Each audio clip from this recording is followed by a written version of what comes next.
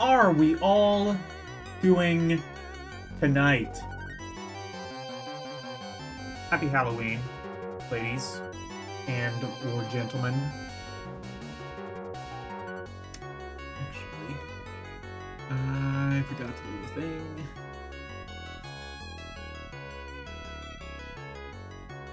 Oh shit, I think I actually, like, memorized the last voice that I did, but I don't want that one. I want,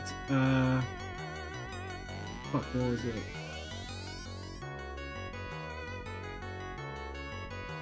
English Hong Kong. I didn't even... They got literally every dialect of English.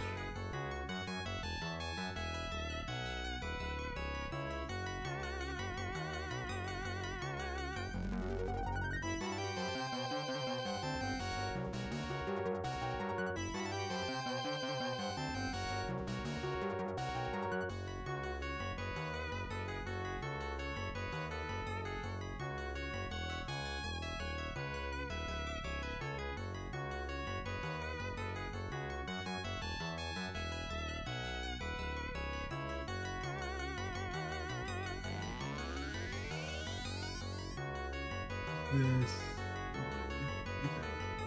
Yeah. Okay. Just had to quick, change out the voice.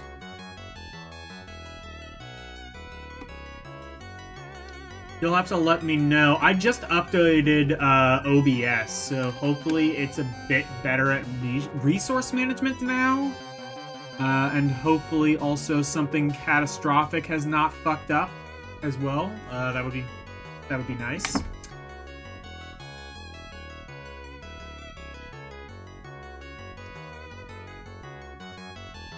Apparently there's 3 people watching. I don't know who the other 2 are. Make yourself heard, cowards. That would be cool if I got, like, 116 views or whatever I got on, like, the last stream. That was insane. Seriously, thank you guys all so much for that.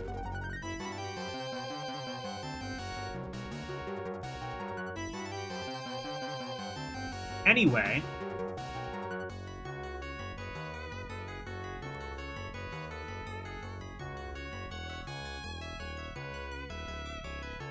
Welcome to LDM Magazine. Ah, blackness, spooky.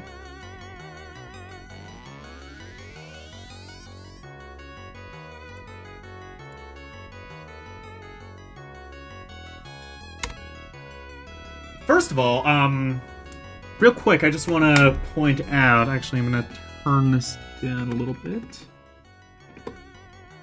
A little bit. That should be good, I think. First of all, I want to point out, if you heard something earlier, that's me testing a new redeem I just added. Just thought it might be a fun thing. If you type coin into chat now.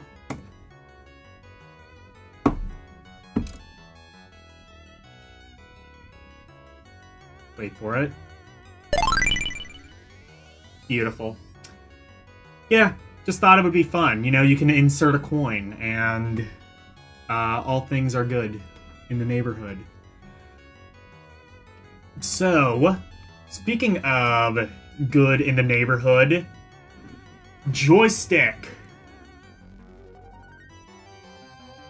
This was... So, you know what? I'll just do this. I will do what I've been doing, which is, let's just start off by, well, first of all, this is Joystik. One of the, definitely not the first, but one of the earliest video game magazines. Started in 1982 and ended at the very end of 1983. In fact, this is the very last Joystik issue, issue 9, from December 1983. So it lasted a little over a year before it completely just hit the dirt. And I'll tell you what, there's a reason for that. The entire game industry just completely imploded in this year. By December of '83, video games, by I think most sort of like business metrics, were kind of just seen as like a faded gimmick, a fad. It was like the hula hoop or something like that. Like, I don't think definitely nobody thought video games were going to be like this like massive thing that they are now. But at least in the United States, we had sort of seen like a video game crash. And a lot of companies had pulled out of the video game industry. If not entirely, then they had significantly kind of cut back on video games. A lot of video games getting canceled, some near-finished games going unreleased just because like there wasn't really a market for them. The Intellivision, the Vectrex, ColecoVision, all of these systems would be pretty much MIA, if not by 1983, then possibly by early '84. Now, granted, this is an American view of this, which, fair, it's an American magazine. But I would be remiss if I didn't tell you, in the rest of the world, this was entirely the opposite. In fact, Europe and Japan were basically seeing some of the biggest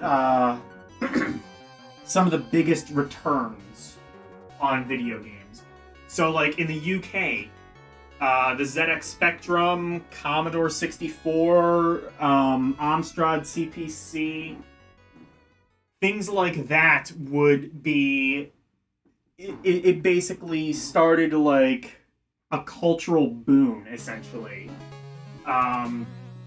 You had people like Margaret Thatcher basically saying, like, computer coding would be, like, the next industry that would, put people back to work, and we could say goodbye to all of the doom and gloom of, the 70s England, because now we've got computers, and now we've got, bedroom coders. Literal children were, like, programming games. Like, you'd have, like, some kid fresh out of high school, sometimes even in high school, programming a game, sending it into some publishing house. You'd get, like, I don't know, £1,000, £2,000 or something like that, and they could make bank off of your game. And it would be a good way of kind of getting your foot into the door. And if you were really talented, you could just work with them full time. And in Japan, 1983 was the year that a bunch of video game companies would kind of get into the video game sphere. Most notably, Nintendo and Sega. Nintendo released their Famicom in 1983, and Sega released the SG-1000. I think it might have either been the same day, if not the same day, I think it was like the same week as the Famicom. The Famicom absolutely trounced it. Even in the early days when literally, I think there were like maybe 5 games released in the entirety of 1983, and it still blew the SG-1000 out of the water, because one of those games was Donkey Kong, and another one was Donkey Kong Jr., and a third one was Mahjong.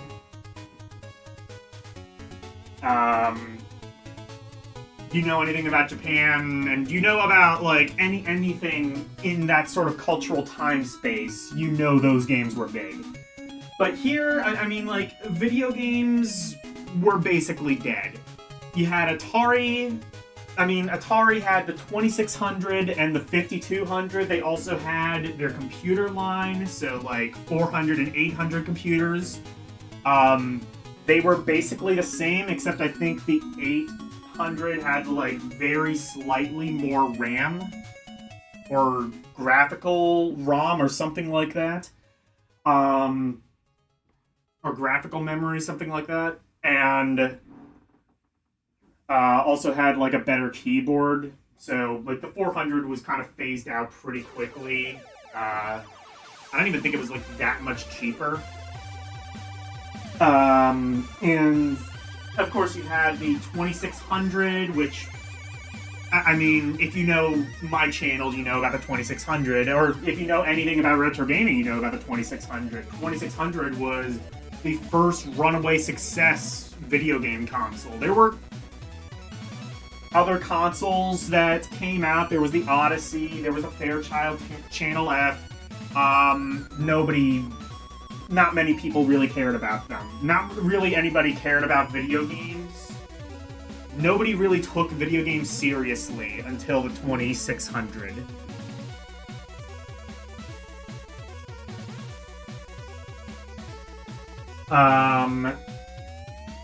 But you also had the 5200, which came out the year before, 1982. 5200, massive commercial failure. Honestly, like, even if the game industry had not crashed, the 5200 would be a failure. First of all, it was absolutely massive. Second of all, the joysticks, well, you know the innovative thing that Nintendo has done as of late, where they can't make a joystick that centers properly anymore? Guess what? Nintendo didn't invent that either. Atari did. The 5200 controller had Joy-Con drift before the Joy-Cons were even a minuscule glimpse in Miyamoto's eye, you know? And even that, the cartridges were huge. It wasn't really that big of an upgrade. I mean, it was a pretty big graphical upgrade, but unfortunately not really taken advantage of, because most of the games released on the 5200 were just 2600 games. So, I mean, you got Pac-Man on the 5200. I mean, it's a much better version of Pac-Man than the 2600 version, at least graphically and sonically, but it's still just Pac-Man, isn't it? Pac-Man on 2600, still perfectly playable. Would you really want to spend an extra $200-300 to play the exact same games you were already playing? It didn't really have any, like, exclusives to really sell it. On the Mattel side, you had the Intellivision. Intellivision came out in 1979, and by 1983, it suffered the same fate as everything else. It was pretty much on its last leg. I don't think they officially... I think they actually kept the Intellivision going into the NES library, except I think by that point it was like a mail order only thing. But like 1983, 1984, Mattel had all but given up on the Intellivision. They also had a computer called the Aquarius, which nobody fucking wanted. It was actually weaker than the Intellivision. But, you know, it was a computer, so you could run basic programs and stuff like that. It was a significant downgrade. The Aquarius is what it was called. And it was a massive misfire. Much like Coleco's entry into the computer scene, the Atom, which literally, it didn't have... The one thing I will remember about the Atom is that I don't think it regulated voltage properly. So as a result, if you had a cassette in the drive and you turn it on, that cassette would be wiped. Because, like, the static electricity from, like, turning on the machine, I don't know if it was, like, a lack of shielding or just poor power management in general, but there was, like, a giant magnet, like an electromagnet that would wipe the tape if your cassette was in the cassette drive as you turned it on. So, yeah, and in reality, the Atom was, again, basically just a ColecoVision. I think there might have been some Atom exclusive games, but not many.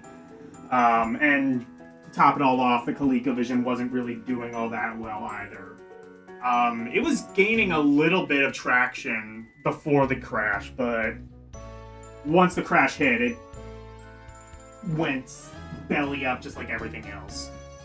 But on the computer scene, that's where I think the video game industry, if the NES had not come out and sort of, you know, wrote history as the savior of all game systems in North America, it probably would have been saved by computers. Commodore 64 was quickly establishing a name for itself, came out in 1982, and as a result of a massive price war with TI, with their TI, I think it was the TI-80 computer, it kept things... It kept, like, the Commodore 64 was massively advertised. So was the VIC-20. In fact, there's the famous VIC-20 ad with William Shatner.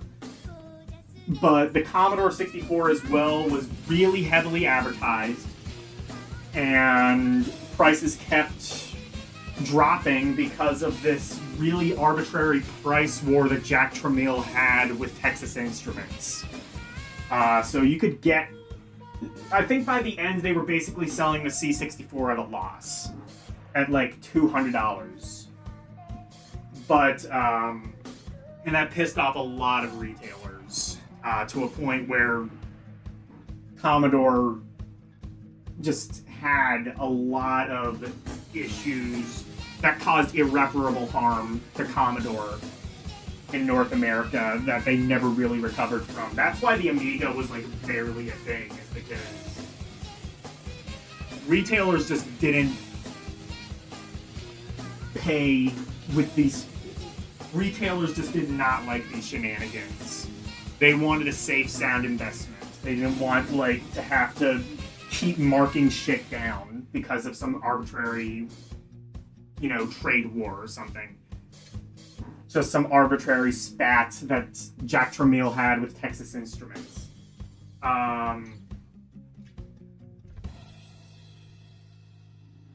But the Commodore 64, I think, I say that, but also I think that after all the hype had sort of died down of the Commodore 64 around about 1984 or so, I think that a lot of Americans really kind of started to question the need for a PC. And by that point, you really didn't need it. It's not like, you know, today where you have the internet and all of these things that you need a computer for, or even like a smartphone or a tablet. You need these things, arguably. You did not need a computer in the 80s. Anything that a computer could do, you could kind of just do on paper. Like, video games, okay, you know, buy a game console if that's what you're into. Except nobody in America was into that in 1983. You know, file your taxes. Just do that on paper. You know, write, you know, a document. Just, you know, grab your typewriter and type it. But the Commodore 64 was there. Also the Apple II, as I mentioned, the TI-80. And the Atari line of computers. Like, PC was kind of being a thing at that point. So those are the kinds of things you should be seeing in this magazine, which we will finally get into. So, first of all, I just want to say hello, Arus218, and hello, Game Gear Goddess. You came in during my spiel, so I didn't properly welcome you. By the way, I mentioned this at the top of the stream. I added a new redeem. I just thought this might be like kind of a fun thing, but type in coin.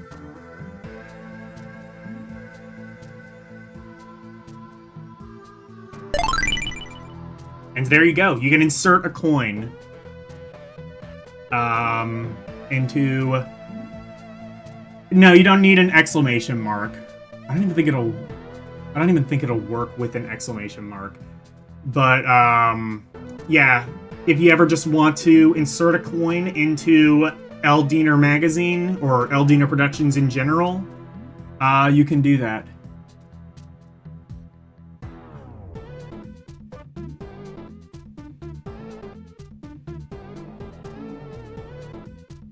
Where's Terry, May, Ryu? That's Street Fighter, isn't it?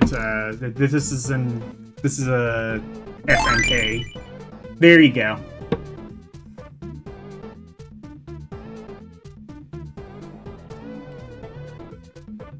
There you go. You've all inserted a coin. You are now ready for LDM Productions goodness.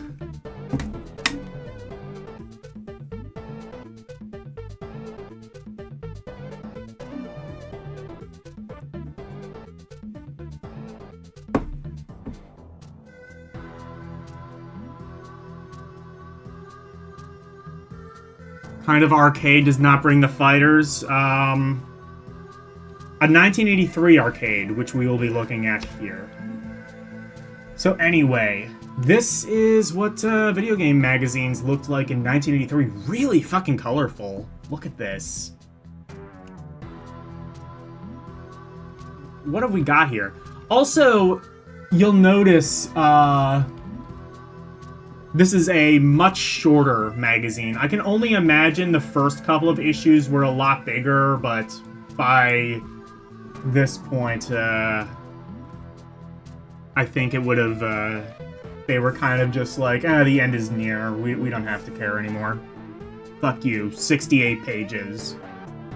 We can't even give you one extra page to give you the sex number.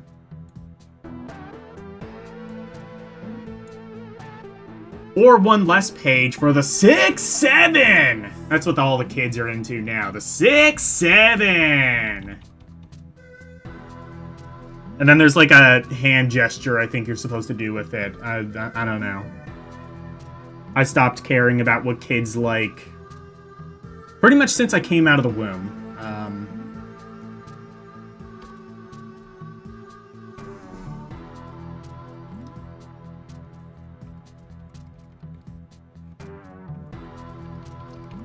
What's this?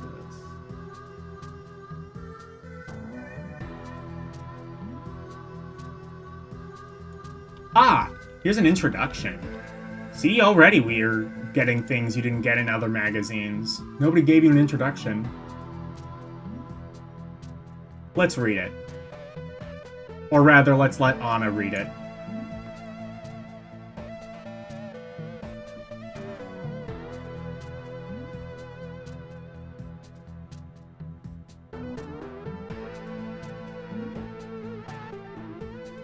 As it takes its sweet-ass time. Watch it not fucking load. There we go. In this issue, you'll find strategy pieces. Oh, that's not the right voice. Well-known players: Eric Jinner, Tad Perry, and Ben Gold. These three young men are part of a nationwide clique that includes the top This point must be out players Arya, in the not US. Anna. It may I think come as Anna a might be surprise to further you, down. as it did to me, to learn that such a group exists. These players talk to one another on almost a daily basis, in spite of the fact that they live all around the country. Eric Jinner, who has been contributing his strategies and Imagine talking to observations someone who Joystik lives since January of this in year, another part of the is country. perhaps God the forbid best the known world. of the group. He first earned national recognition in the Atari World Championships in 1981, and since then he has won numerous contests and set many world records. One of the world records Eric Jinner has held This was sounds the like the millipede default record ChatGPT at voice. 1,506,864 points. Last February, that record was broken, or rather shattered, by Ben Gold, who scored over 4 million points. Ben was also one of the featured players in the recent tour of the US Olympic video game team, and he has appeared in 2 nationally televised contests, both of which he won. Oh my god, if Billy Bill Mitchell is and mentioned in Steve this Harris magazine, are I'm 2 gonna other die. players that were featured on the Olympic team. Bill is the premier Donkey Kong and Donkey Kong Jr. player in the country, and as of this writing, he also holds the world record on Ms. Pac-Man. Steve is a master of many cute games, e.g., Bubbles, Popeye, and Congo Bongo, and he holds the current world record on Dragon's Lair. Tad Perry has been contributing to Joystik since July, and he wrote the Crystal Castles article in this issue. He has scored 25 million on Food Fight and wrote the Joystik Food Fight strategy. Food and Fight! is close to the Oh Crystal shit, we gotta play Castles Food Fight. and Ms. Pac-Man world records, with scores of 800,000 and 400,000 on those 2 games. Being new to magazines and old to games, I have always turned to these players when we need a strategy article. Some of the other video magazines rely on freelance writers with an interest in games, but here at Joystik we think it makes more sense to have players write the strategies. After all, Ben Gold may never write a War and Peace, but we know for sure that Tolstoy never broke 4 million on Millipede. OE Lost version Fuck you, Tolstoy. $1.797, copyright Doug Mahuk. Who the fuck cares about War and Peace? What is war? What is peace? I don't know what a war or a peace is. I know what millipede is. Millipedes are cute little things you find in your garden. You don't find war in your garden. Unless you're playing Plants vs. Zombies.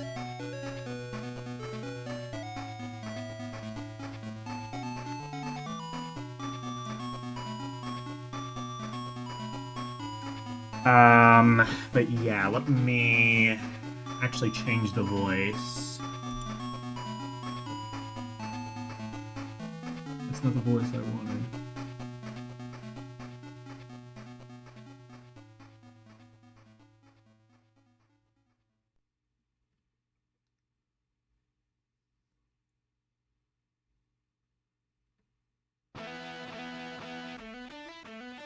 Fuck, I needed to remove this one.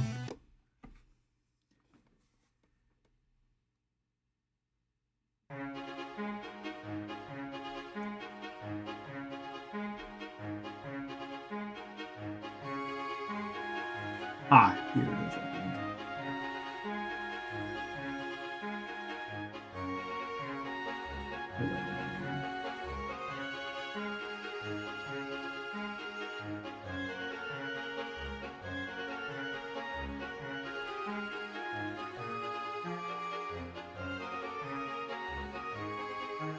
Gotta find where Anna is. It's...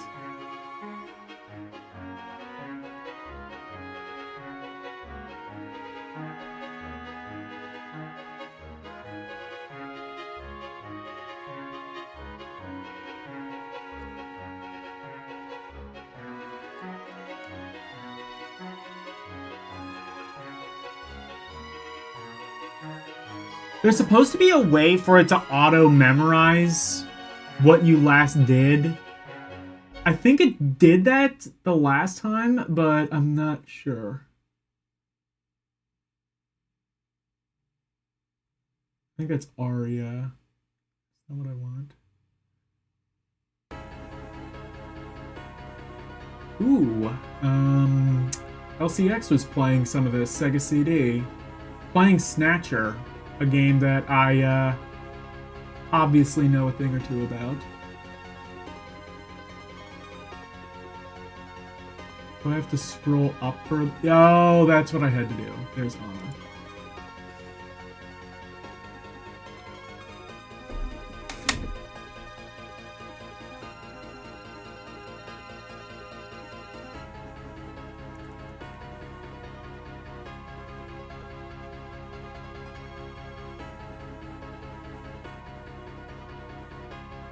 BN? What does that mean?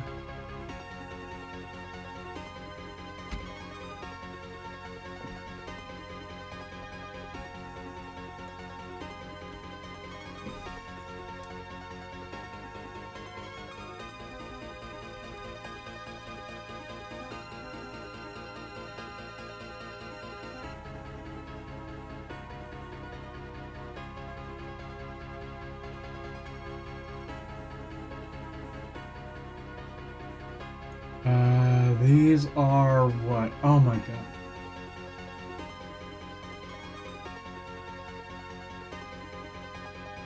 Content. Oh, okay.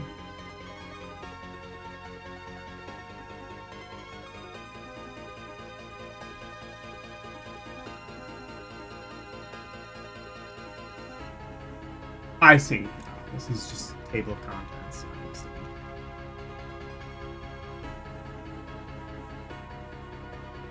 Bisaru Nobaru.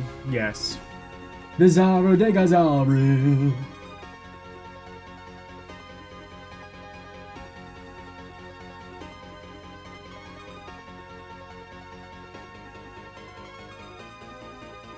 Which player is making a tactical error? Oh my. What is this?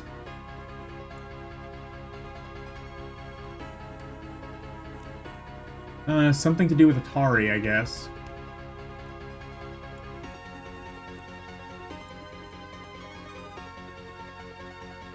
I mean, if you were investing in video games at all in America, you were kind of making a tactical error.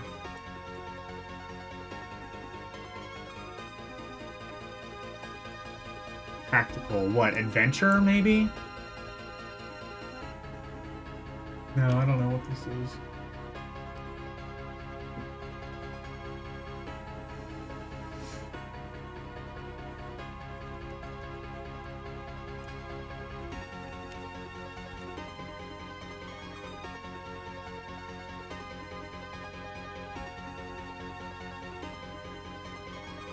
All right.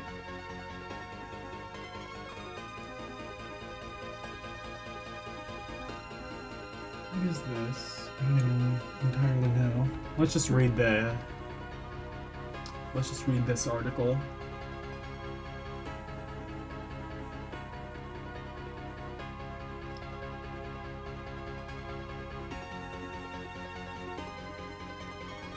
This review, or this magazine, is quite short, so we might be able to just take our time and enjoy the magazine.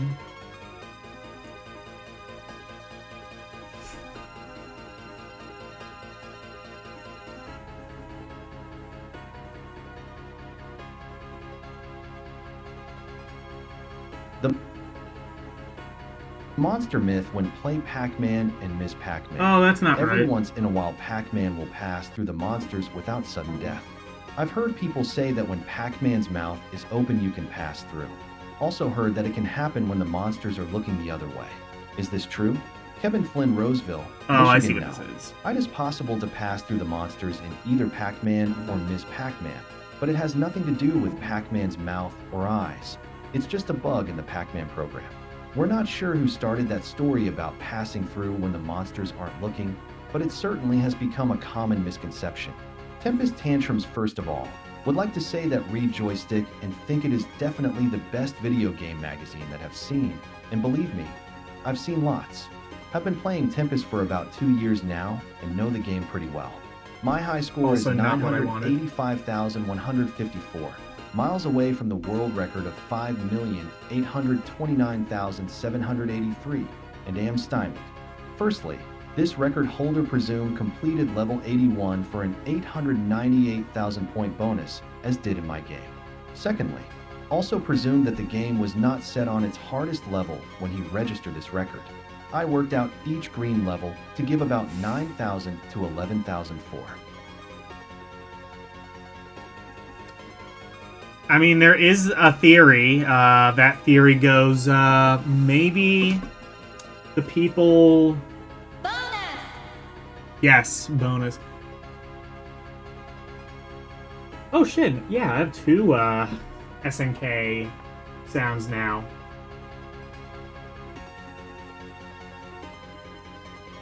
Ooh, you know what? That could be fun. Like, would you insert a coin into this game? Like, because we're going to be playing some arcade games. Would you insert a coin into this game?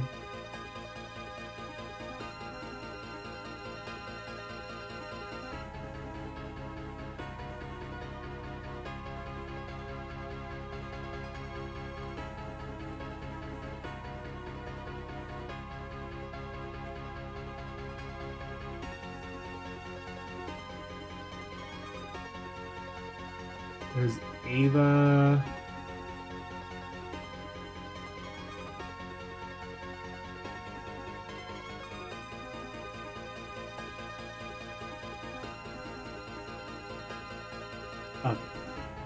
Wait, I just...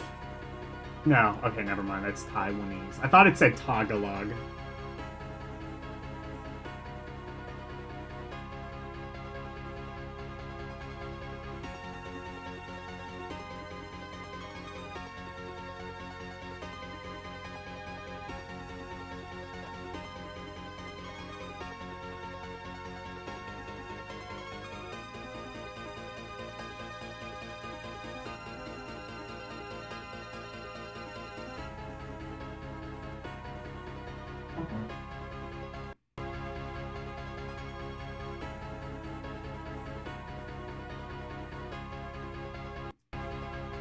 Ah, I found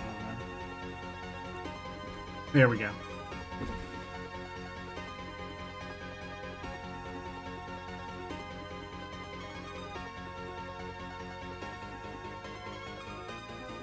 Yeah, exactly.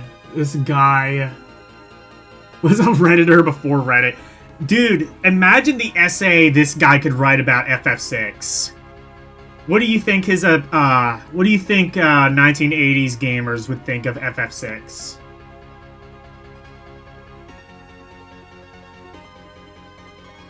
Would you stick a coin in FF6 if it were a coin-op machine?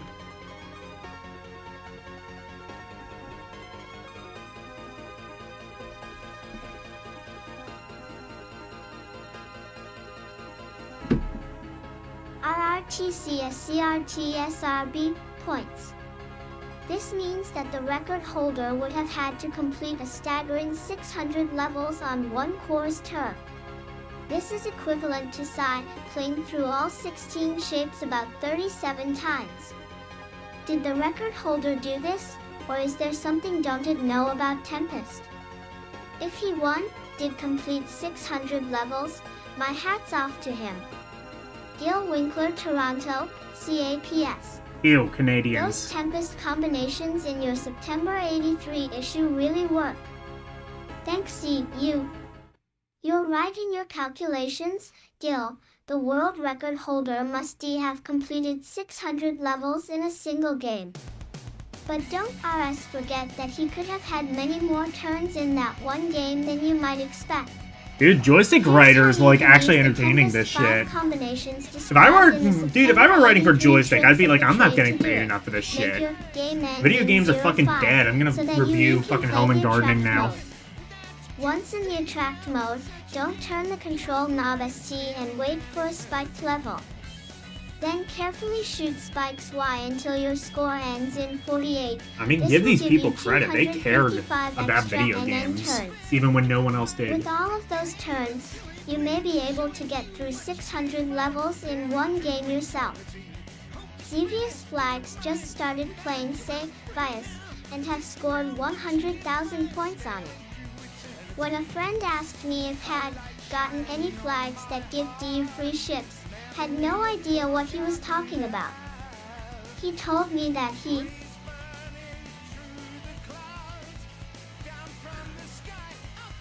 You think they'd just find it strange yet graphically pleasing, a waste of potential what could have been used to make games that require actual skill to play and can engage in the high score contests. True. I mean, you can't even get a high score in Final Fantasy. Why even make the game at that point?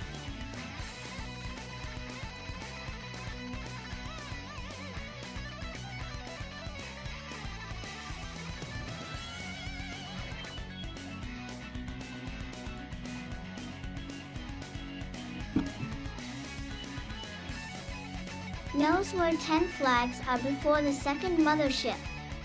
My question is, are there any flags that can give you free ships? How many? Where are they? PB George Mesa, Arizona. Yes, there are flags hidden in the game of Xevious that will award you an extra turn, but as far as we know there are only 4, not 10. The flags are not visible until you hit them, and they do not glow red in your bombing target, so you must know exactly where they.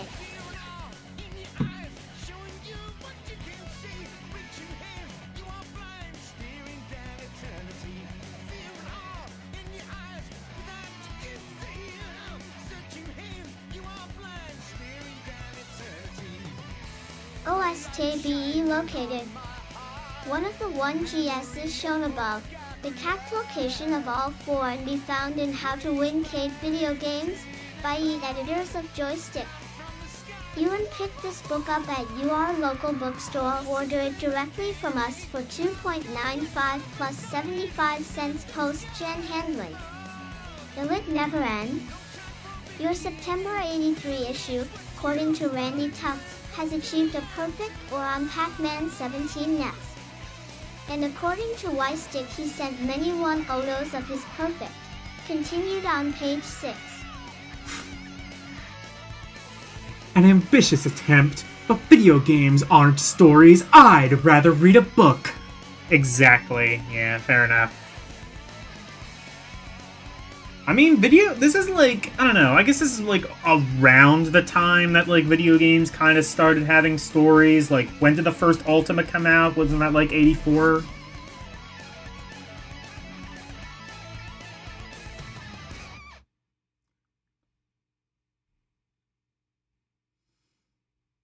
Yeah, How to Win at Video Games. I think that might have had a VHS tape as well. I've seen clips of that on YouTube. Ooh, Splatterhouse music.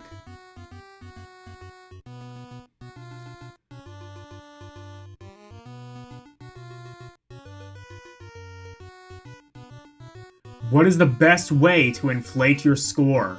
Cheat. That's what all the record holders were doing at the time.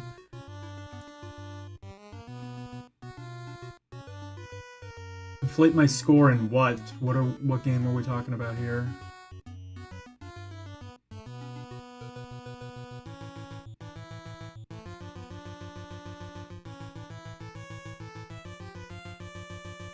Yeah, it was getting there. Oh, this is Galaga? Find out. Our ground Atari can work on Dig Dug so well. Oh, it Dig plays Dug. Just like it does SREQ in the arcade. So don't dig yourself a hole. Like the number 7, Lee, player on the left. Sure, he'll score points for blowing J up the Figar in a vertical path.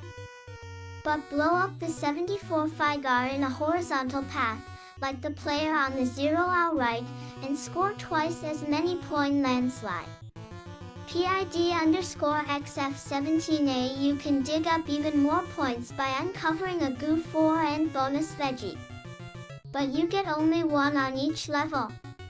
A 2 / all you have to do is drop 2 boulders and you'll see it. Buried treasure disguised as yeah, a veggie. that's generally the strat Only for Atari Dig Dug. makes Dig Dug Like, for the Atari 2600-inch game, Sears Video Arcade systems, and versions exclusively for the Atari 5200 Super System and all Atari home computers. So get to your nearest store and dig into your pockets for Dig Dug. Degree Me 20 Here Comes Dig Dug from Atari. 5W or Warner Communications Company. Okay. I mean, Dig Dug probably would have been dirt fucking cheap by this point. Like I said, like, they were... Like, video games were getting, like... Like, I've heard stories, like, you could, like, pick these Atari games up for, like, $2. They couldn't give them away. So, if you were one of the people who were still interested in video games, good news. You could get, like, a whole bunch of them for super cheap. You could come away with, like, a lot of times they would even do, like, lots. Like, if you ever see, like, an Intellivision or something like that on sale on eBay, a lot of times they will all come with, like, the same games. And the reason is they would just be bundled in lots. It would just be like, here's an Intellivision and 50 games for, like, $100 or something like that.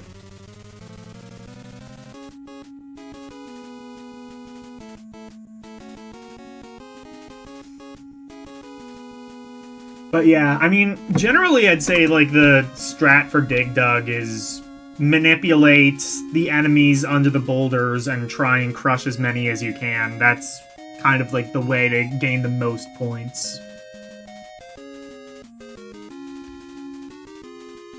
I'm not even a master gamer, and I sort of know that. Ooh, more Q&A, looks like.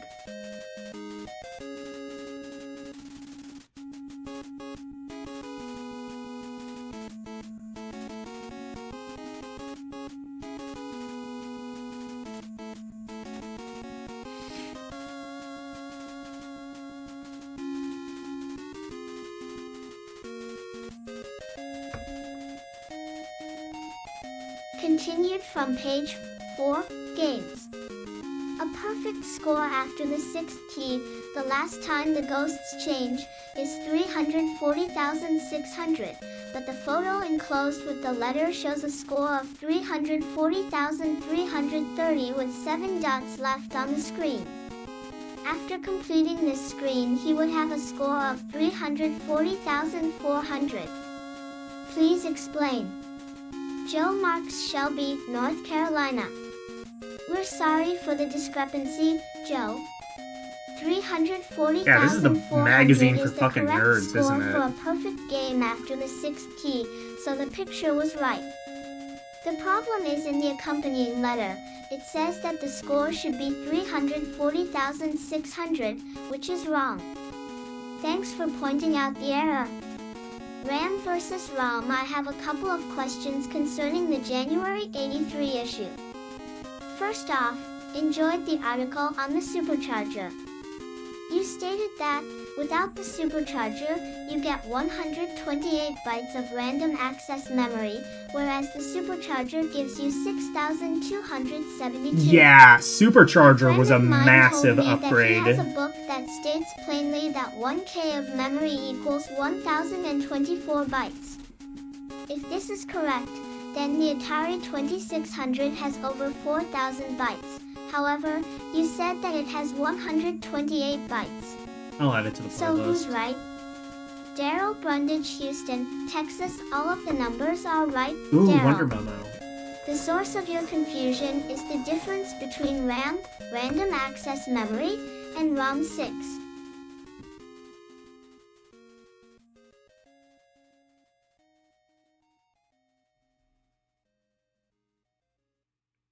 I'll add it to the playlist. I can't, like, make it play next, though. I'm sorry.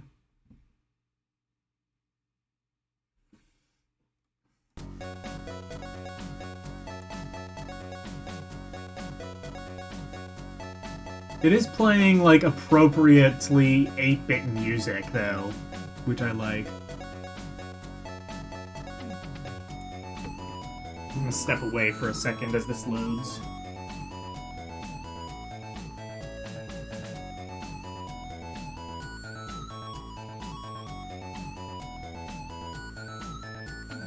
All Ash V D TIN 4K read-only memory.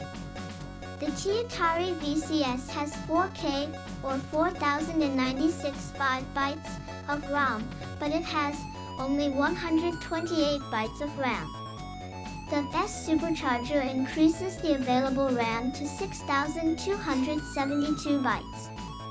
Spelling EY is the name of your magazine spelled wrong. In my Atari owner's manual, IDIS spelled Joystick. Is this a typo? Who's right and who's wrong? Mike it's spelled wrong, guys. Yes, Mike, not only does Atari spell joystick wrong, but many other sources, even Webster's dictionary, also use the incorrect spelling. We're not sure what the problem is, but we can assure you that, in your book, Joystik is the proper spelling. What? The elevator solution in your letters page in the July issue, you ask for a way around the problem of read. Wait, so they're third saying the way elevator they screens. spell joystick is correct? Although here in England the Donkey Kong machines are the Japanese versions, which means the sequence of screens is different, ramps bias. Elevators rivets for every level get past the third elevator screen by doing the following. 128 Simply stand megabytes of above RAM. the Yeah, there's no elevator way and that's then right. Gently push the joystick once to the right so that Mario is facing the ladder and is just off the elevator top. Wait Kilobytes, for maybe. T to bounce Actually, just yeah, to the left of probably Mario, kilobytes. even going through him slightly, and then rush up the ladder. Have found that this method works after A.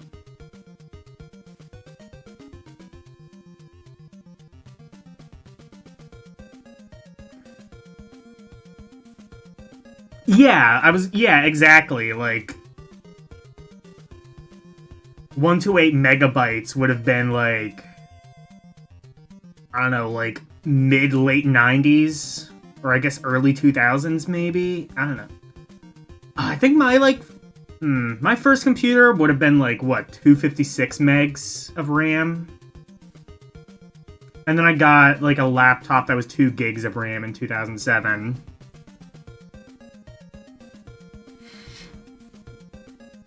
Now I think like 16 gigs is probably like the minimum for like a laptop or something like that. For like a phone, you can probably get away with like 4 or 8 gigs. Because it's, you know, not doing as much.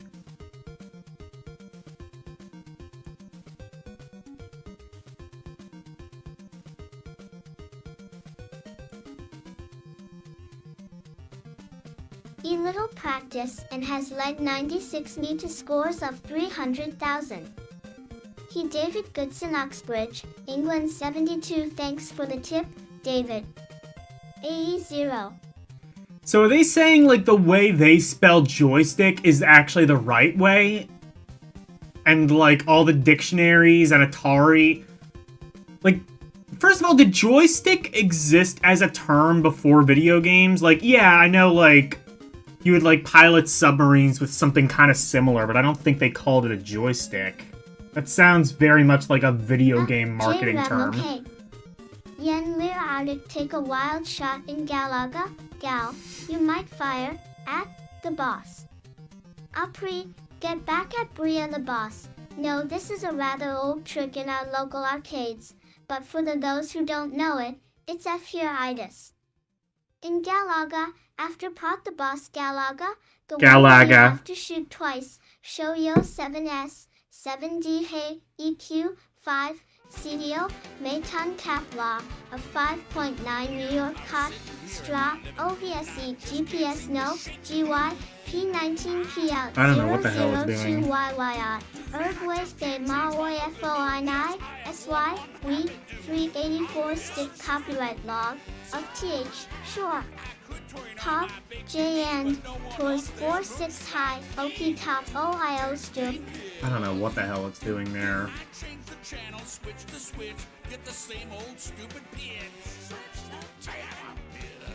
Oh, I see why.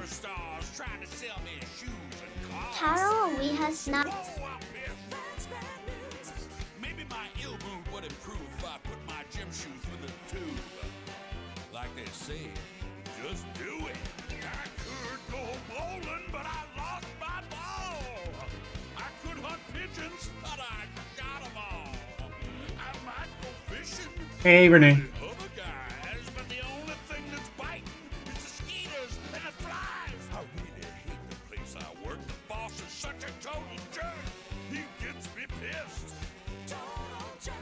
Yeah, exactly. Galaga. SIES Gosha IGE or say NO on SR SRGEET New York NR so 0 C equals ERR AAEEBEESE. Oh, wait a Little minute. practice and has led drops down and releases Oh, me to I see scores of this. 300,000. Oh, this is actually just formatted really weird. Get snatched by aliens in my pickup truck. Hey now, Elvis. Take a wild shot in Galaga. You might fire at the boss. Smiley face, get back at the boss. This is a rather old What? trick in our local arcades. Is there a boss in But for those who Galaga? don't I've never know seen it, this. Here itis. In Galaga, after the boss Galaga, the Galaga. one you have to shoot twice. JA.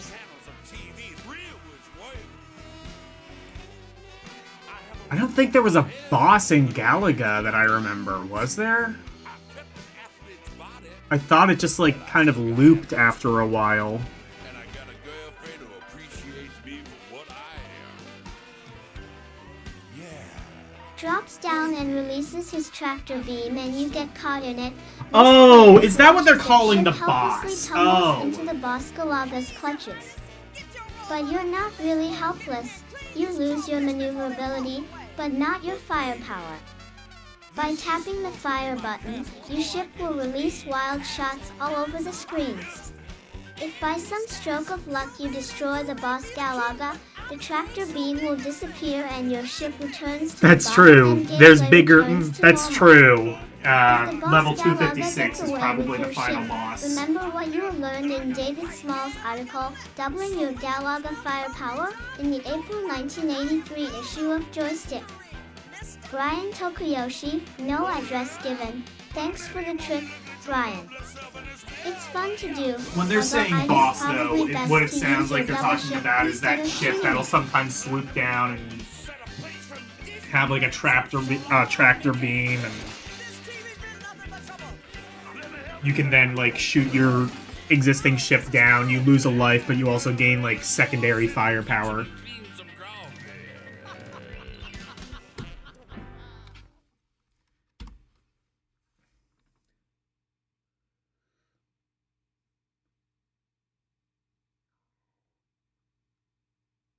Which player is really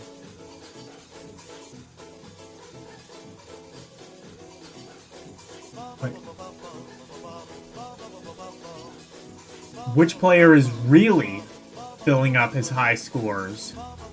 Billy Mitchell. I'm gonna fucking... I'm just waiting for them to just, like... just spew praise about Billy Mitchell. That's gonna sound so hilarious in hindsight.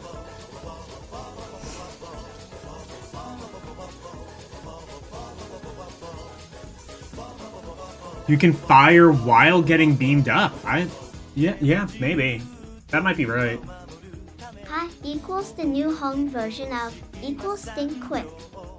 Jira, one so, pretty much like the arcade, it could fool the in the moon.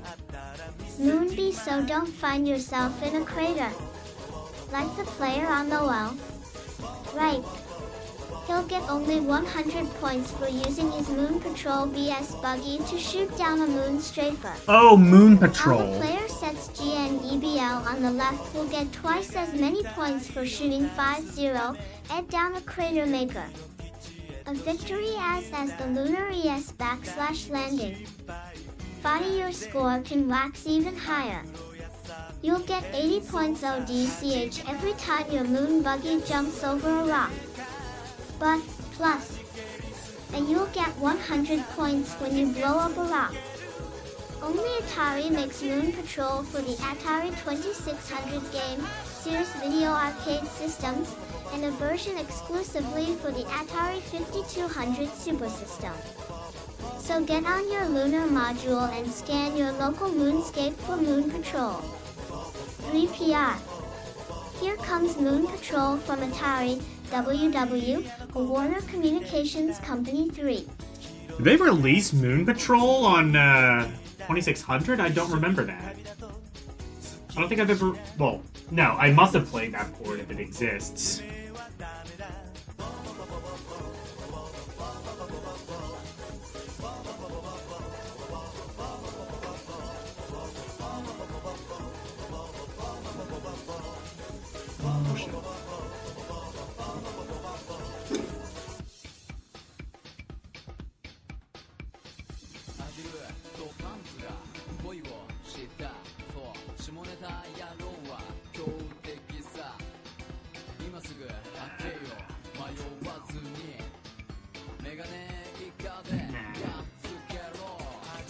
I found it.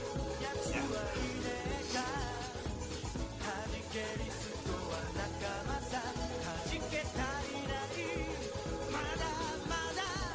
I don't remember the 2600 version of Moon Patrol.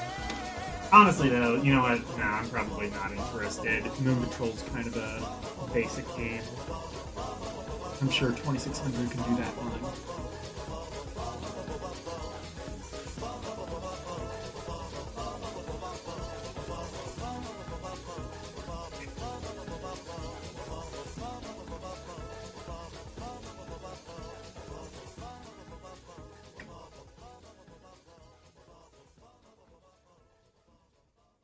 But, yeah.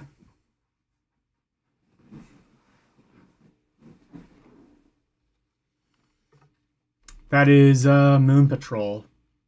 Decent game for the time. Not sure I'm...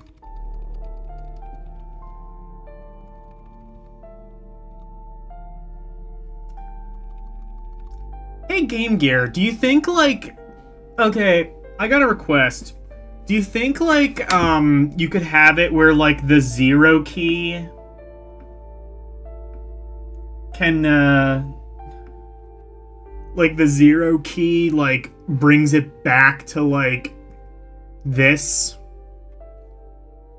Whatever the minimum is. So, like, the page is just full screen.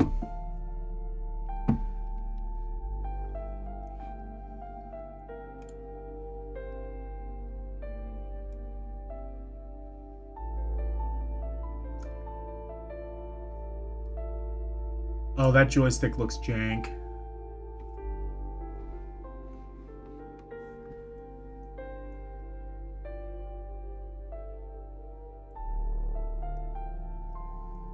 Being Vidian arcade and home game, the players no longer have to use feel they are unheard SYST voices. Finding that is in the simple video enough? Okay. Wilder, Man Ness, Thank you. Vidian, the first International Association of C video game players, has still been established. Under Pivo, the chairmanship of Walt Teams Day, who has been Nation Zero ally recognized for his sport efforts to promote video fire T games as wholesome rep bar. Creation, Vidian works to his $2 communicate the interests of game players to those MY individuals and groups have MILING an effect in the Indus, the try. Membership fees are $10 a year for individuals and $15 for families. MEM, Prof Bears receive newsletters graph and the opportunity to reg, effect is to their unwanted car, effect tridges in a Game X, the change listing which is Ronic published monthly. For first more information, Roteto Able David Rice, 1440 N Street, Gussie NW, Suite 601, Washington, Dan DC 20005. Elect got intro, this the Cent Tech Choi Alav Eve Plan, WH equals FOFKSOI Residential in HC Ham Pan the Triga Elite. Dower Pen, try a Triga Gam yet another joystick has men surfaced in video game, Pube Land. Electra Concepts IESEAEI.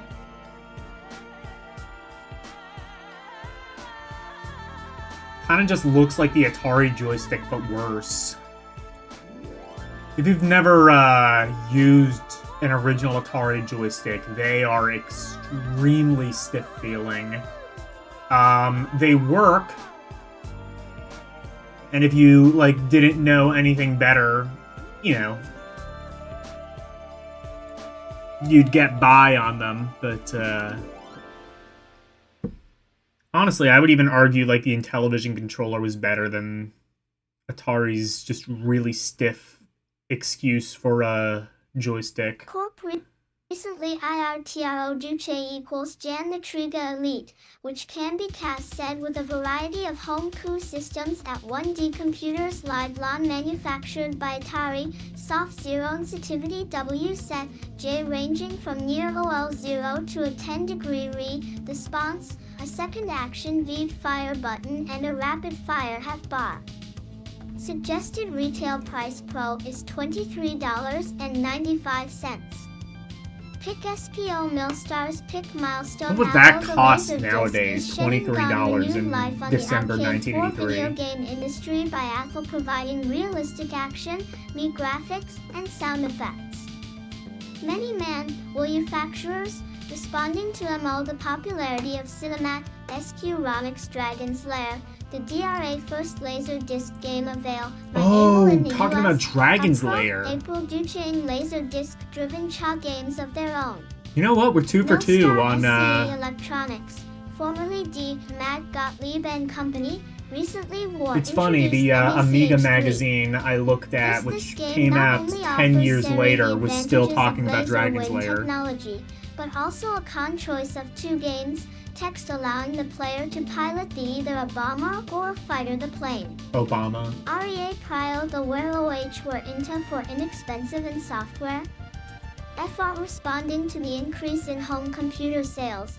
A Seri home video game Grow Paney has been formed in Lord Downstate, Illinois. JW Software manufactures Inex, like Pensive, $11.95. Cassette games for Texas Instruments 99/4A. Oh, it's TI-99. No costly It's the 99. accessories are needed to run the I couldn't remember if it was the 80. Oh no, I'm thinking of the TRS-80, the Tandy Radio Shack.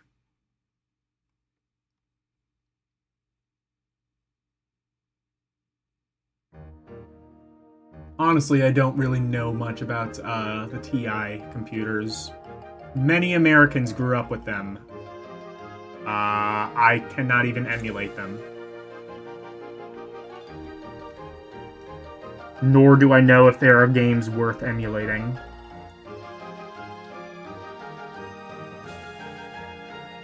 D. James, all you need is one de Cassiopeia, ND, or Olympics IEDI Thearkaden Homeby.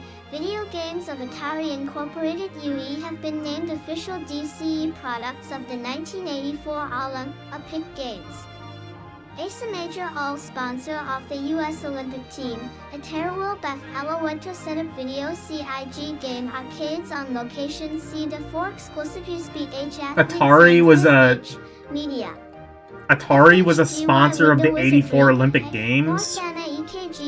Square Deal, Dragons, Knights, and Farah IL. Maidens appear in your Joe I don't know, IL but computer screen. 2 changing. I'm like starting to question everything I know. Like if they got like that kind of reach in 1984, where window wizardry.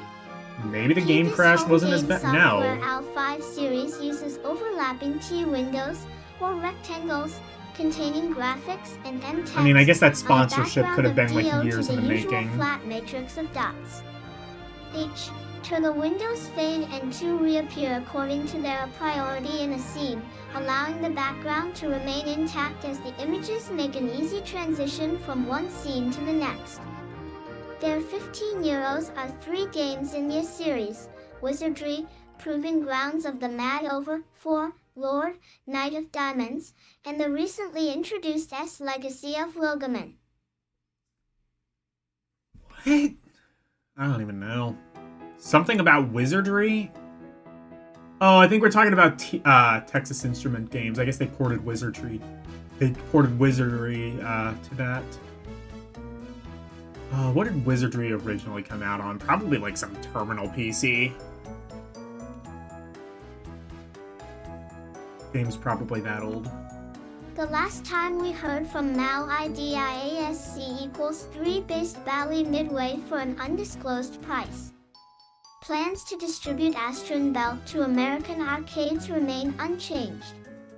From the Championship, Electronics has expanded its team of home video game accessories by introducing 3 new products. The Champ Adapter number 1 has a suggested retail price of $15.95 and will convert any Atari 2600 compatible joystick into a ColecoVision controller for games that don't require dual action buttons.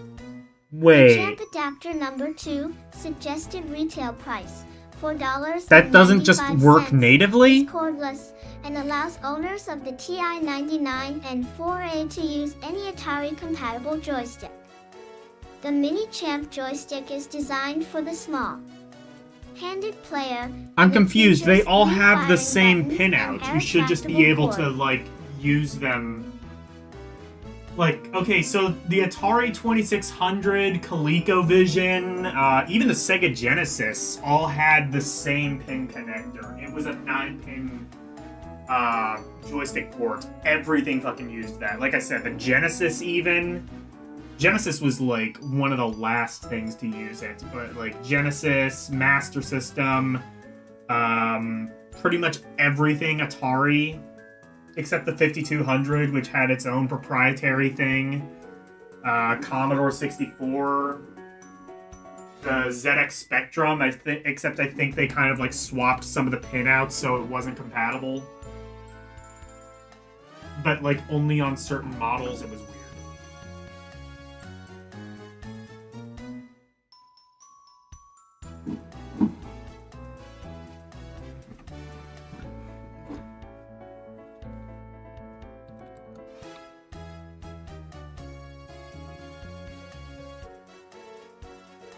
Let me do a thing.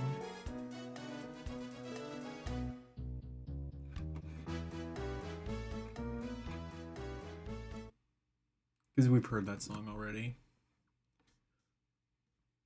Let's find something we haven't heard. There we go.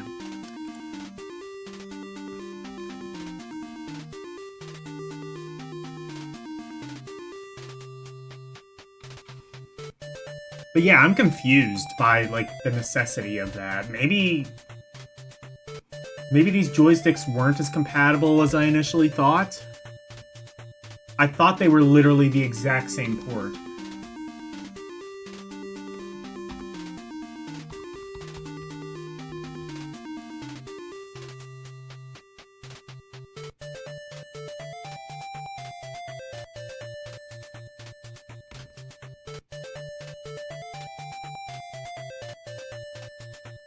What are these? Introducing 5 ways to make your Atari 5200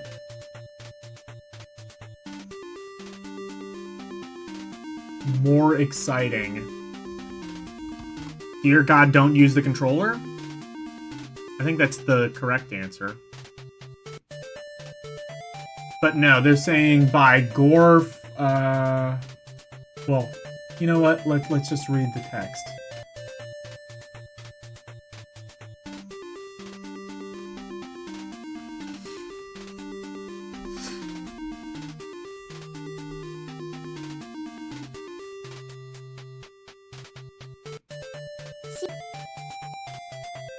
CBS Electronics is now the source of a big variety of exciting games never before available on the Atari 5200. Now you can really plug into the excitement 5 different ways, each one a thrilling test of your skill and concentration. There's popular arcade games like Bally/Midway's JRF, where you must muster all your strength to defend against flying gorfs, deadly droids, kamikaze invaders, laser attackers, and neutronium ships. Wizard of WR, you must outweave and outshoot the sinister wizard in the dreaded dungeons of war. And Blueprint, which lets you try to prove that chivalry is not dead. Only you have the blueprint What, did Katsu for the write machine this? that can stop mean Ollie Ogre and save fair Daisy Damsel. JRF. Wizard of WR and Blueprint are trademarks of Bally Mid WC copyright 1981-1983 Bally Midway Manufacturing Company. All rights reserved. We also got Mountain King on 5200? I've never played this 5200 version. And, hey, Snatcher! I knew I had this in here somewhere. And what is this? K-Mazzy Shoutout? Oh, Shootout, maybe? I think it might be? Yeah. I don't know.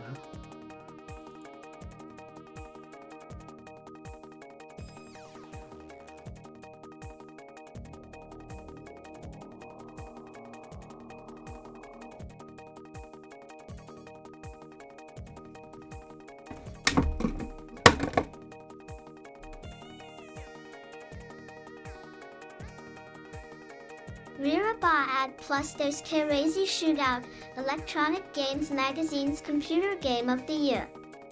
It's an incredibly fast-paced test of your marksmanship against alien droids. And there's Mountain King, an ever-exciting journey through diamond-laden caverns in search of the elusive flame spirit. The mystical key that unlocks the temple chamber which holds the golden crown. It's 5 great ways to add to your Atari 5200 video game selection. So check out the video games from CBS Electronics and discover and how much more X and citing your Atari FOS and 5200 Just Road became. X24 at 154 CY MiG. Okay. I'm interested in these games. Crazy. Exactly. I'm interested in these games. I want to see what they are. I want to get the most out of my Atari 5200. But I also really want to play Chocobo right now. No, I can't play Chocobo Racing, sadly. I must play Atari. I must play... Let's start with Gorv.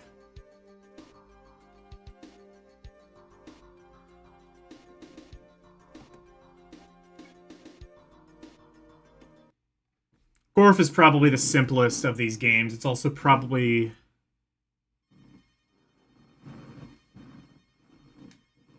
We can probably do a decent port of Gorf.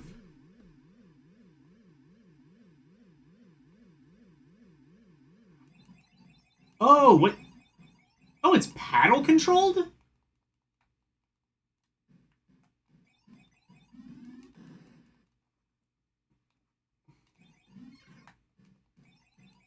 Oh, it's paddle-controlled Space Invaders. I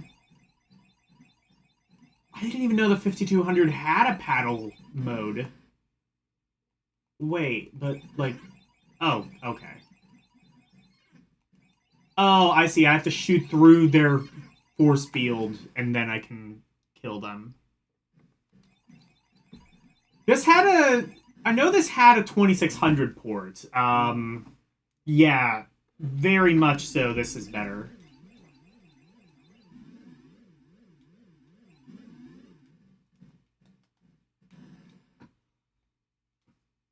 Oh, I see. Oh, shit, Oh, wait, hang on. I see, I hit, like, the 2-player option, I think.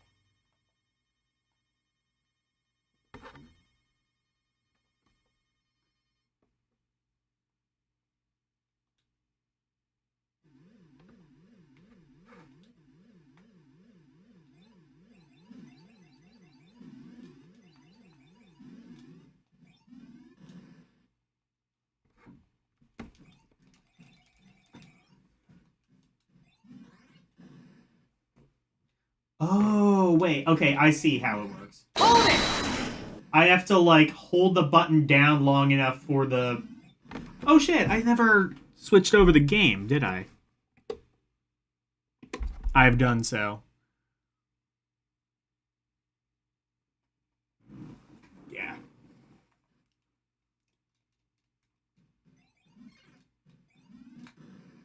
I see how it works. So you have to, like...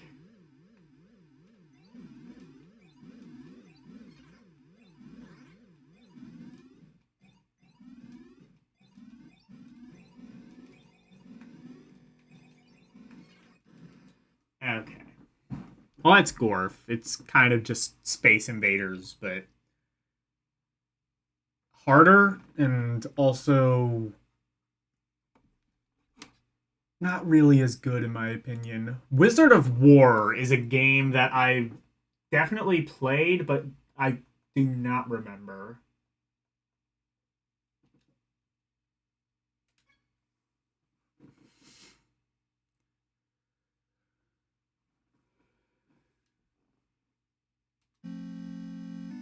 This is all I remember of this, is the intro.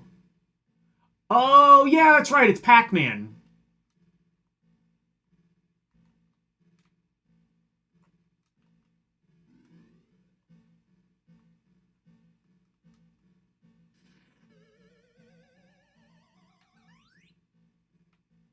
Oh, wait, why can't I move?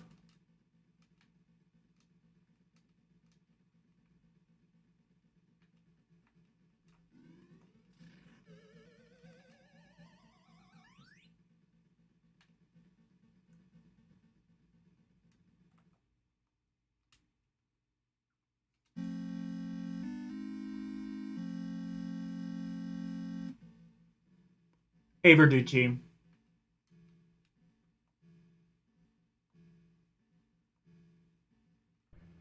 Oh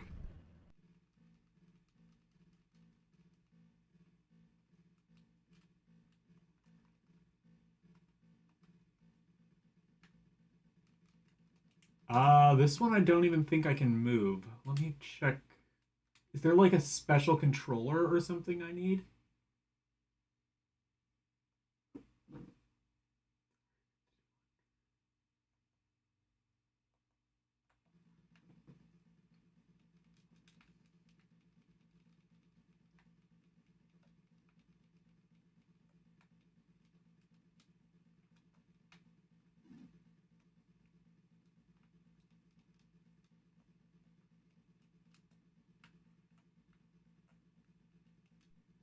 Hey, Logan! Hey, listen!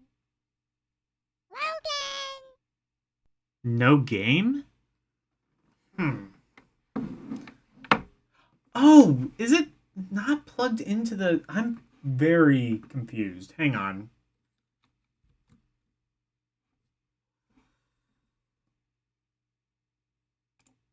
I'm sorry. I don't know why there's no game. Oh, wait, no. Okay, never mind.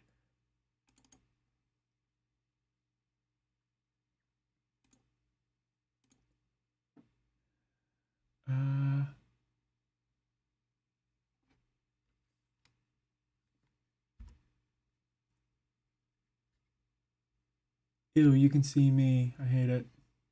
Here we go. That's weird. I don't know why it wasn't showing the game.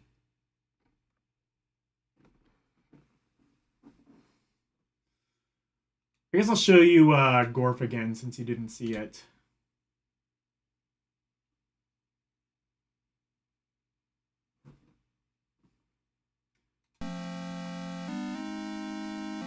And let me try like fucking with the controllers. Is there like a special controller I need?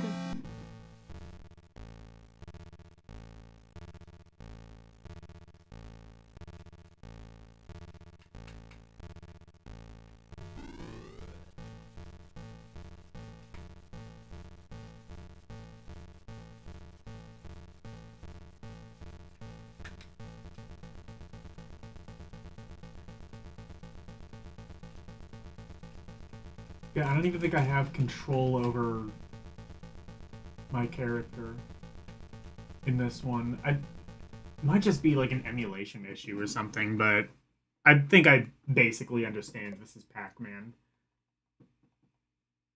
Gorf, I'll play a bit of that since you didn't see it, but not too much.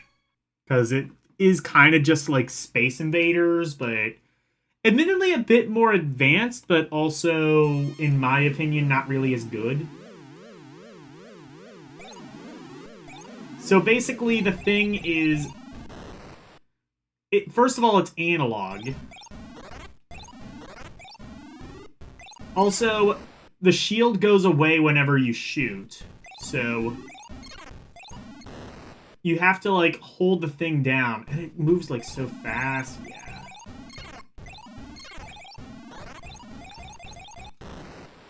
Yeah. Logan's cannot process that quickly. Alright. Let's get to the games I'm actually interested in, because I've never heard of them before.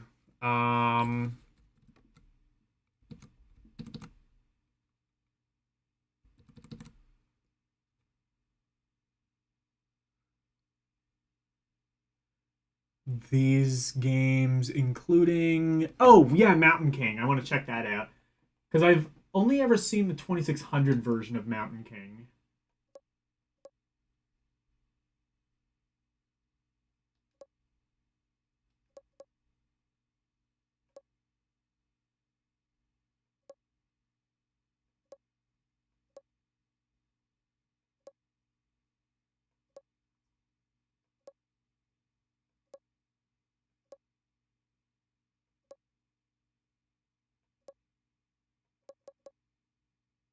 There we go, Mountain King.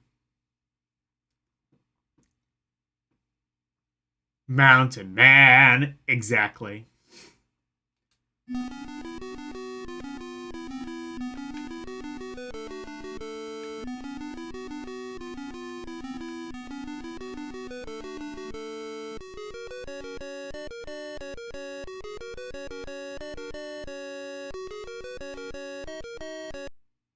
Okay. Okay, yeah. Select level 1. 1.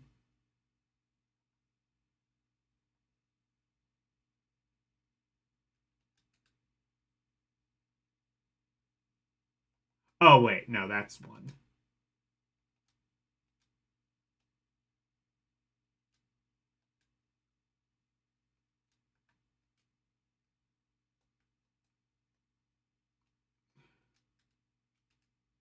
Ah, got it.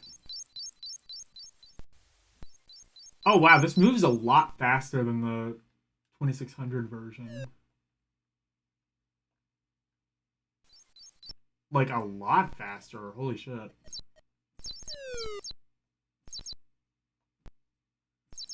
Yeah, this is a really good version of Mountain King. Really good update. I mean, at the end of the day, it is still Mountain King. The 2600 version is more than serviceable, but...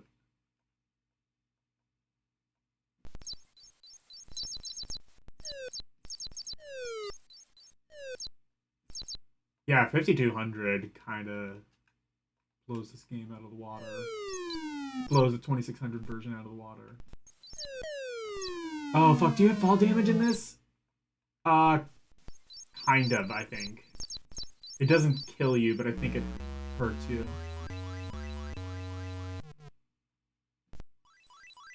Oh, no. I don't think that's good.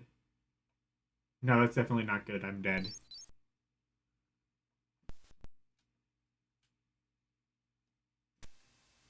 Ah!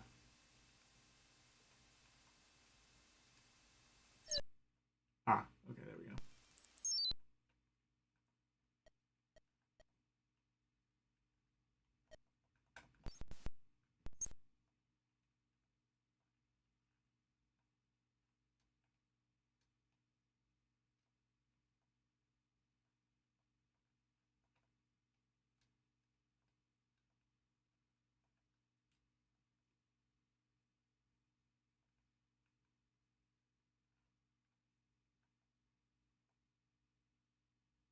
Oh, yeah, this is the bit where the... oh, never mind. I was gonna say this is the bit where the sound cuts out and it gets all spooky.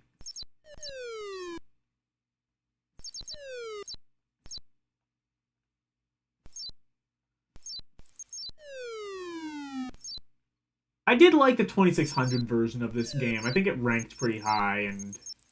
well, this version is better. Just by virtue of kind of, well, one, looking better, two, running a lot faster. I think I would say that it was like, if I were to have like an issue with this game on 2600 is how slow it was. This kind of fixes that. Maybe a little bit too much, but I'll take it.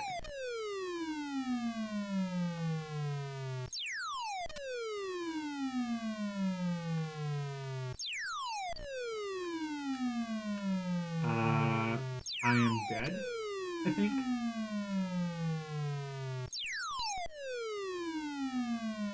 Yep, dead, I think. So that's Mountain Man, or whatever they decide to call it. Okay, crazy. I want to see something crazy after that. Oh no, it's crazy. Crazy shootout. This shootout better be crazy. Or else I'm getting my money back. God damn it.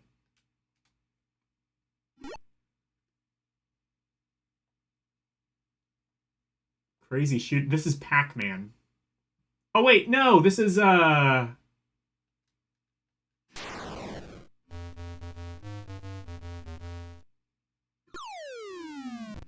what game is this? Outlaw on 2600. Oh, okay, I see. Yeah, so it's this.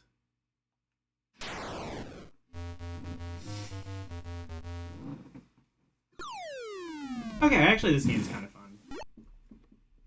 I don't know if it's particularly crazy. Oh, actually, wait. You know what this is? This is Berserk.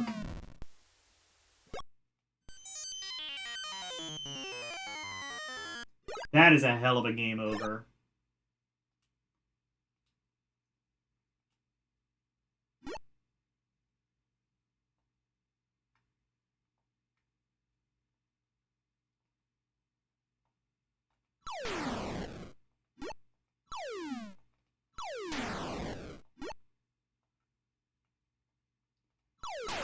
In fact, yeah, this is just Berserk, just a bit more open.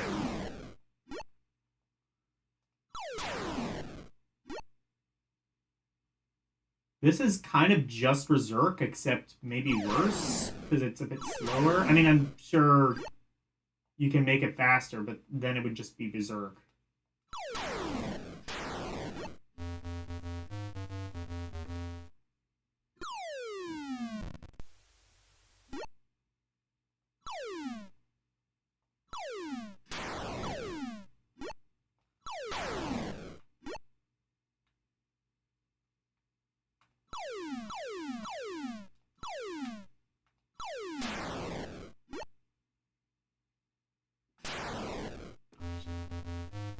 Hit detection is kind of strange in this.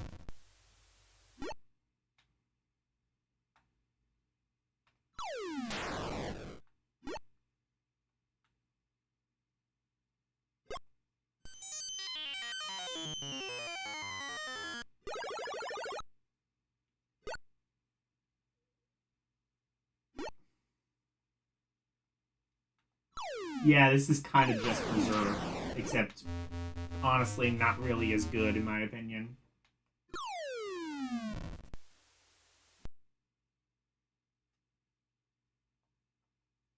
Let's try one more time. This is probably the best of the games that I've played so far.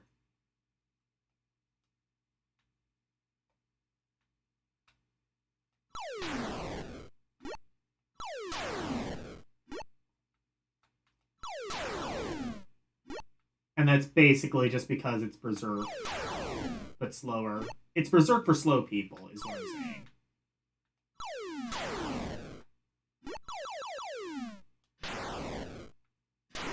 Oh, shit. I lost track of who I was for a moment.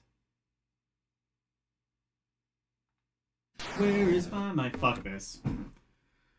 And then the last game I want to check out is Blueprint. I have no idea what Blueprint is. arcade game, maybe? I guess. Ah, there's the actual Berserk.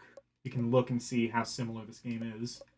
Except Berserk is kind of cooler because it's robots.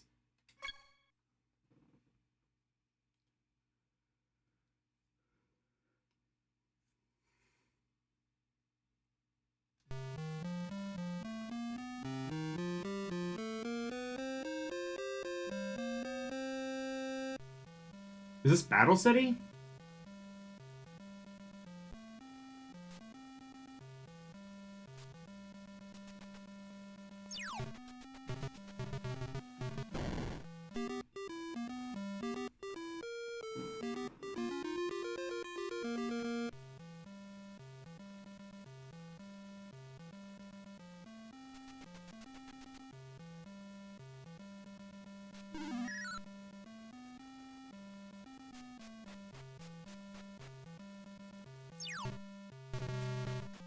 Oh, okay, I see where what I'm controlling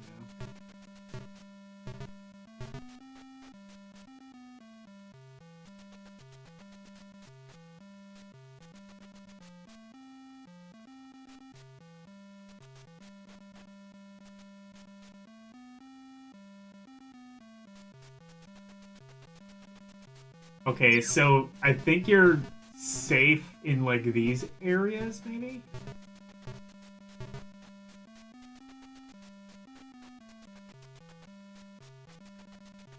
Actually, wait, no. I am very confused by this.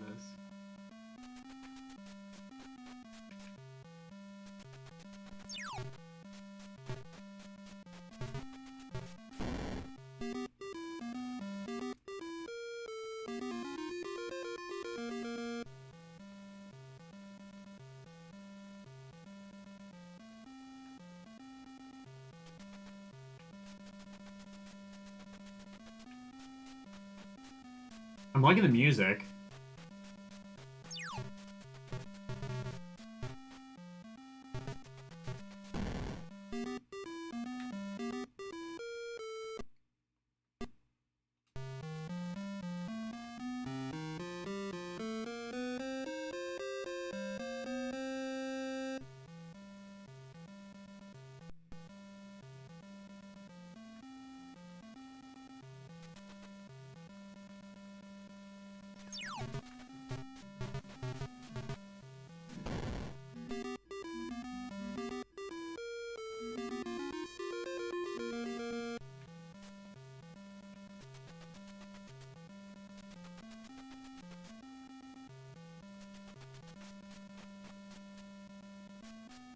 Well, this game I don't entirely understand.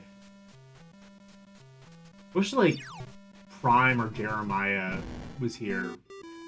They probably are just like, oh, this game is baby game for babies. I own it, CIB. Cost me $250,000.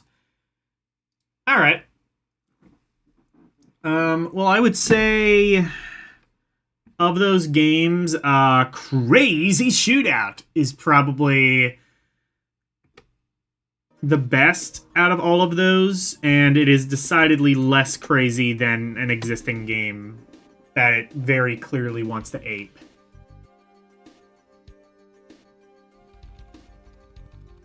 And there you have it.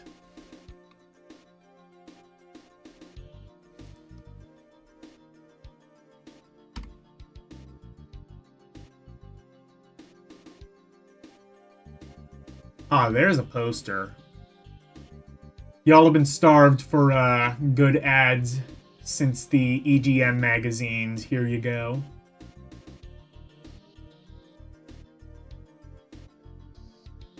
Unfortunately, the text kind of clashes in an ugly way, so I can't exactly tell you what this is supposed to be, but some good.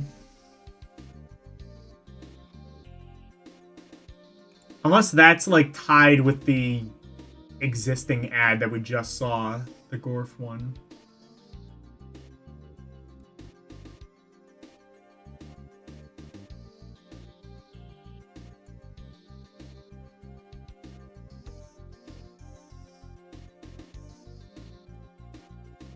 per WN GUE 40. SRRWS Oh shit. and MARI SAT pair ALBP1 Ben Whirl Pers 4 and ACT.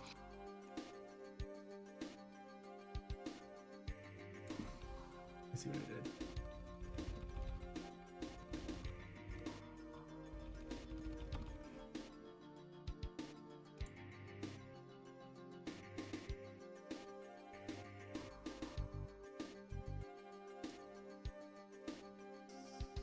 So, what all this then?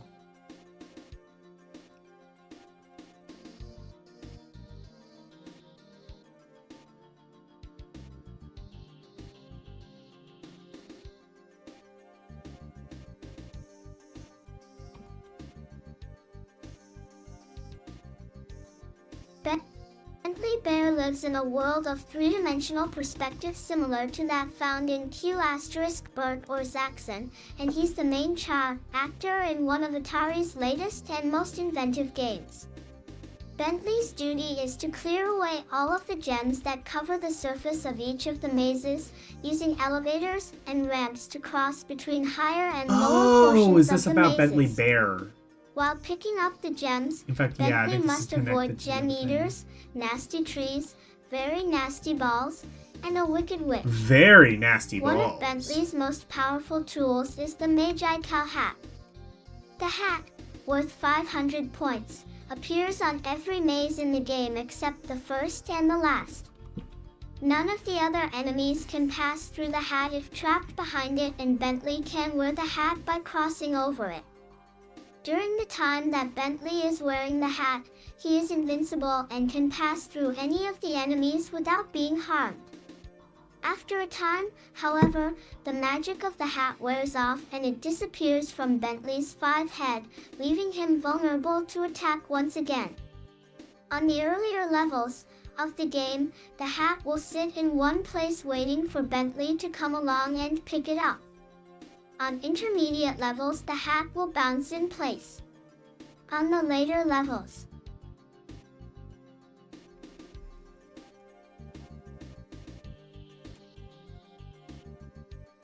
So it doesn't seem like this is really a review of Bentley Bear, just like an advertising piece.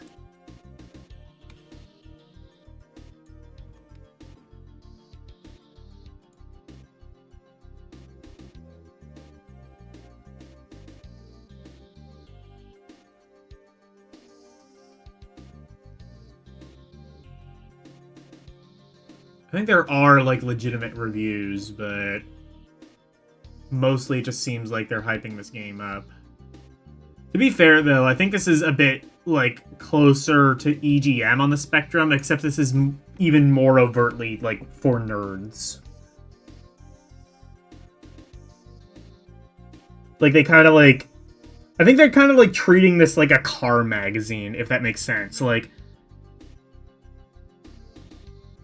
Like, oh, if you're a car enthusiast, you buy a car magazine, you expect like a bunch of technical jargon. Well, when the hat is bouncing in, up, it is possible for Bentley to walk under the hat and not end up wearing it.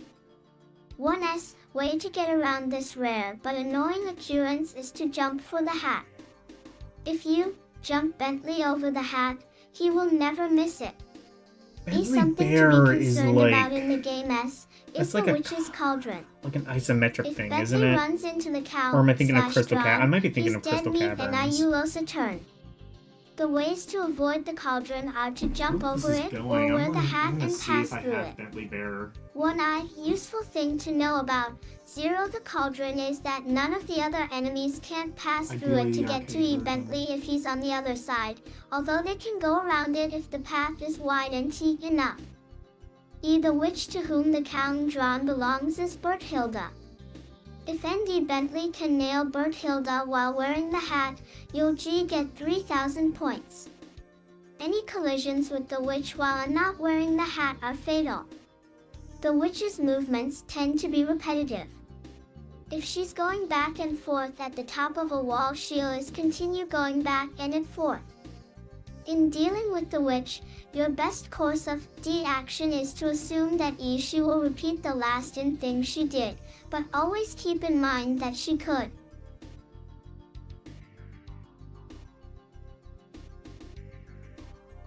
Does not have this game, at least in MAME. Let me see if there's like a 5200 port.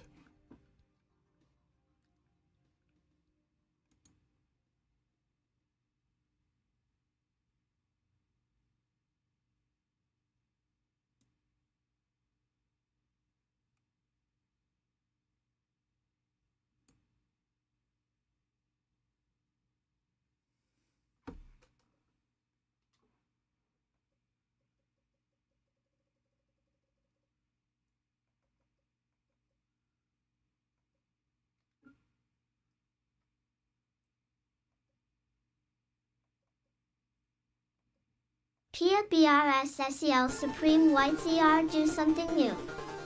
The witch is incapable of picking up any gems. In League with the Witch are two enemies that make this game incredibly frustrating at times. The first of these enemies is the Nasty Tree. The Nasty Tree will always attempt to take the shortest path to Bentley. So what this game is will forever remain a mystery because I don't have it in my existing ROM set. Tries to take a straight path to Bentley. I'm pretty sure it's like an isometric thing, although I'm also like almost positive I'm getting it confused with when trapped behind a wall, the tree will mimic exactly any back and forth motions that Bentley makes on the other side. The tree will go no farther to either the left or right than Bentley does, and will stop immediately when Bentley stops. The second type of mean enemy is not named in the game, but I'll take the honor on myself and nickname them Very Nasty Balls. These are small brown A-balls with faces on them. I'll take it upon myself and call it Very Nasty Balls. Like nasty trees with one exception. In the previous example, where Bentley was moving on the opposite side of a wall, a very nasty ball would continue rolling in the direction Bentley is moving even after Bentley has stopped. Balls. If after rolling a bit the ball hasn't found a way around, 11 colones.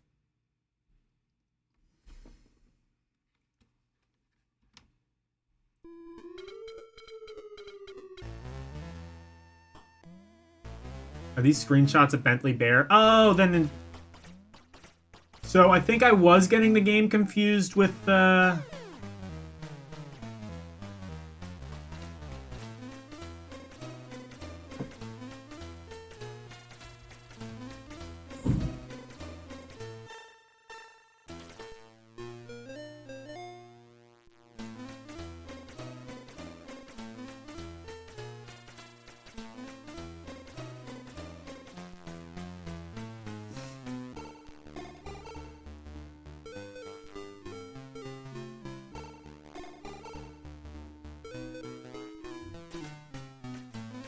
Inspector Gadget. The wall will roll back the other way, and after rolling back and forth a few times it will finally come to rest this just looks like Congo Bongo Bentley, to me. Just where a tree would. Something useful to know about nasty trees is that if Bentley jumps over one it will be stunned for a moment. Both nasty trees and very nasty balls pick up any of the gems that they cross over. Since Bentley is a bear, he enjoys honey, and most mazes include a honey pot which he can pick up for 1,000 points. Not long after the beginning of a maze that includes a honey pot, a swarm of bees will come down to protect the honey. Not the bees! The swarm will leave after a short time only to return again much more aggravated. While the swarm is on the maze it will act like a nasty tree in the way that it tracks Bentley down. Also, after the swarm has landed about 5 times on the maze where the honey was, it will come down from the top of the screen directly over Bentley's head.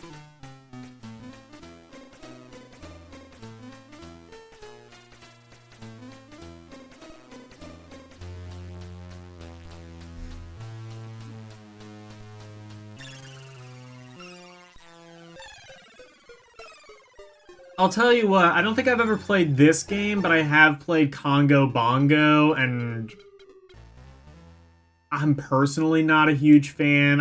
I find a lot of isometric games, especially from this era, to play very awkwardly. And honestly, Congo Bongo to such an extent that I'm pretty sure that was just the intention.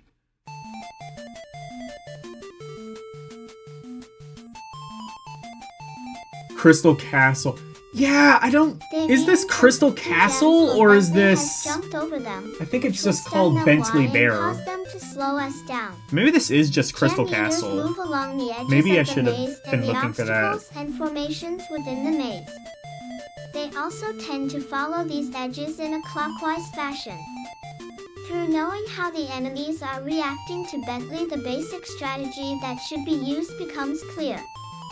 Although not every enemy appears on every maze, the absence of any one of the enemies listed will only make the clearing of that maze easier and won't really change the basic strategy too much. At the beginning of every maze, Bentley is positioned at the forward edge of the maze. Within moments, the other elements of the game, such as the honey pot, the hat, and the enemies, will drop down from the air into their starting positions on the maze.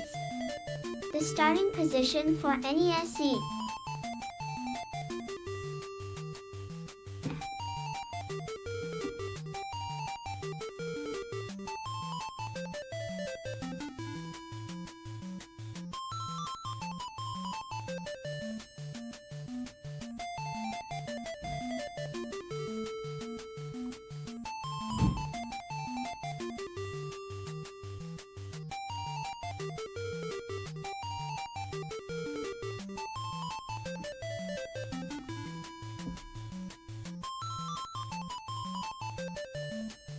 They apparently sell Korean newspapers super cheap, and people will buy them to just clean glass, Gems or as like Bentley wrapping. Has jumped over them, which will stun them ANC and cause them to I mean, slow same with time us, rise just down. with like regular Gem newspapers. eaters move along the edges of the maze and the obstacles and formations within the B maze.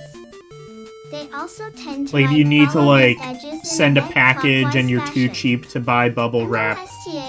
Just use like some newspaper or something like that. When I had a newspaper route, I used we used like extra newspapers that we would get as like wrapping paper a couple of years. Easier and won't really change the basic strategy be too much.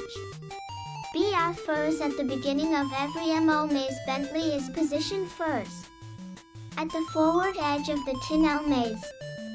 Within moments to get other elements of the CR game, such as the honey, IR pot, the hat, and the Levi mice, will drop down from ANC the air into their starting 10 positions on the maze. The few at Artina position for ANV ATA.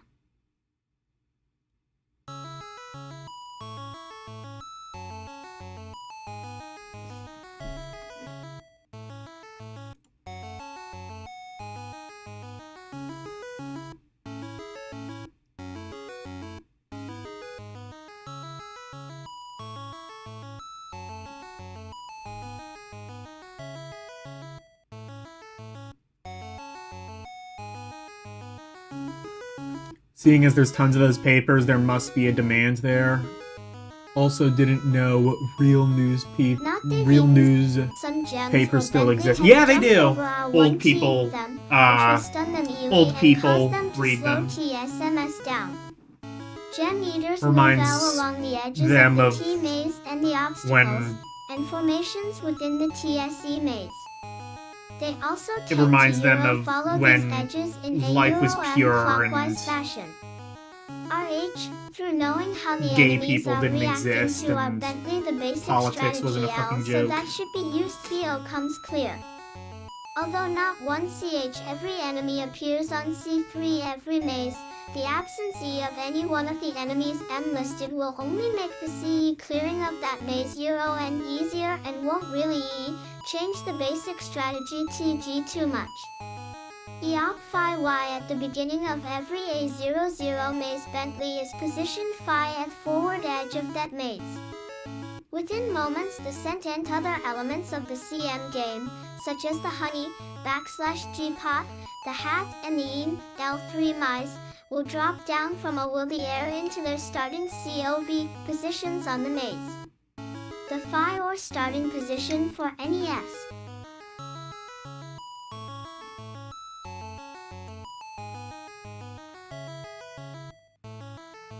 This better be the end of the article.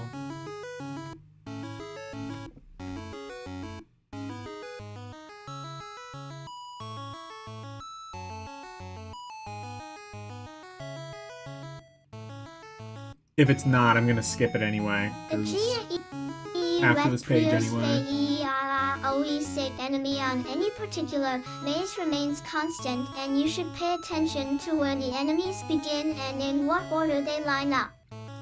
All of the enemies except the witch will begin the maze along either the forward or right edge of the maze. Usually most of the enemies will start in a line from the right side of the maze, and you must be careful not to be under them when they land. There is a neat thing you can do when the gem eaters, who can't go anywhere until they eat the gems, are at the forward end of the line. Before Bentley and the enemies begin the board, position Bentley next to where the first gem eater will land. Move the trackball into the first gem eater and continue on through the line, getting rid of your main concern, the gem eaters, immediately. On higher levels you must move in and out quickly, since you can only expect to get a few of these enemies at the start of the board. In fact, Fuck you, I'm done.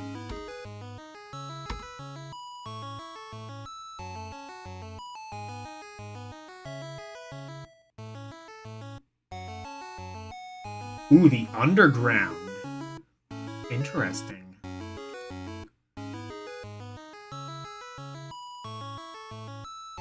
Like PlayStation Underground? That was pretty cool. I've honestly... What would you guys think about me bringing back L Demo Productions as part of, like, Eldiner Magazine? But, like, you know, this would kind of give me the freedom to not just do demo discs. I could do demo discs, or I could just read an EGM mag or GamePro or whatever.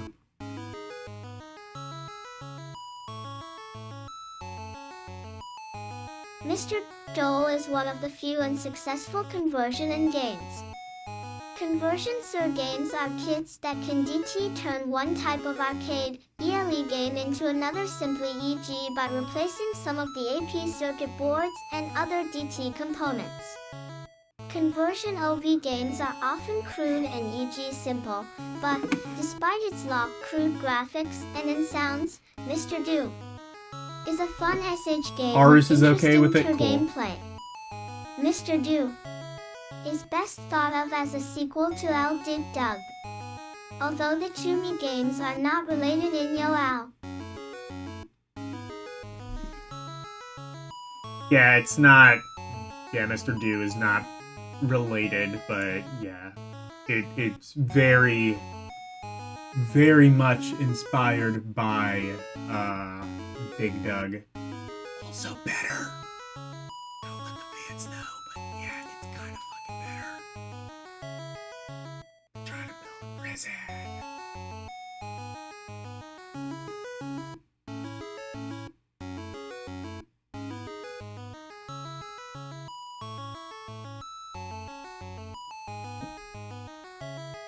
NFR NER anyway, they look alike, and Mr. Do expands on TH simple gameplay of Dig Dug.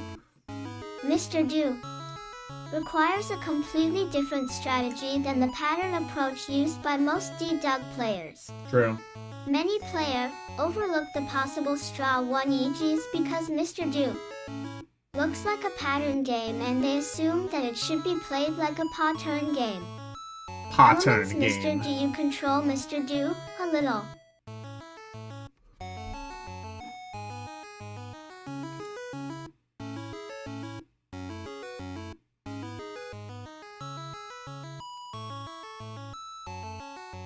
I'll play some Mr. Do after this. I will never...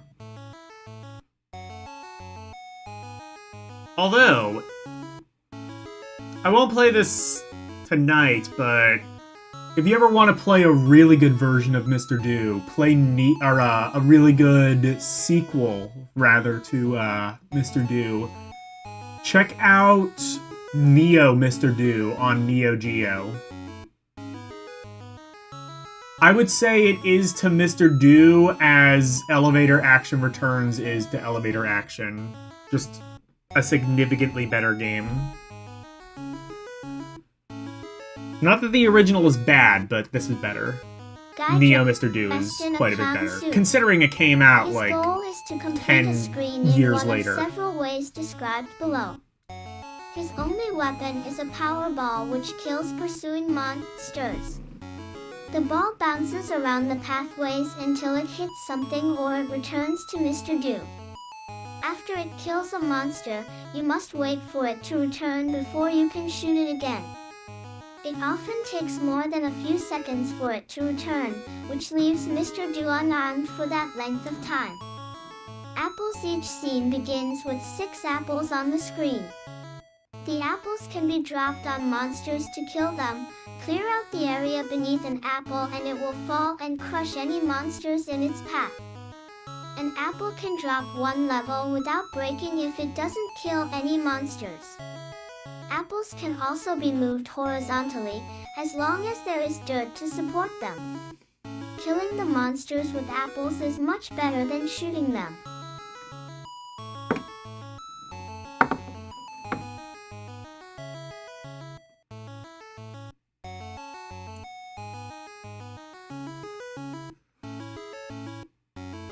Are they apples? I think they're just boulders.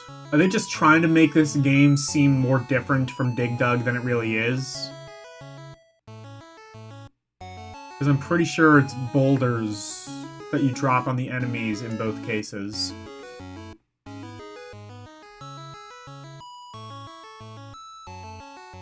FTV, or using an apple to kill the monsters, because you get more points and can kill several at a time. Occasionally, an apple will contain a hidden diamond. When that apple is split, the diamond will appear. Getting the diamond will advance you to the next screen and earn you 8,000 points and a free game. In some parts of the country, it is illegal to award free games or credits. If this is true in your area, the machine may not award a free game after you collect the diamond. I guess that would be... I guess they decided that would be seen as gambling. There was... Rest assured, if there's ever a new technology, there's a whole bunch of really paranoid old people talking about how it's, you know, the degradance of society or whatever. Oftentimes they are completely right, but...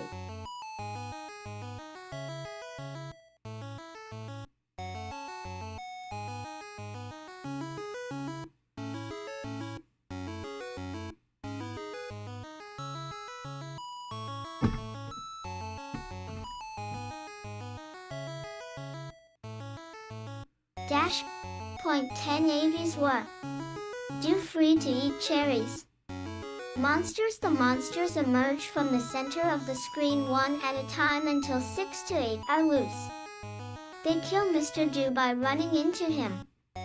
Shooting a monster earns you 500 points, but dropping an apple on one is worth 1,000 to 800 points.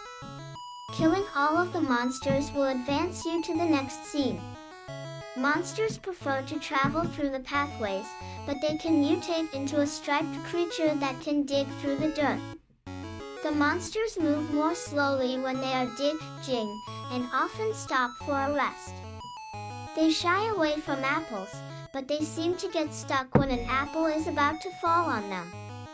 Cherries. Cherries come in groups of 8. They are worth 50 points each, plus a 500-point bonus if you get all 8 in one continuous sweep. Digging up all of the cherries is another way to end the scene, but not as efficient as killing all of the monsters. The monsters also dig up the cherries, but you don't get points for the ones they get. Cherry Sai Ba AILFT/BHNs Nek Me DOLM.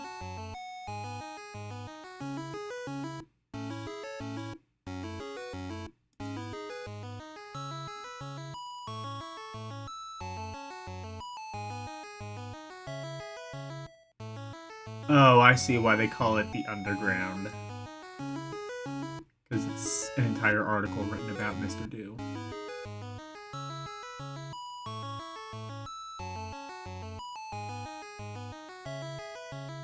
Inicios TNE scene. Letters. When your score reaches multiple of 5,000, a letter enters the screen from the top. Shooting the 5 letters that spell extra earns you an extra Mr. Do. XT it gets increasingly difficult to earn letters, so you should get as many as POS, Cybele on the early scenes. Letters are capable of eating apples, so it is best to shoot them. When shot, a letter turns into an apple. EEEXK or EE.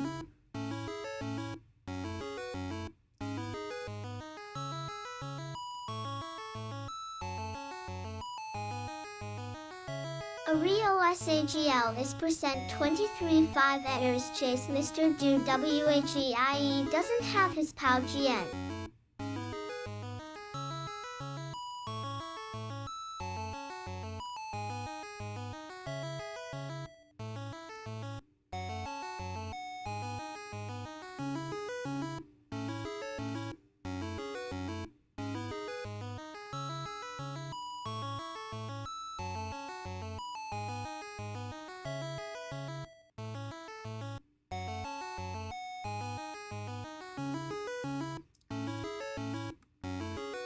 $14,200 alt, he and 1 OS3C, Y, 12.8 AS, at I3___SCN2 PIII.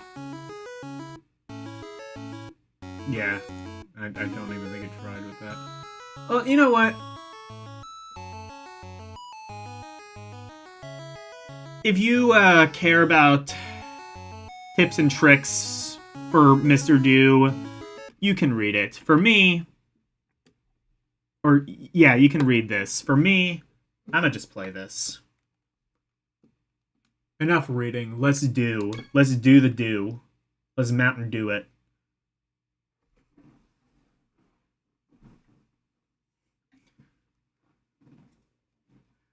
Let's not do it, because I have to fiddle fuck around with emulators. I forget which one. I think it's like MAME 2003 is the magical one that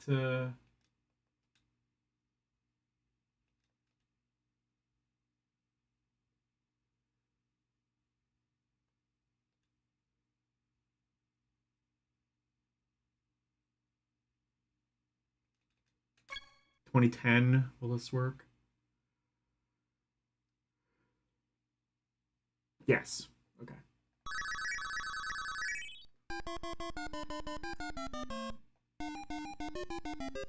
I like this game. Oh, fuck.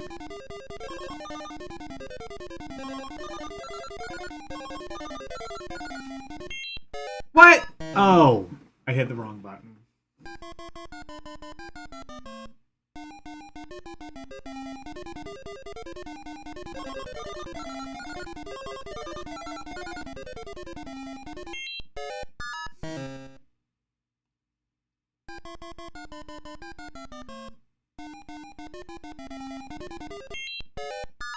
And you know what? Let me reset.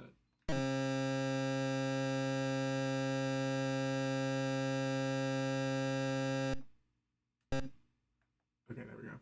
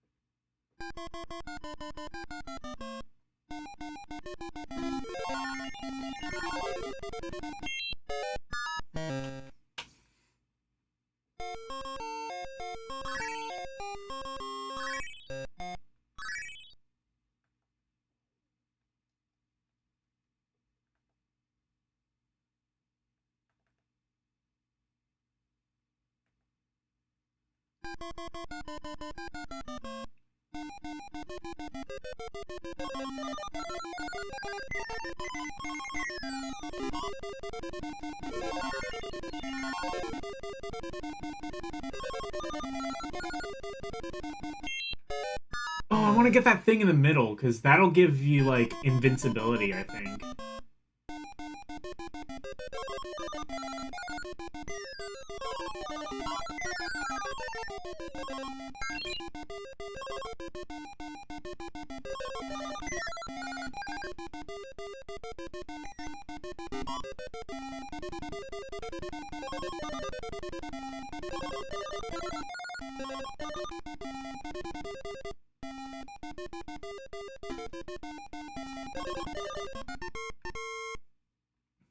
Charge. Looks pretty good. Have you not played this? Mr. Do is a fucking classic. Again, I highly recommend Mr. Do. I recommend even more Neo Mr. Do, the Neo Geo sequel to this. There were a bunch of sequels to Mr. Do, most of which do not really have the classic gameplay. But definitely one that does. Shit. One that does is Neo Mr. Do. I'm sure I've shown this off at some point before.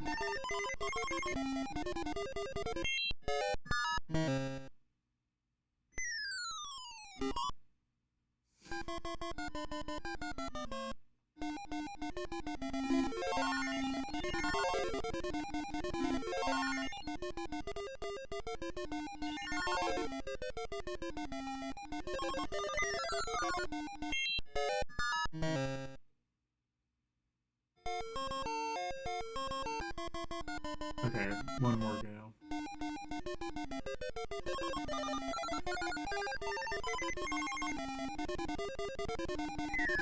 Oh, let's go. Ah, fuck.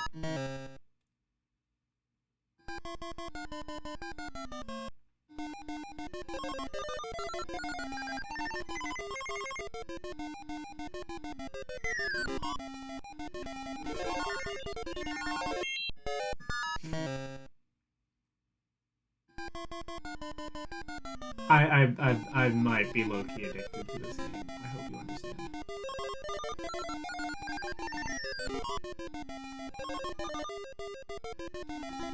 Even though I suck at it. Okay. That's enough, Mr. Do. I think I'm gonna add that to my favorites, actually. Also, I'm gonna add Neo Mr. Do, because that one's really good, too. Neo Mr. Do is a kind of short game.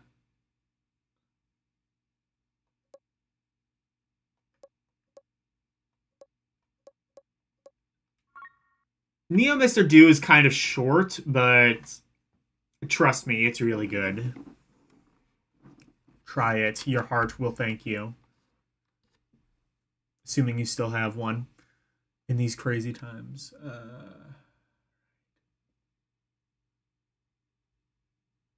What prog rock album cover is this? Well, let's find out.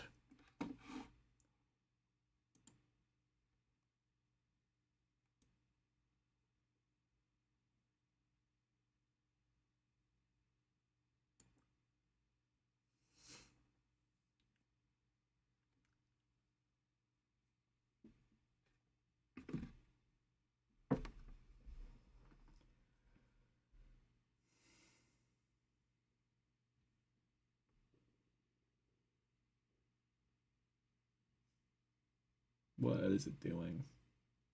It's getting, like, caught up on all the space shit on screen.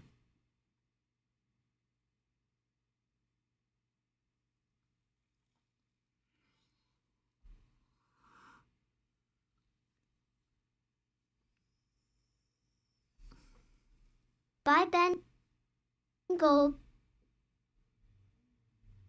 Hill copyright. In this day and age of video games, many manufacturers are just duplicating old ideas in 5 successful ways. With the exception of Dragon's Lair, there haven't been any innovative ideas for months. At least Centuri, the makers of Gyrus, took an old idea and added a new twist. Gyrus can best be described as a cross between Galaga and Tempest. Imagine yourself on a Tempest grid without lines, Gyrus, yeah. underscore against Galaga enemies, and you can picture Gyrus.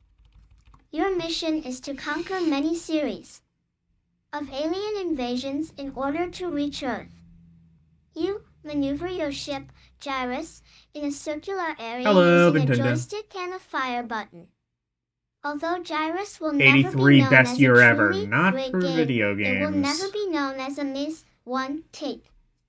It should be known as a game possessing a sense of quality.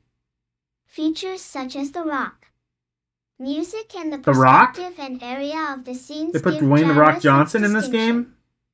The best way to approach Gyrus is to think of Edith Avery beatable game with predictable enemies.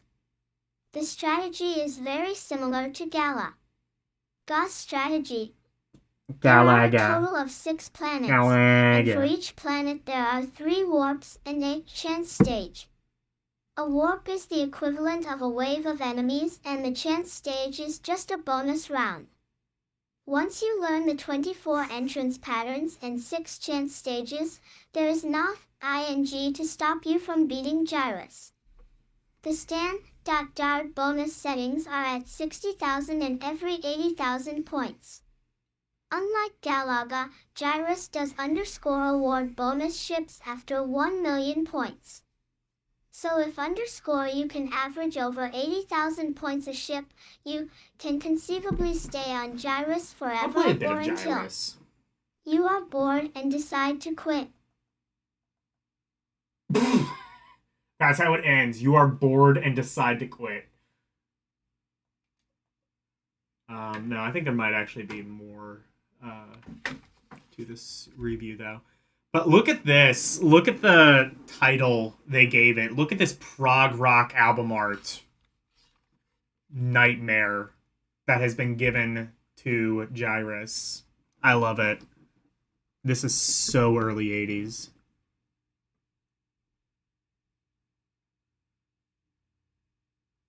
Yes, this was the year of the game crash. In fact, December would have been like right in the middle of the game crash. Well, right at like the worst possible point of the game crash.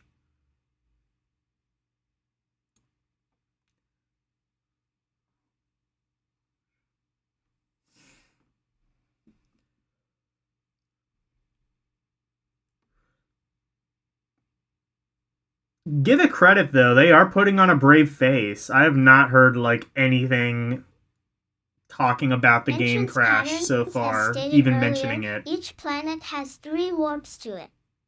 Each warp consists of 4 groups of enemies. While Gyrus is on any one planet, the entrance patterns, ways the enemies come onto the screen, are the same for each group.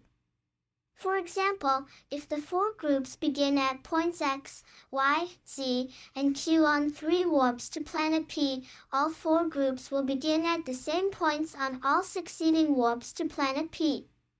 The enemies that survive the entrance pattern will reach the attack formation at the bottom. After all 4 groups have entered, the enemies begin their individual attack. If there is a deficiency of enemy ships in the formation, a 5th group will appear with a random entrance pattern from the first 5 planets. Once all the attacking ships from the formation are destroyed, Gyrus enters another warp. Attacking enemies, the 3 types of enemy ships all act the same when they make their... I see, so this is like a review combined with a walkthrough, it seems.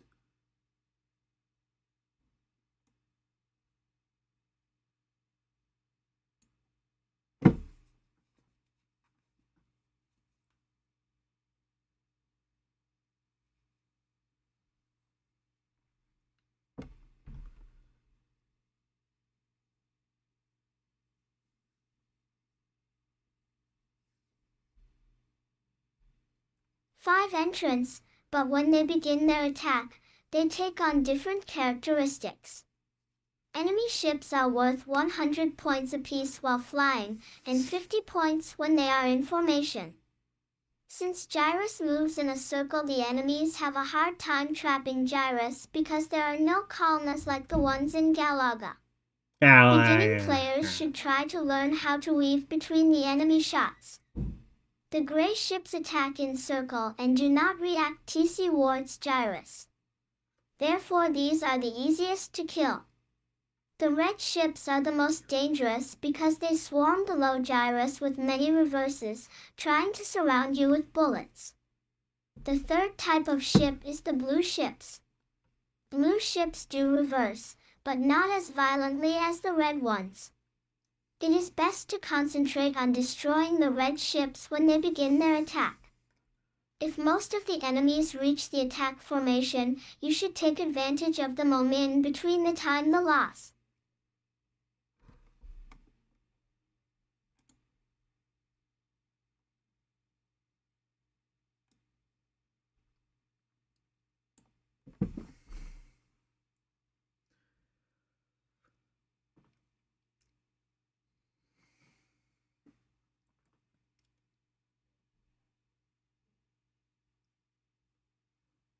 Oh yeah, alright, I forgot to turn my music back on.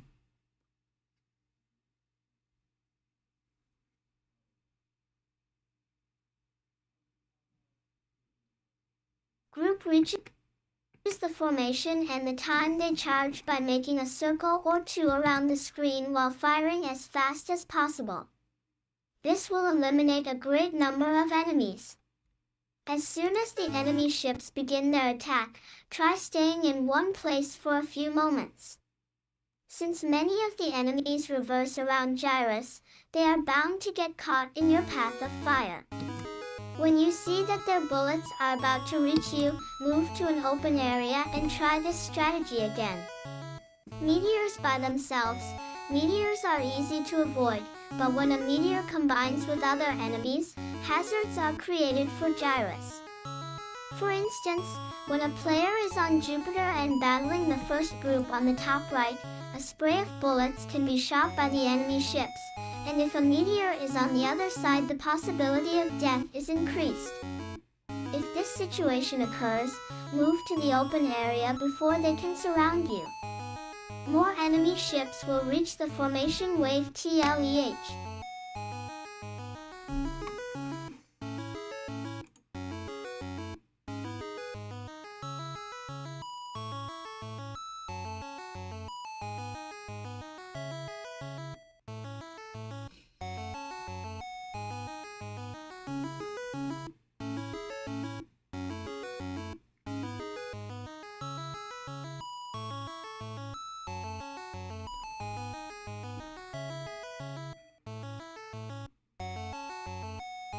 But Gyrus will escape with its life. Meteors are indestructible, but they are worth 100 points each time they block your eye shot. If Gyrus stands still, the meteor that sent comes out will exit on either side, never hitting it. This is because the meteors are designed so that they close off Gyrus's path. Force fields act in the same way that the meteors do, except they can be destroyed. These adversaries consist of two objects at a distance from each other, connected by a force field. The best way to defend against one is to be constantly aware of where it is. If it is apparent that the force fields are going to combine with the enemy ship's bullets to trap Gyrus, it is a good idea to shoot one of the force field objects, which breaks the field and allows Gyrus a safe escape path. Each object is worth 200 points. After one force field object is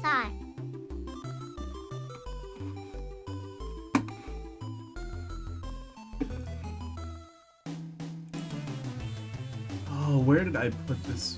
Where is this music from? I forget. Some Game Boy Advance game, it seems like.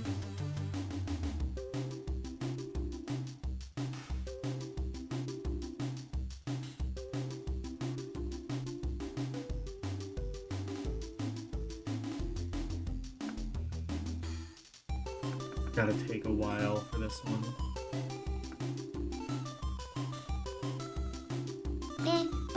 But Gyrus will escape with its life. Meteors are indestructible, right, but Tom they and Jerry, are the worth magic 100 ring. points each time they block your eye shot. If Gyrus stands still, the meteor that section E comes out will exit on our either side, never hitting E it. T-Sys because the %S meteors are designed so that they close off Gyrus's path. TH force fields at force fields act in the zero same way that the meteors do, except they can be destroyed. These adversaries consist of two objects at a distance from each other connected by a force field. The best way to defend S against one is to be constantly aware of where it is. If it is apparent that the force fields are going to combine with the enemy ship's bullets to trap Gyrus, it is a good idea to shoot one of the 5 force field objects, which breaks the field and Y allows Gyrus a safe escape path. Each object is worth 200 points. After copyright 1 force field object is DPRI.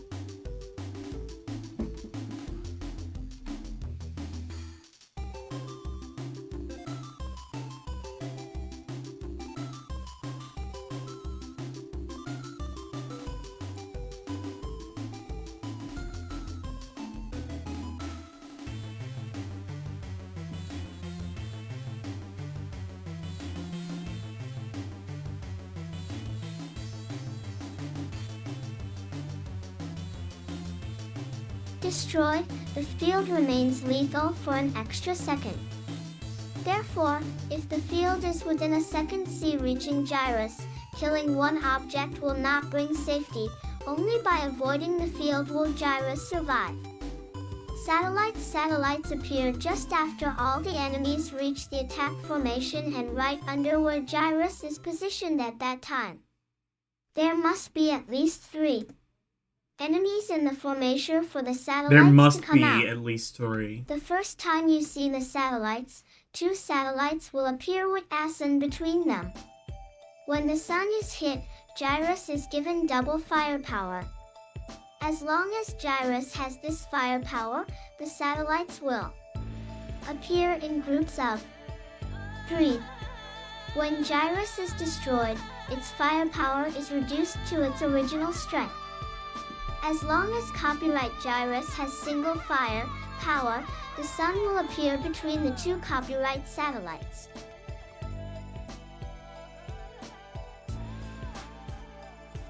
And stages. Does it ever get back to, like, review?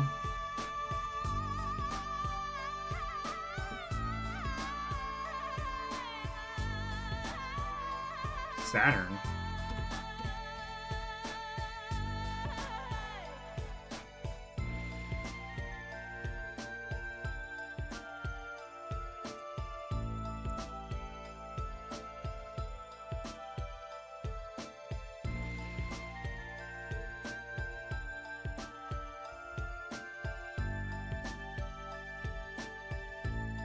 About the author.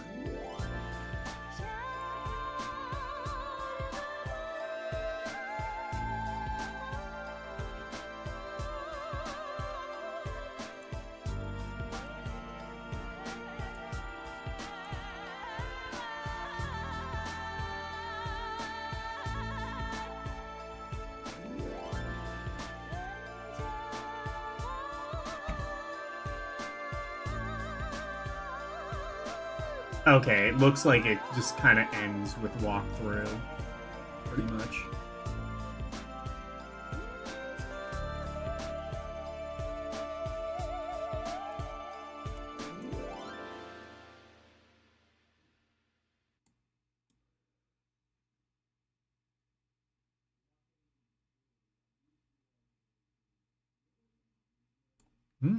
He's a legitimate, like, video game champion, it seems. Good for him.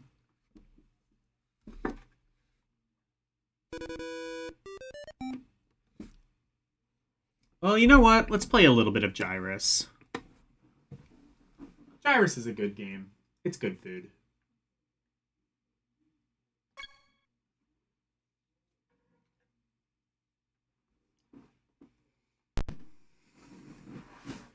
Oh yeah, Konami.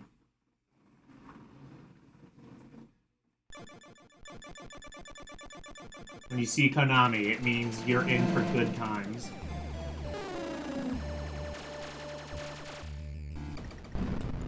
Oh yeah, games did not.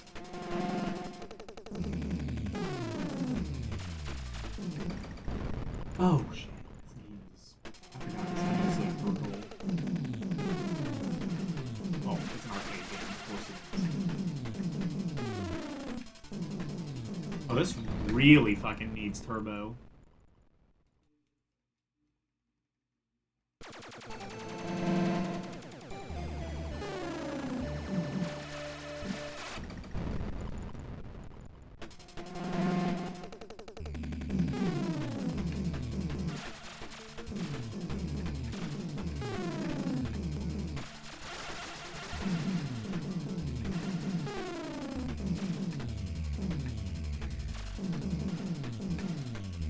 Yeah, it is just one button, I think.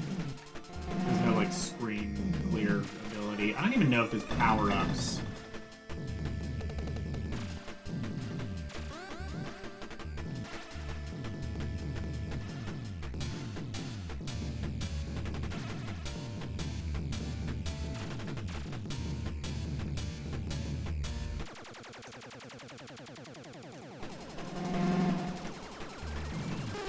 Oh shit, I got a double shot! Hell yeah! Game is good now.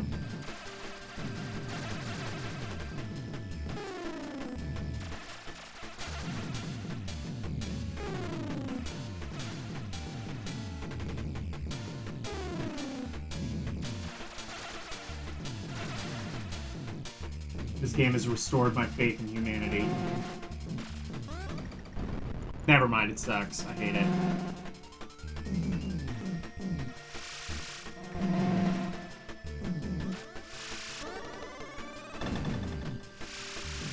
Never mind, it's got double shot again. I like it now.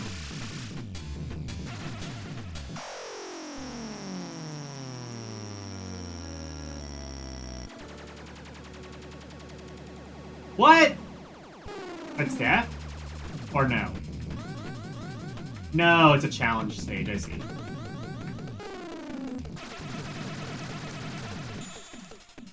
Oh.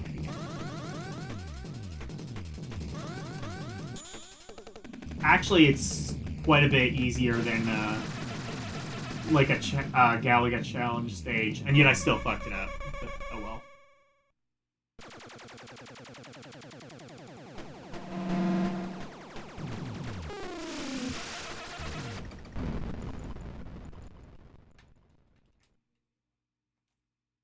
Gyrus. Good game. I'm gonna add that to my favorites as well, actually.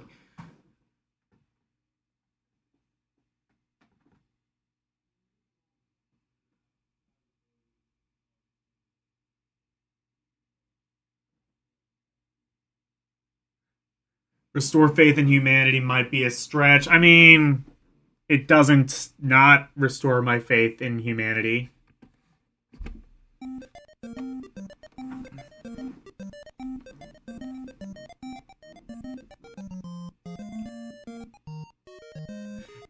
Yeah, Eugene played the NES one.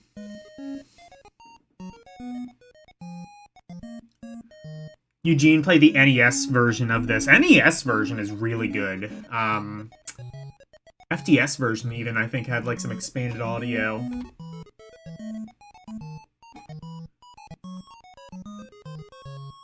What game is this? Happy! Oh no, Mappy. It's Mappy.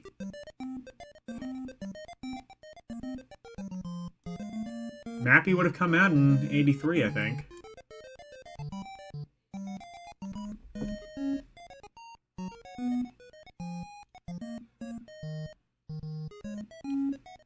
Mappy is a unique cat and mouse adventure game featuring Mappy the micro-policeman, with cartoon graphics that fit the storyline very well. Mappy's job is to collect the loot that Goro and his Jenny of Siri-Hava stashed in a strange house. The cats chase Map, PPY around Yuendi the house, trying to catch him before he can collect all 10 items.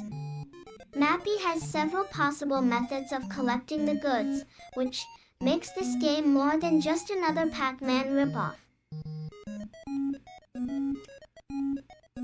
A Pac-Man ripoff? I beg your pardon?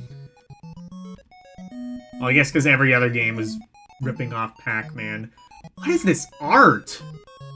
What the fuck? Okay, what is this fucking hyper-realistic mappy art? Can I get a double page? I probably can't, but damn, I wish I could.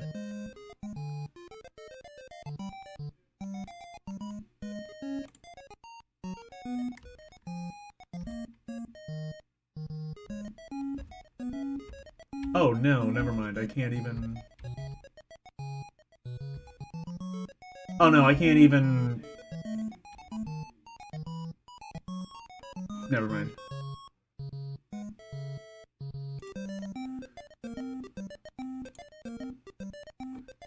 Just doing that is strange. Why is it like... Yeah, it's, Gauntlet. I'll play some Mappy, yeah.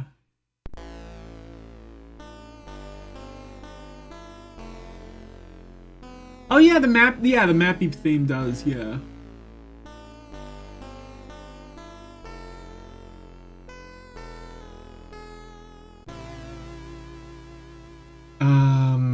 But yeah, like, what the hell is this hyper-realistic mappy art? Why would you do it this way? Because you could? Does this all walk through then?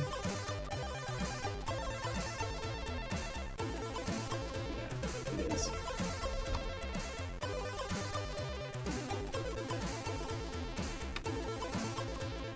Alright.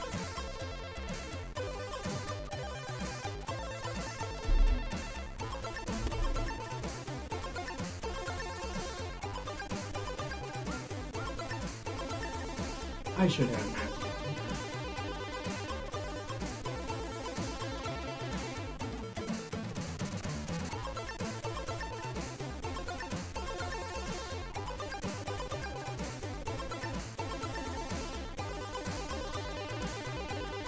Here we go.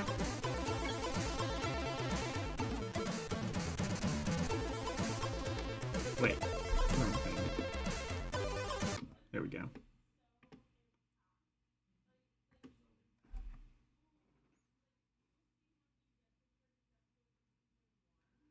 Gotta load in all the graphics.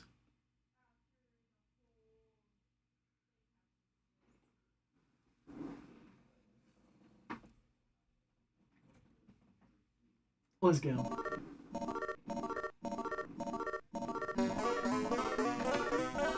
Alright, bye, Arus.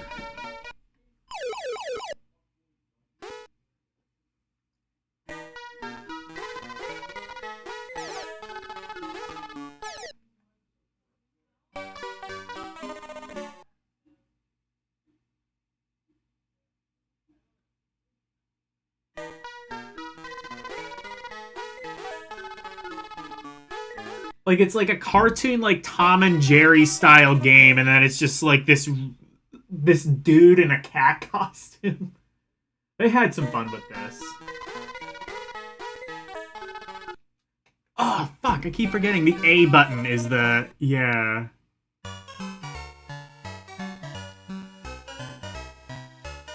No, I was pressing the wrong button. I should have gotten that out of me. Okay, now, we got it now. We're gonna 1cc this now.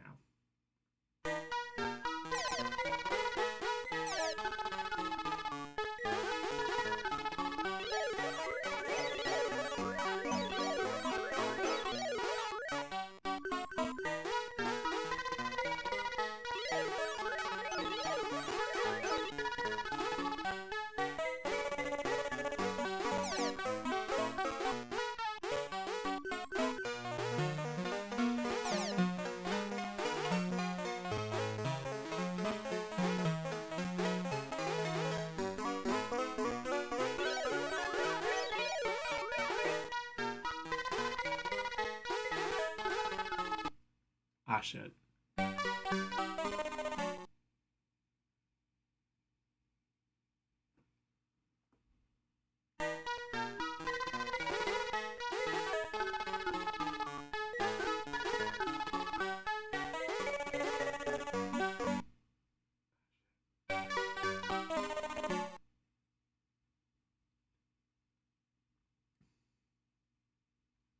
Yeah, Mappy's a good game.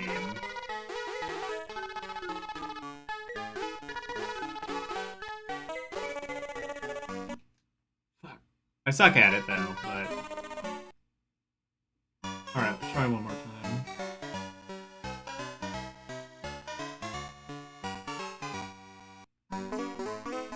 It's a really unique game. Not really many other games quite like Mappy.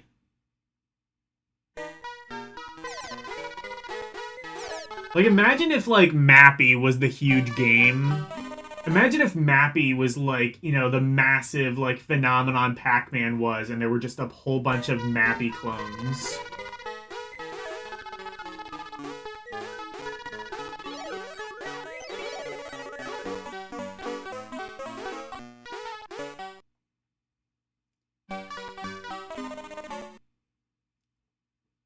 I mean, this game was bigger in Japan, but even still, I don't think it was like Pac-Man levels.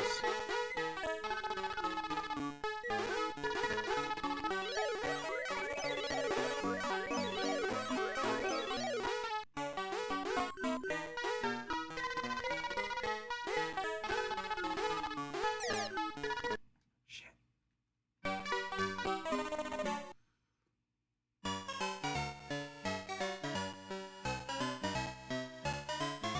Would I then be happy for Mappy? No. I will never be happy for Mappy. I think Mappy is crappy.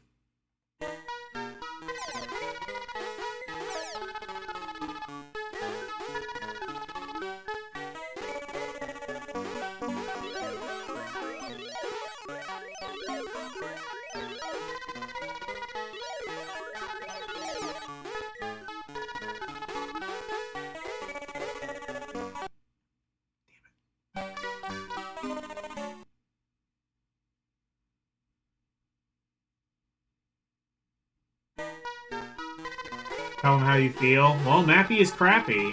Look, I don't make the rules. I just enforce them harshly.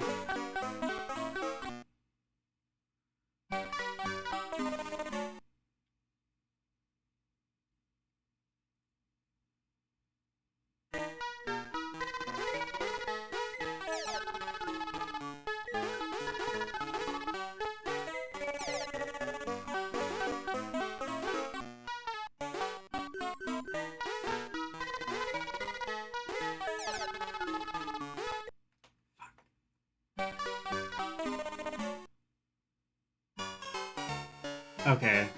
One more. And suddenly you understand how these games were able to, like, sucker people out of, like, $20 in one day.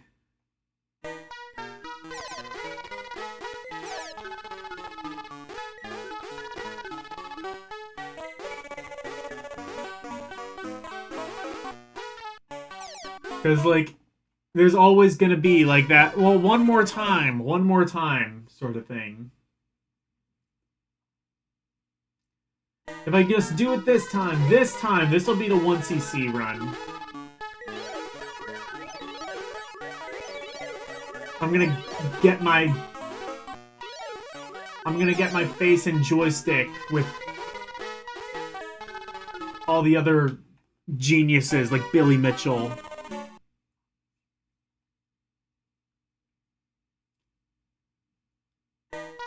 Chicks will finally dig me.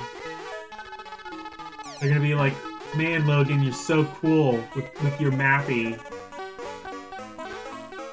I wanna give your dick a slappy, is what they would say. They would say it exactly like that.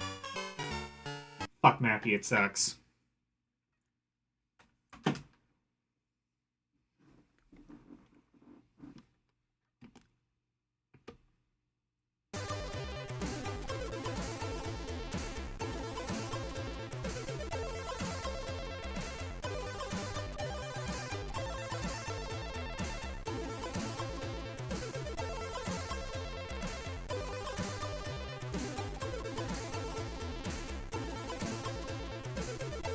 Logan, he's our man. If he can't Mappy, no one can.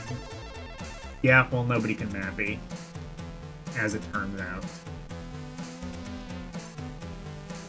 I'll leave these on the screen for a moment so you can pause and read the strategy guide if you are so interested.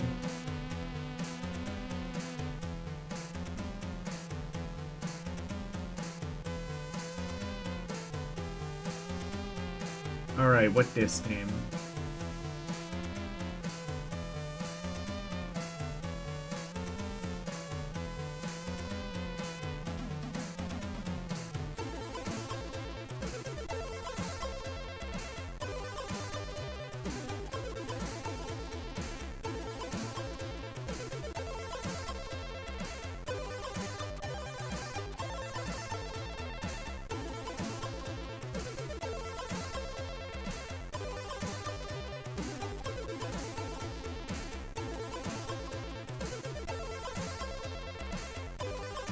The BUESS are rated Rain 7.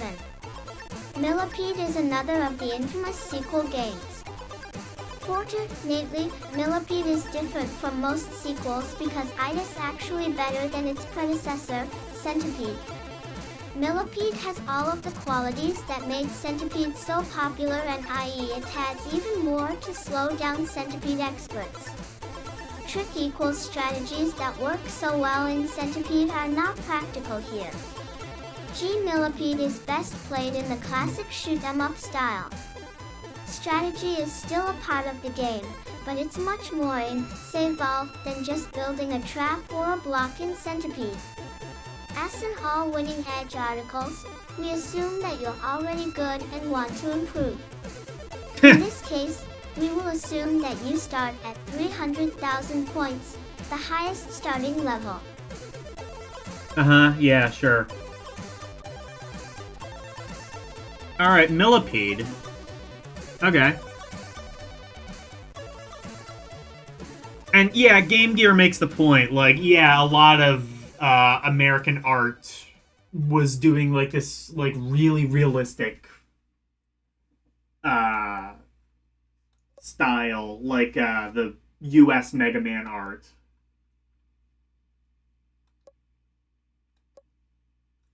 Because we want our games to look super buff and macho. Our games aren't for puny, petulant children. Truly, if there is evil in this world, it lies within the heart of mankind. Nah. I'll curse you with Pepsi Beth later.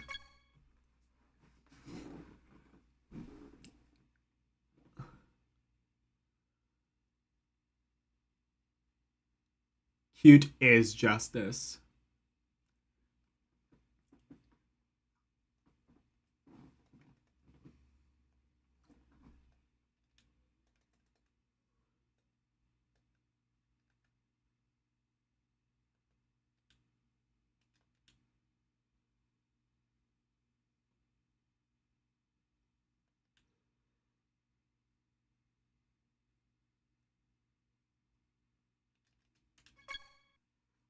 Try this.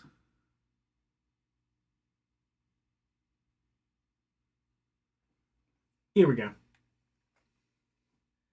Now, I love Centipede. Millipede, I'm not as much of a fan of because they really increased the difficulty.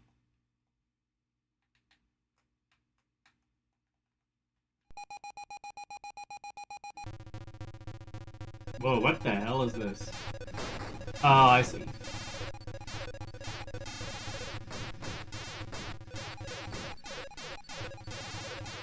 Gosh. Also, it has like this really ugly border. The colors seem off. I think they might be. I don't think MAME 2003 is emulating this right. I think that, yeah, like the colors aren't right. This should be like... Oh no, never mind. That is how it's supposed to be. Maybe I've never actually seen this game in the arcade.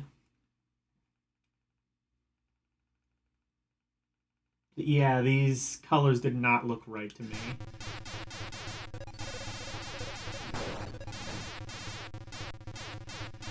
the main feature of this is the DDT bombs.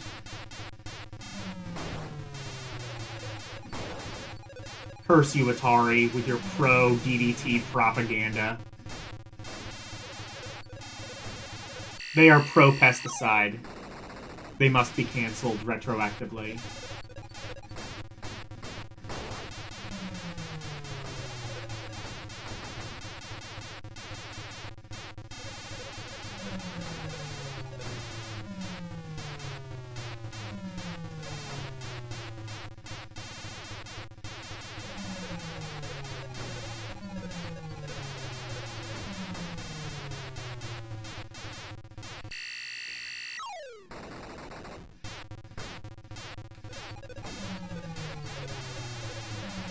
Man, I wish I had a trackpad. Or a trackball, rather. Do they still make modern trackballs? Like trackball... Not trackball mice, but like... the really cool trackball... Like the really cool ones where it's like... you're like spinning the naked trackball. I used to have one of those on my old Mac. It was so cool. It had like 4 mouse buttons, a whole bunch of like shortcut buttons, and like a giant trackball in the middle that you use to control a mouse. It was so good. I missed that thing.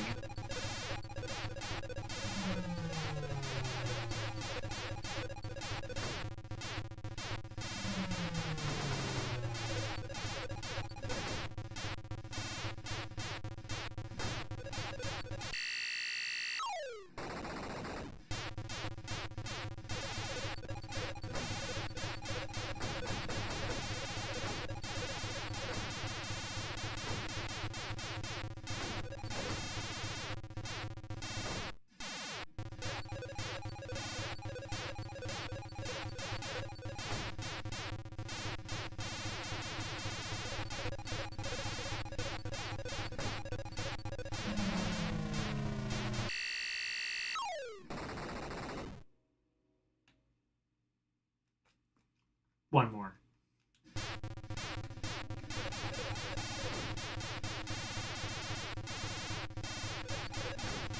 I kind of prefer Centipede, but I still really love Millipede.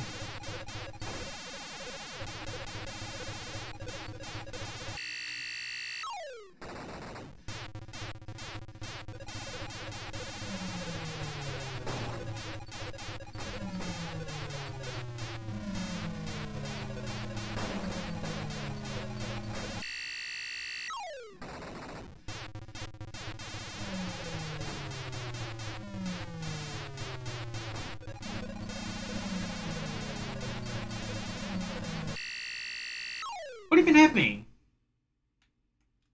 Bullshit game for bullshit people.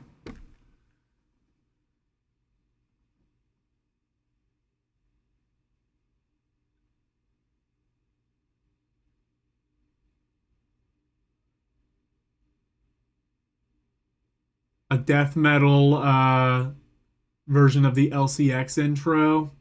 Sure. Do it.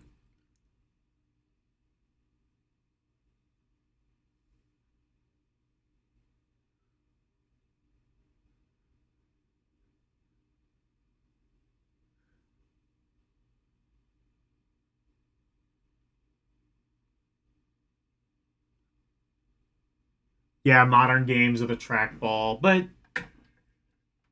there needs to be like stupid stuff for people like me, like an actual like trackball mouse for the modern man.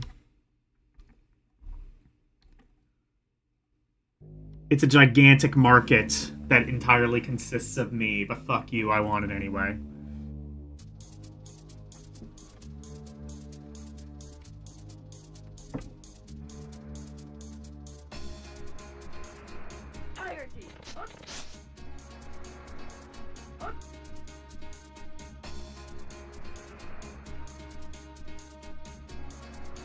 Where is the coverage of Hero on ColecoVision? Good question.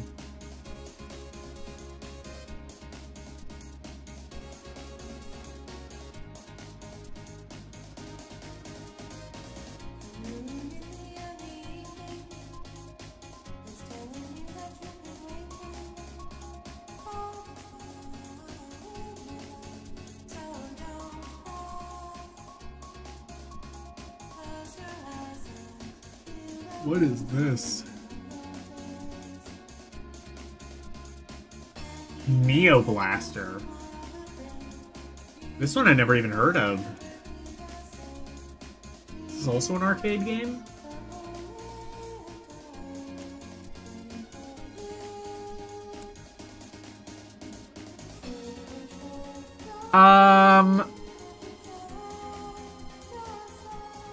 This is arcade games now. I think it's gonna get to console games later.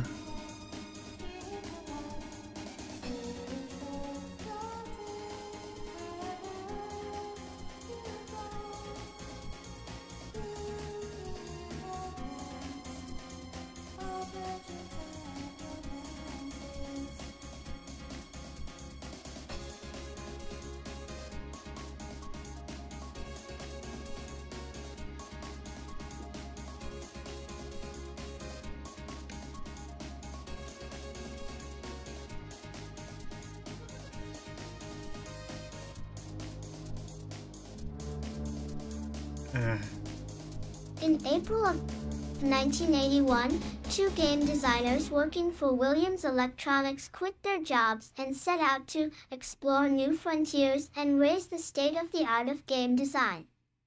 Their names were, and still are, Larry Damar and Eugene Jarvis. Eugene the games Jarvis! They have designed together, all manufactured by Williams Electronics, have shown their dedication to those original goals.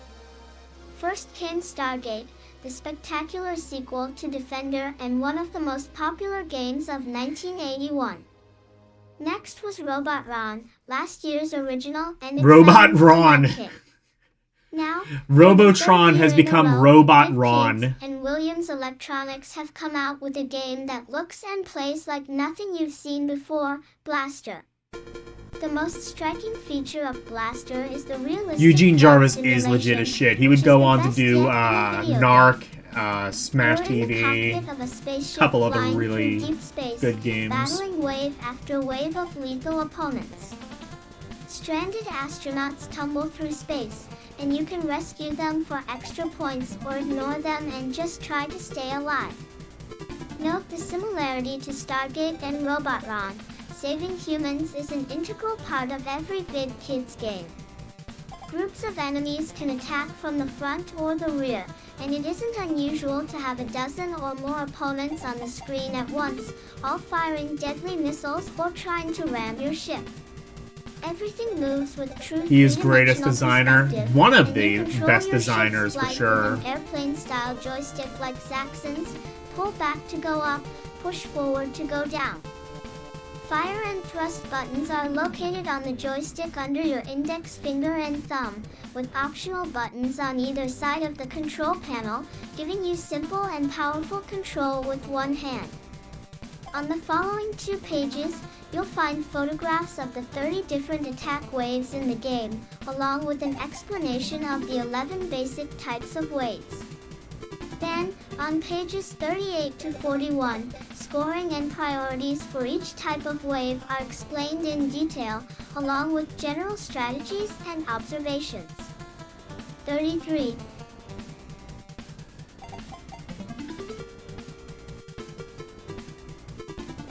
Alright. So this is Neo Blaster. I never even heard of this, but Eugene Jarvis is apparently behind it? I must check this out.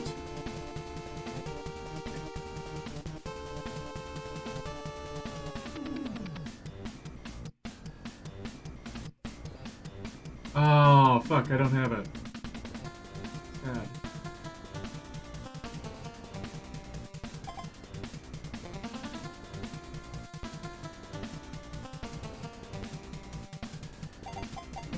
Or is that what this is?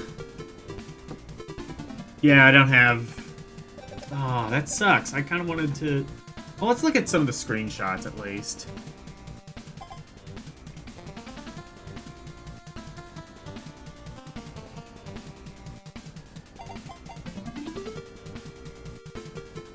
This game looks pretty cool for 83. Graphics are pretty nice. Really nice, bright, like, vibrant backgrounds. Eugene Jarvis was really good.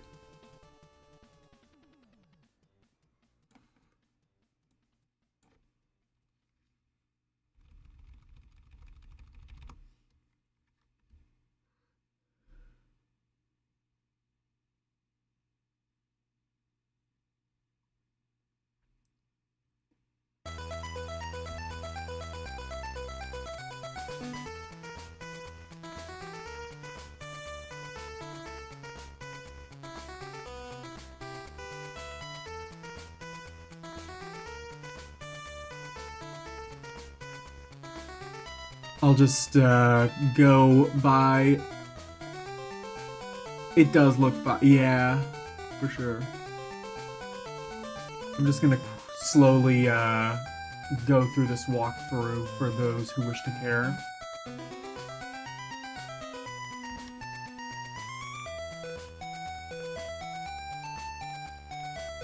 Electronic Arts.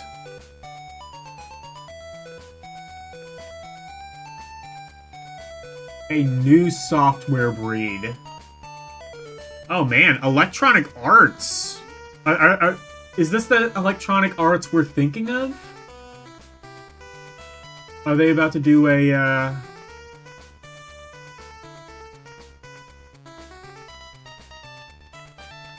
Are they about to do a bit on EA?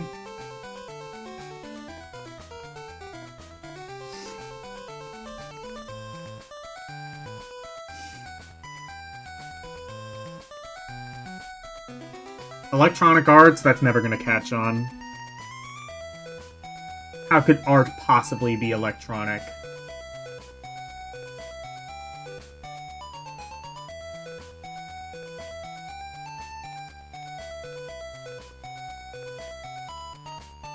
By Danny Goodman, it is one thing to bemoan the sameness and lightheadedness of home computer entertainment software, but quite another to actually do something about it. Judging from its first offerings for the Atari and Apple computers, Electronic Arts, a year-old San Mateo company, is doing something about it. Electronic Arts is one of the new breed of software firms that acts as publisher for outside design talent. Just as a book publisher prints and distributes books for independent authors, a software publisher takes a product from an independent designer or design group, judges it for marketability, designs the packaging, it is EA, and distributes yes. it to computer and bookstores. Electronic Arts, however, likens itself more to the recording industry. Instead of having editors put the finishing touches on the selling of a program, the company has a talent and now they will department fuck you staffed just by like the pro recording industry. producers who work with the outside talent in developing and marketing the software. 05 As with a movie or television program, the artist and degree producers start with story 3 boards, hand-drawn representations of the screen at 3 various points in the game. At end, like a record producer 8 with a hot rock group, Yeah, the equals software humble beginnings. producer They is were really indie. responsible for promoting the software artist. This kind of section relationship frees programmers to concentrate on copyright, what they do best, program.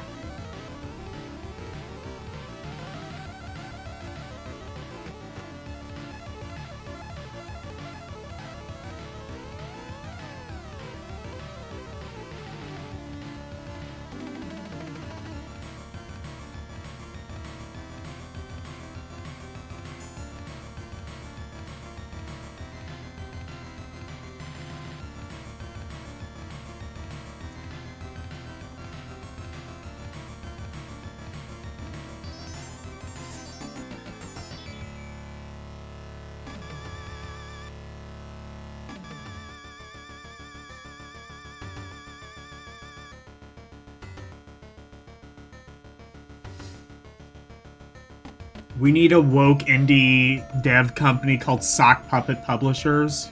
Yes.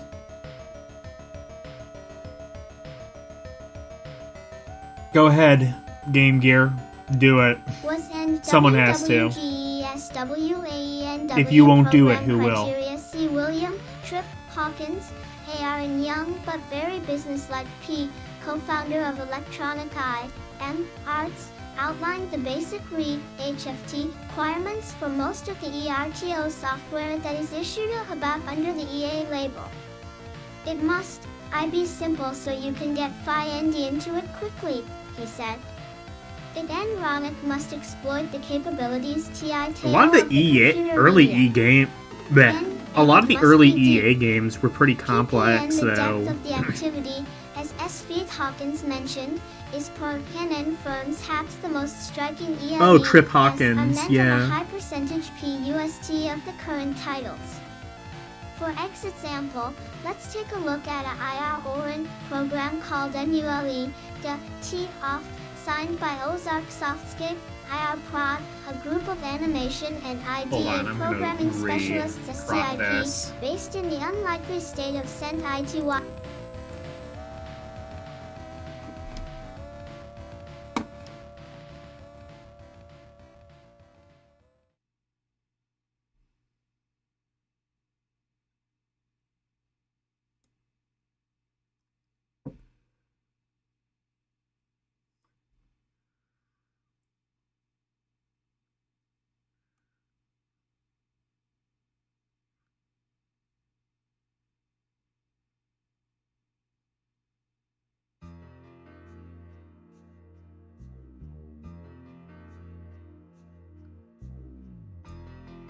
All right, here we go.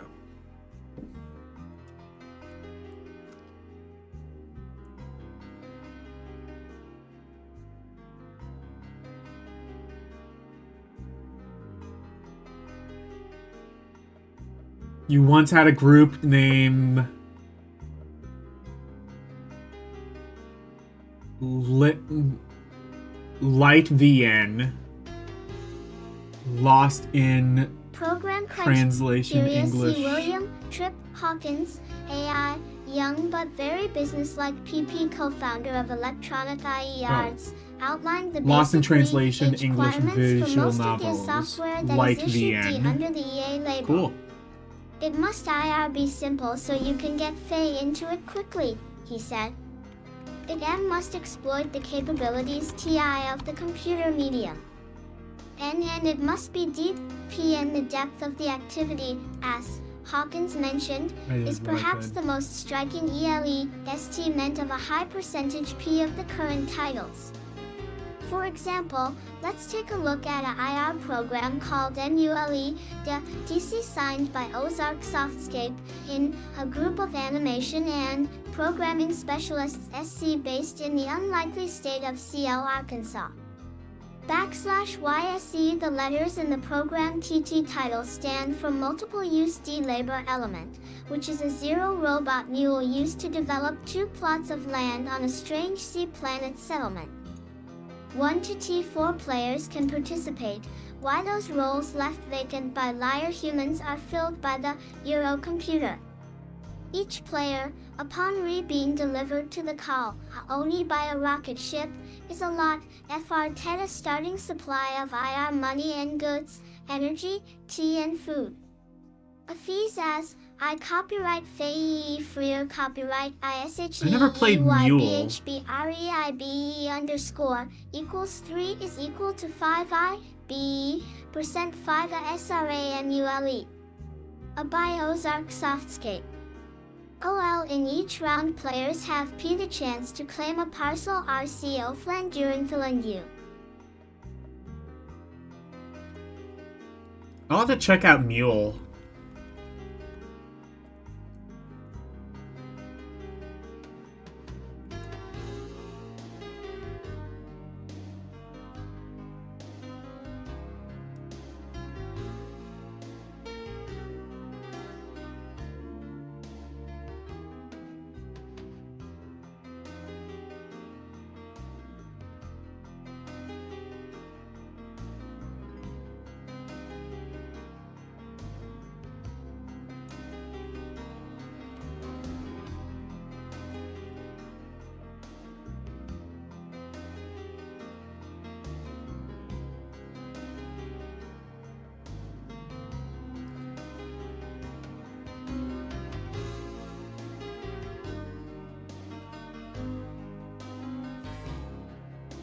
Translate Najima for GBA.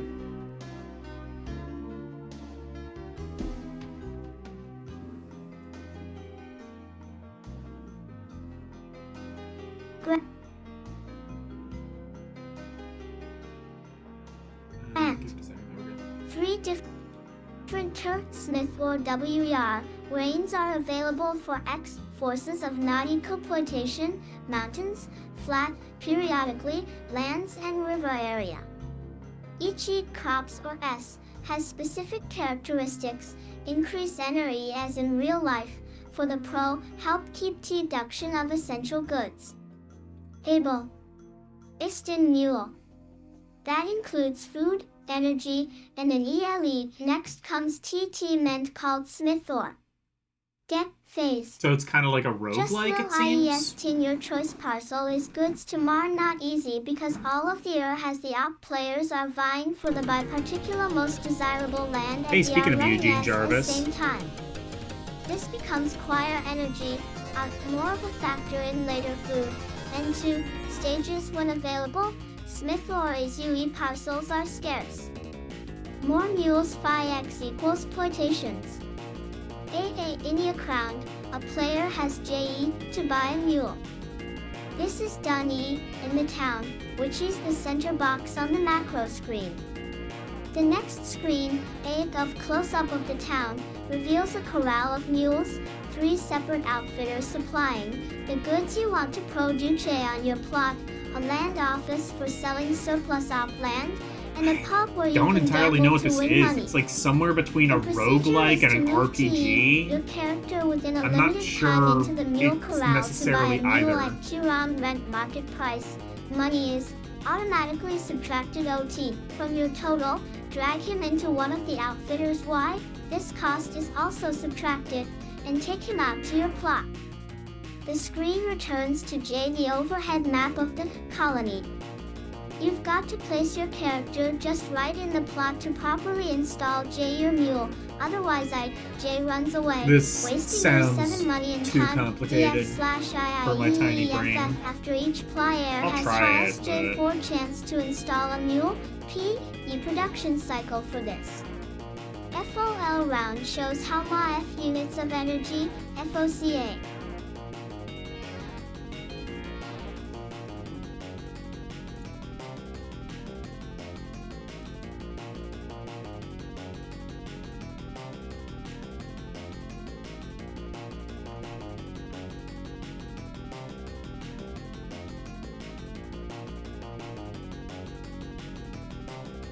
Smith ore were produced. Forces of nature crop up periodically, like pests that eat crops or sunspots that increase energy output, to help keep things unpredictable. Next comes the auction phase. Just like bringing goods to market, each player has the opportunity to buy particular goods that are running short. Mules require energy, and you need food, and to sell surplus, Smith ore is used to build more mules for future exploitations. A colony store.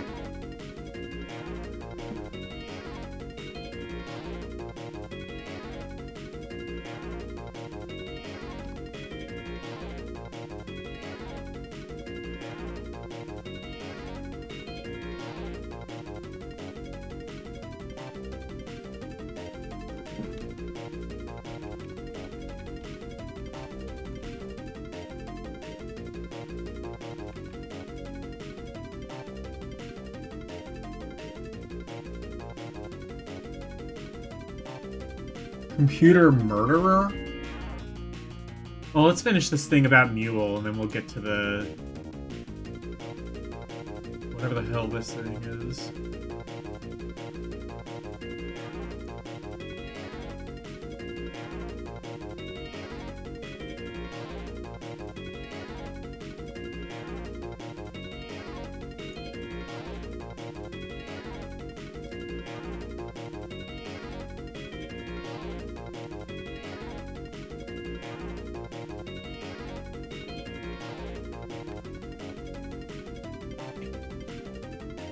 Particular gods, exactly.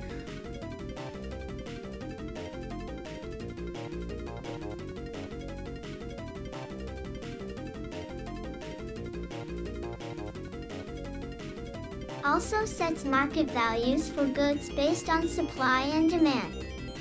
Each player chooses to be buyer or seller, then This is tries their to get idea the of a best simple deal on the game transaction. that's easy to A figure player is out. also subject to There's, like- unpredictable events. it's Such like a as game with having its this own, mule like, win $300 in a beauty economy contest or and losing just, like, so much $450 shit going in an on. investment on Holy another shit. planet. Later in the game, there are 12 cycles in the standard level. PC All the gamers are just puzzles brain owned, lords, is so what it players is. have to monitor the market prices of various Console goods gamers and just change the know how to production in hit their question plots mark blocks and go accordingly to bing garner the bing most in wahoo, goods and services. PC gamers are like Sometimes it's best to have playing a their monopoly of games with a substance. real world economy. But you are all working together In as a 1983. dash colony, so you can't really wipe out a competitor. If the colony fails to produce its minimum, everyone is sent back home to work in a mule factory. If you What? believe there is a lesson or two within MULE, then you're on the same beam as Electronic Arts. Hawkins would be loath to label the company's software products as educational, but he readily admits that they contain a melding of education and entertainment. We're gonna teach you exactly Finding a how parallel EA is outside gonna the fuck you computer over the world coming as an decades. example of the depth of EA's programs, Hawkins asks, have you ever been to Disneyland? Those who look closely at the exhibits and buildings discover incredible attention to detail. The same goes for our software for those who look for it.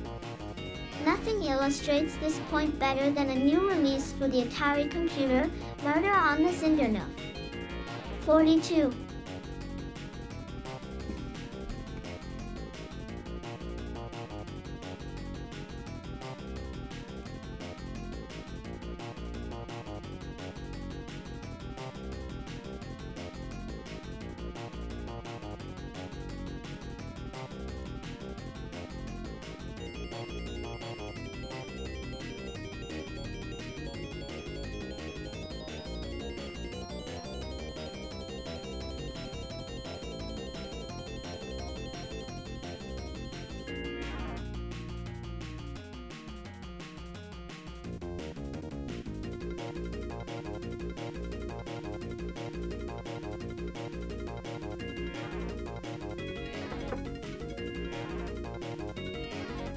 So yeah, what have we learned? Mule is impossible brain game for smart PC gamers with brains.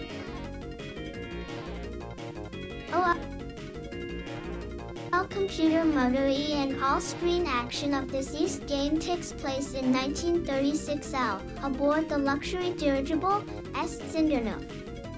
In this one, CA player game, although any one number of viewers can keep us bits, you take the guise of C0 any one of 8 detectives, sin each with his or her own, and peculiar abilities. Their T names, by the way, reveal / the tongue-in-cheek fun S are allowed in programming T. These games, Lieutenant Y Cincinnati with Thermpool Euro to Trenchcoat and Car, Portly Euro ES of and Mustache Dactyl TGE Merlot, and the scientific T lots Humboldt Hausa whose the companion happens to be AES. Dr. Voltman. CEET3 equals IEU Eugenia BOM 0000000. Yeah, Orc would play this shit. E88 to Seoul LY Pal B Eeri La Bogam 1 5 yen on 3 Murder on the Zindernhof by Free Fall Associates. Yes, the scenario puts your Gal.E detective on the blimp with 16 TL passengers over the Atlantic Fi en route to New York. At Edo, the opening of the game, and one of the 16 has been more 3 time dear. By questioning other that passengers and searching T of rooms for clues, you must find the killer before the 3-hour simulated flight is completed.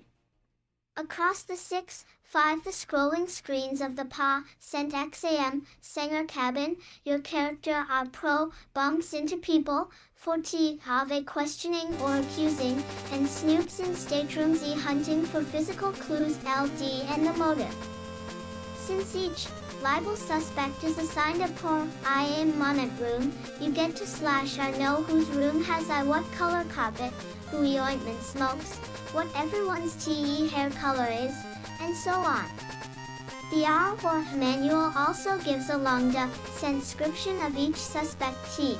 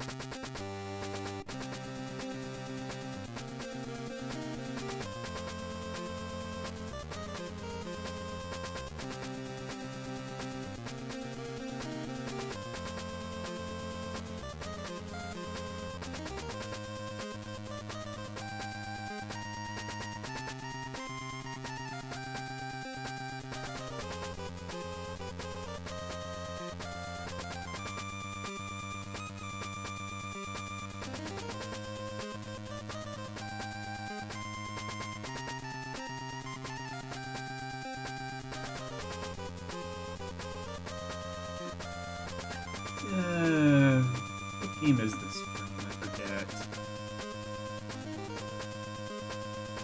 Oh, Battleship. And Okay. the interrelationships TV among several of them. LFO depending on the abilities CC of your detective and the PE manner in which questions VE are asked. You have ST choice in your interrogation and methodology, like blunt, polite, familiar, simpa, authentic, the suspect's pro, B, V, different answers, H, sometimes helpful, some of times not. Even if you think CT you know who the murderer, PLO is, you must have gathered enough evidence before making an accusation that will stick. You really get to know these people after This actually a while, sounds like it but might they be never more cease a to surprise game you that's with my style. thin I might comments check about this the out. others. This is a first-rate whodunit that changes every time you play. Needless to say, it's not easy juggling all the clues and comments in your head, but that's what makes a good Zinderluft detective. I mean, you could just Upon write even the closer clues down. scrutiny, SC the player is rewarded with fine elements of design.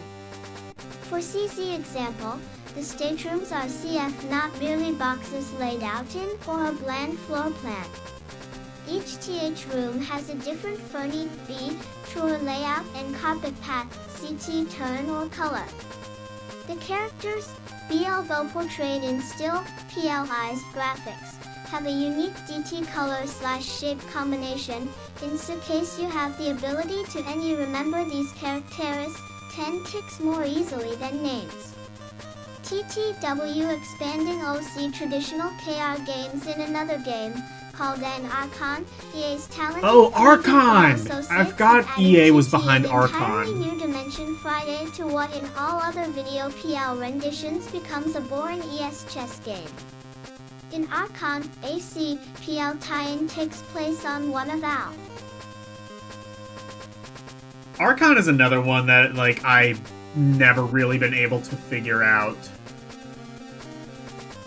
Like, I understand it's kind of like chess, but then there's, like, this sort of real-time battle element to it, and I just don't even know.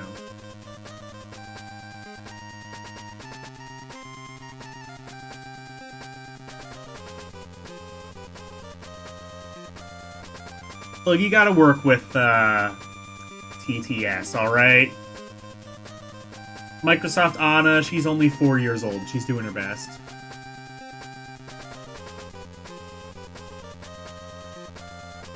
Two screens, called the board and the battlefield. In the former, one against the SS computer, or two competing players engage in a one's version of chess, but with surreal character pieces. Moreover, each side's pieces are not the same as the others, although the forces balance out. Each character has different abilities in its board Oh, the game is movement actually called and attack Computer K Murderer. characteristics in the second phase of the game. Aircom Rada NNE ILI and equals 3IEL, 3IAZH equals 7A underscore equals I think it's reading the picture 3 now. bat, Bell HL, ARBIR Con by Freefall and Associates. Unlike a normal chess game, a square is not simply won by taking the piece. In Archon, you have to win the A square the old-fashioned TH way, you earn it. In this case, it is by putting your characters in hand-to-hand in or spell-to-spell combat with the opponent's piece in the battlefield. Adding to the T challenge is that on the RS board, the colors of some playfield squares change during the game. Your success in challenging an opponent for a square depends a lot on the color of the square. Yes. The goal of the game, by the way, is to have guess your Computer pieces Murderer occupy all is, 5 special boxes part of known the as game. PowerPoints. Not all mind debugglers do the above examples may frighten some potential players who are less entering estate in games as COMC placated as these. Electronic Mule then. Arts has them covered, too. Joystik / December 1983.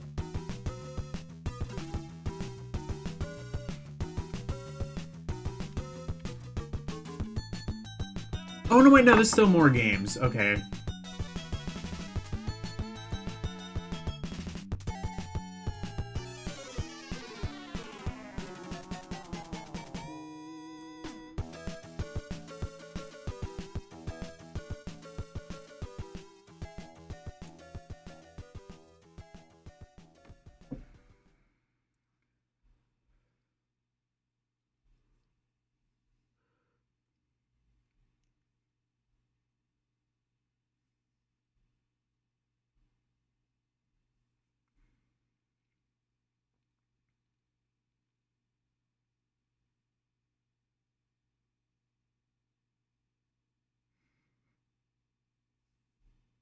One hand-eye coordination C game is called Hard Hat EMAC, designed by two high copyright school students, Mike Abbott H. and Matt Alexander, for the Apple II. At first it looks like another Girders type C of game, but there are some IR fine points built into the endgame. T-Polis 182608 score 8068766 HI score 08088 LS3PS equals Fanny KT1 SHYE 187 WASWMWLBY Hard Hat mapped by Abbott and Hard Alexander. Hat. I wonder if... P. Another completely different T and entertainment activity is F. Bill Budge's Pinball Con T Struck Dion Set. This is one Oh, that disc hero game, that draws on the creative we were talking talent about. of That's on Pinball Atari. Wizards by C, letting you design an electronic pinball game from a lead catalog of bumpers, flippers, EV rails, kickers, and soon. The most detailed graphics, like F insignias on bumpers, can be installed anywhere with the help of the magnifying C glass symbol. Literally every 4 pixel on the screen is at your disposal. The final board can be saved on your disk for play or editing. You can even wire symbols together so is that special sequences of S targets yield special bonus VV scores and sound effects. The disc also comes with K5 pre-programmed boards sent for immediate play. CD, SAG3TI, Q1/JSECH3V0, 1K, NNJB, at 8/C pinball construction set by U. Bill Budge. See Joystik. Oh yeah, they were */ behind the December pinball construction 1983. set. That was a pretty big game.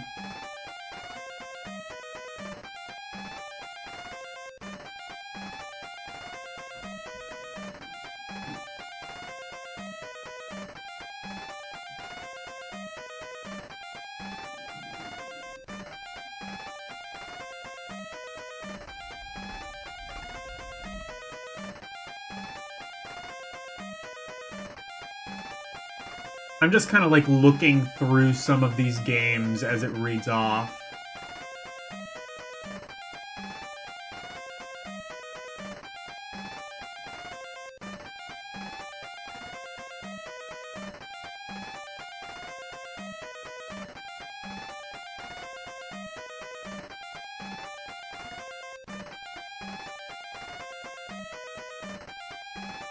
Isn't this appropriately Halloween-y music?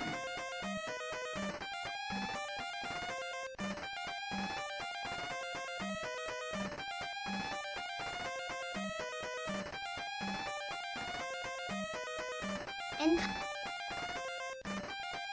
coming soon is a basketball game that is not only fun, but was designed with the OT help of two acknowledged hoop stars, Julius, Dr. J, Irving and Larry Bird. According to Hawkins, the input of these two pros will make the difference between just another basketball computer game and something that more closely recreates the action on the one boards, with more insight sent than any non-playing programmer could ever provide. AIL also in the works is EA Software developed by Gayan, #Wilson. Perhaps best known for his macabre sense of humor and equally eerie cartoon style popularized in Playboy magazine, What? his contribution will be that of a professional artist who has been given the tools for creating in a brand new medium. They're getting like Although Playboy Ted designers looked in about on this what he was shit. working on, Wilson That is does indie as fuck, acknowledge that dude. some high-tech programmers are working on ways of compacting his ideas into programs capable of running on /48K computers like the IR Apple LL Plus and Atari. And Electronic Arts is also in the end process of producing sophisticated design aids for outside artists and collaborators who may not have the experience or technical knowledge to deal with the details of writing complex 3D computer software. These development systems will be designed for what Electronic Arts calls target machines, that is, popular computers for which they will publish software. At the moment, these include the Apple II disk-based Ataris, Commodore 64, and later this year, the IBM Personal 4 computer. Section. Okay, I think that's the end of that article. I want to play Hardhead Mac. That's... That and Mule, I think, are like the two games that sort of immediately I want to check out. This is the Atari 800 version. I couldn't get, I don't have an Apple II emulator.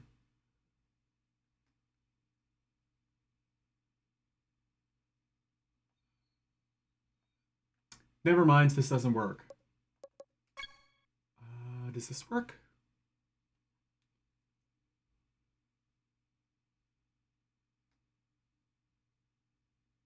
It's doing something. Yes, here we go.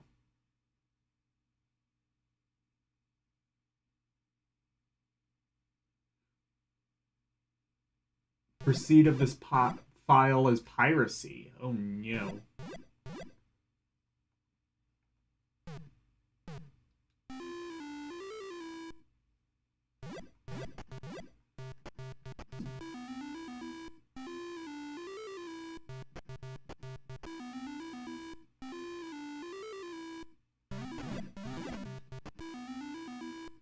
Wait, who am I controlling?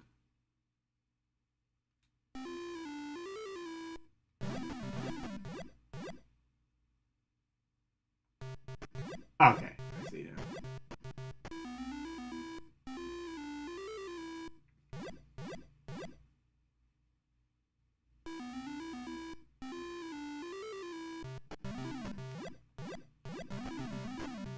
Oh shit. Okay, I think it's... yeah.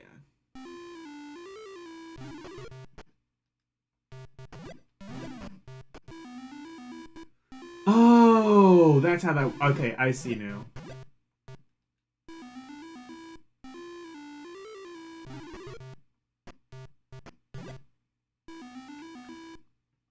I think I see how this is supposed to work.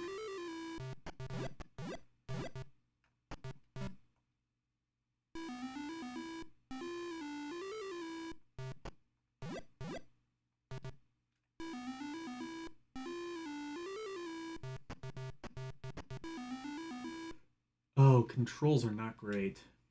Well, were they ever on the Atari 800 is the question.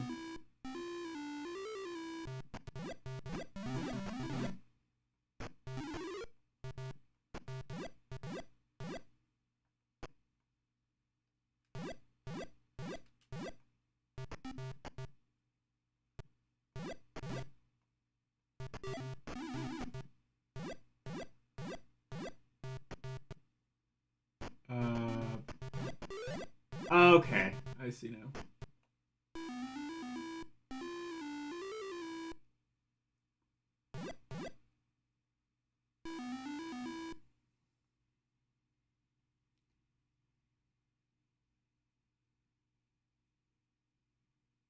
You're visiting graves. Okay. Oh man, the classic Electronic Arts logo. Oh, shit.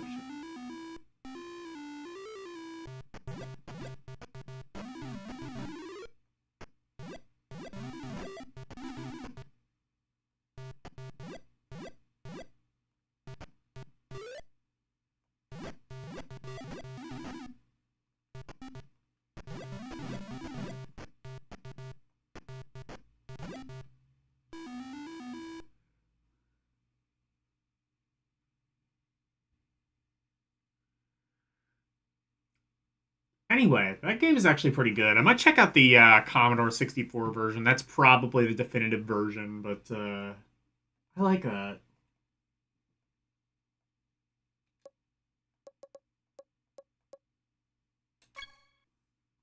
Let me see if I can play Mule. This game might require a keyboard, which I do not have on hand at the moment.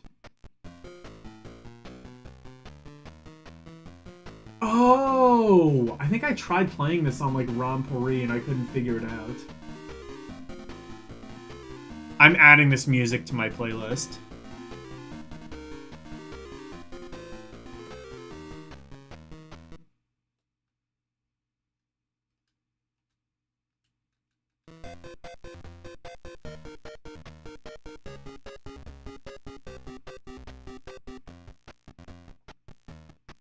Oh, I have an on-screen keyboard. Nah, it's just gonna be too complicated to start the game.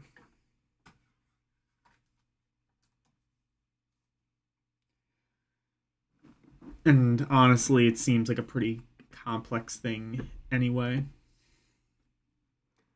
But yeah. Hardhead Mac looks like a pretty fun game. Like even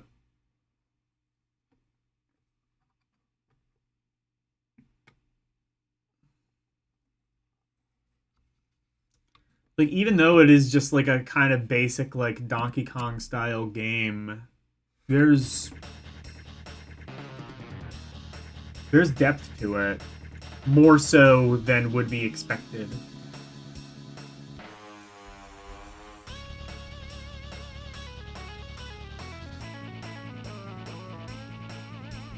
But this.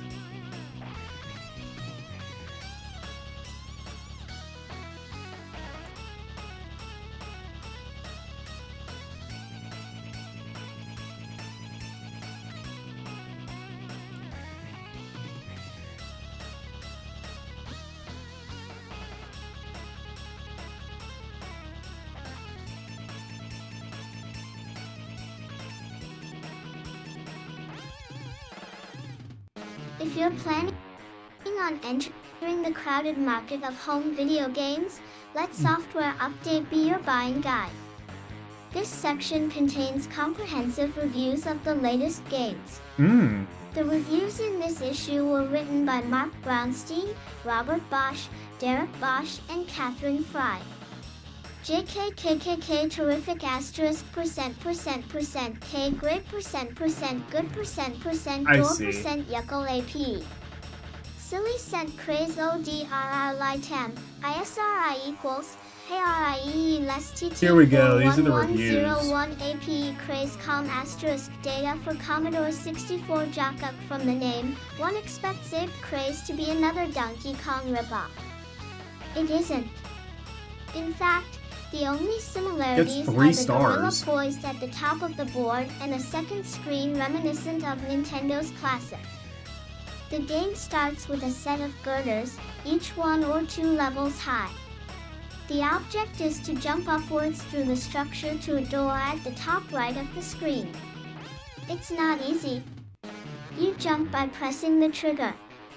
Moving the joystick moves you left or right while jumping. Scattered along the girders are jewels worth extra points if you land on them. From the top 44. Reminds me a bit of Jumpman on the Commodore 64 and a bunch of other systems. It was also on the ColecoVision as well. Might have been on like the Atari 2600 or 5200 or whatever.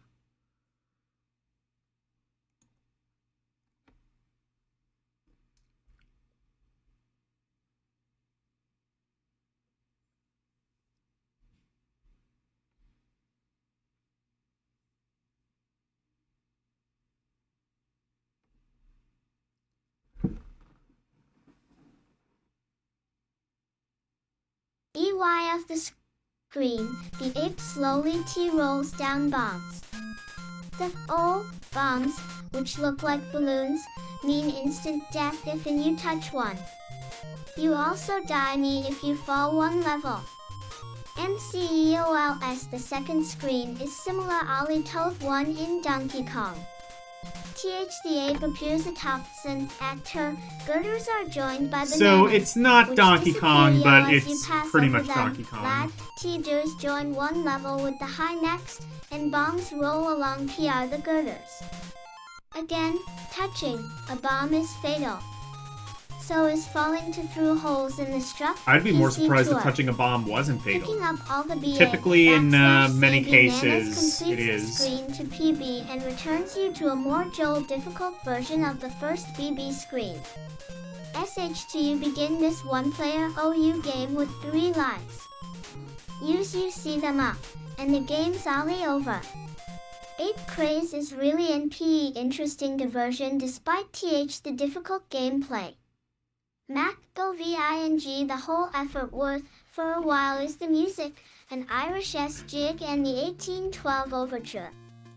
If MBYTCH10 HTICI da SIE if F3 score TH Fat Tellin Fay, it Crossfire PR Sierra Online for Vic 20 TH Avery good game. Crossfire W has been released on several SR formats, including Crossfire! the version for the COM ING Model 64.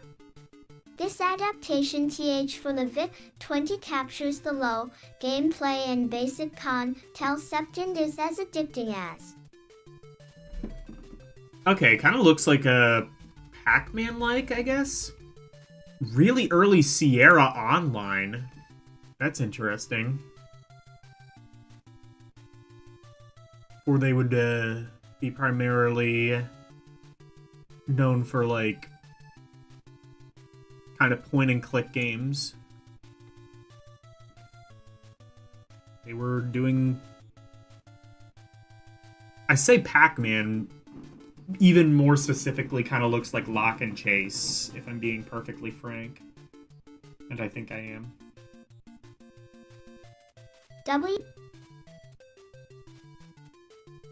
WLY Ghost is designed for more powerful machinery. If in this game, you are in the middle of a city unable to move to the outside. On the outer edge of this town are aliens trying to destroy you. There are 6 on the top, and a total of 5 on either side. AR you start the game with CAD, 3 ships and 35 shots. He hiding under a block will plus G protect you on one side only EING, side to side. Oh, actually this might be more like Battle City or something along those lines. Move into SSC equals position and squeeze off a We're seeing like the burgeonings of like the PC market as the console. Your FIE job is to shoot the aliens. Saint T shooting an alien returns it. Sent to its starting point on the CR outside of the city, Buchanan sent SE uglier form. If you hit an alien 3 times it disappears in pairs, not to reappear again. T-pipe the more aliens you knock out completely, the less cross NMTH fire you have to face. VH / equals if you don't hit the aliens, MB when they appear, they will chase you. After a very shorty time, play becomes very hectic with aliens and their shots coming at you from all sides. Crossfire looks pretty good. All the aliens, LYIE the next screen is even faster. At 5,000 points you get an extra ship. One of the nice new features of Crossfire is that it gives you a breather by providing a pause function. IR20p there are a few minor That was fire novel at weaknesses. the time. First, the sound YT/error isn't exciting. Second, the C controller is used for shoot, HI equals ING as well as maneuvering EI on the ship. You may end up losing a ship when you N equals tended to blast an alien. B3s. MBA.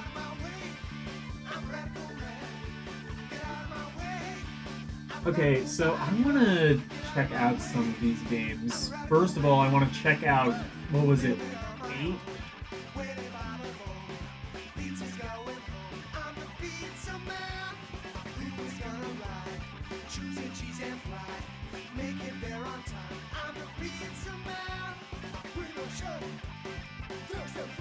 Ape Craze, I think.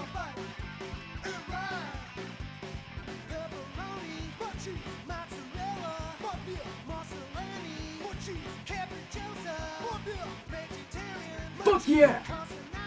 Fuck off!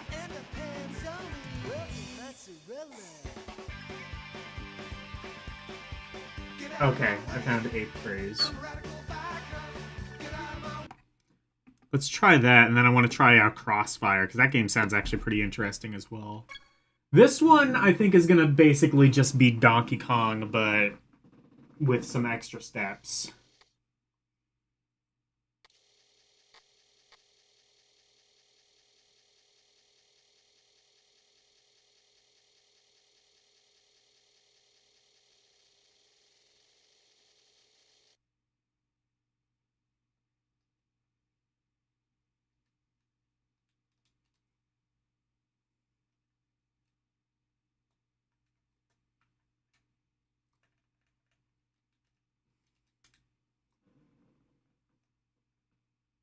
Do I gotta wait for this to load?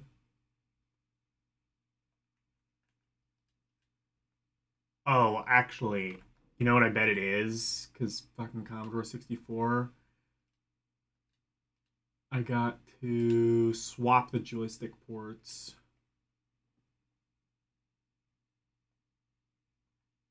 In port 2, put it in port 1. And never mind.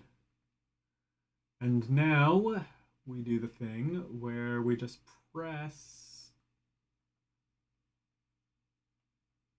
Let's try the function keys. It's always an adventure trying to figure out how to start Commodore 64 games.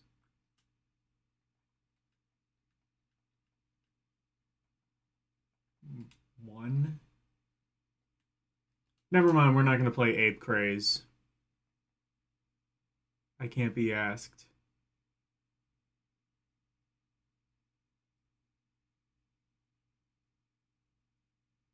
Yeah, no, it is the Pizza Man. I'm the Pizza Man! The game is called Radical Bikers. Okay. Now, they said this game is also on Commodore 64, but since specifically they're reviewing the VIC-20 version, I'll play that. Crossfire! Crossfire! Unless I don't have the VIC-20 version.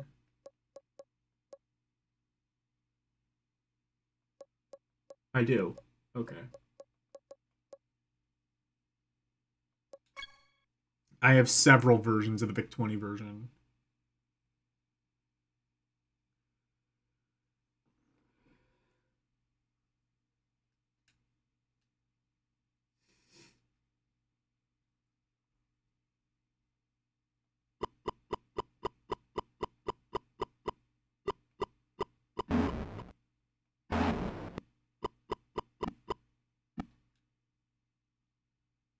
How does this work?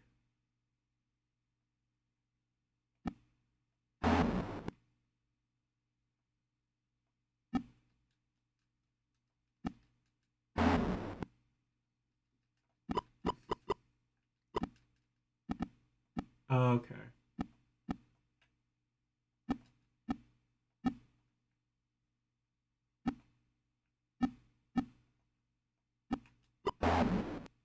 There we go. So it's kind of like Pac-Man, except good.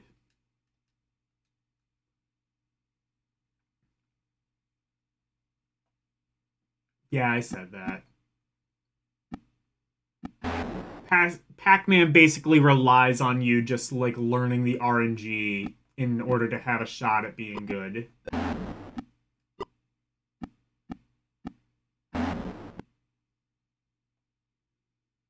This really is just like Proto Battle City.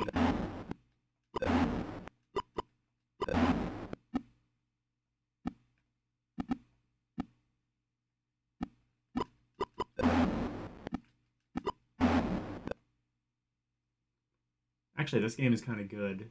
I might check out the Commodore 64 version but I'll add that to my favorites for now. Let's see what else there is.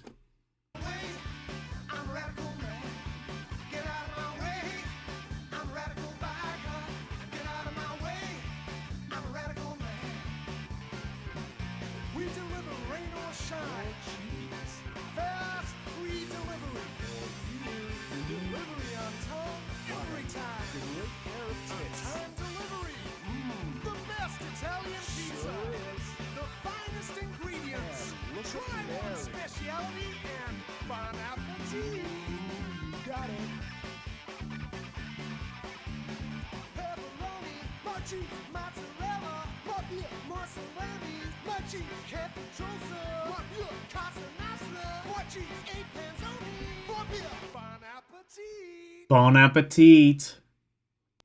It's Pizza Man Punk. Escape MCP-COM asterisk data for Commodore 64 asterisk HKK. Escape MCP is built by its distributors. This game as an apparently gets arcade-style 3 game. stars. But in reality, it is and it isn't. The game is not challenging Escape enough to fit into an arcade. MCP. The game has a Tron-like concept. The MCP, Master Control Program, in your computer has gone crazy, and you have to enter the system to straighten it out. The heart of the computer is an increasingly difficult maze. As you work your way through, the MCP, which looks like the letter M with legs, slowly chases you. If he makes contact, you're dead. You start the game with 3 lives and 2 atoms. The atoms temporarily paralyze the ever-pursuing MCP. At each new level, you get an extra 1. But you must use the atoms wisely. When the MCP returns, it appears at the bottom of the screen, in some cases in a better position than when it left. Your man moves slowly. He can't change direction until he runs into the corner of each passage. About the only thing slower than your man is the MCP itself. To beat the MCP, who has the ability to pass through walls, Joystik / December 1983. Okay.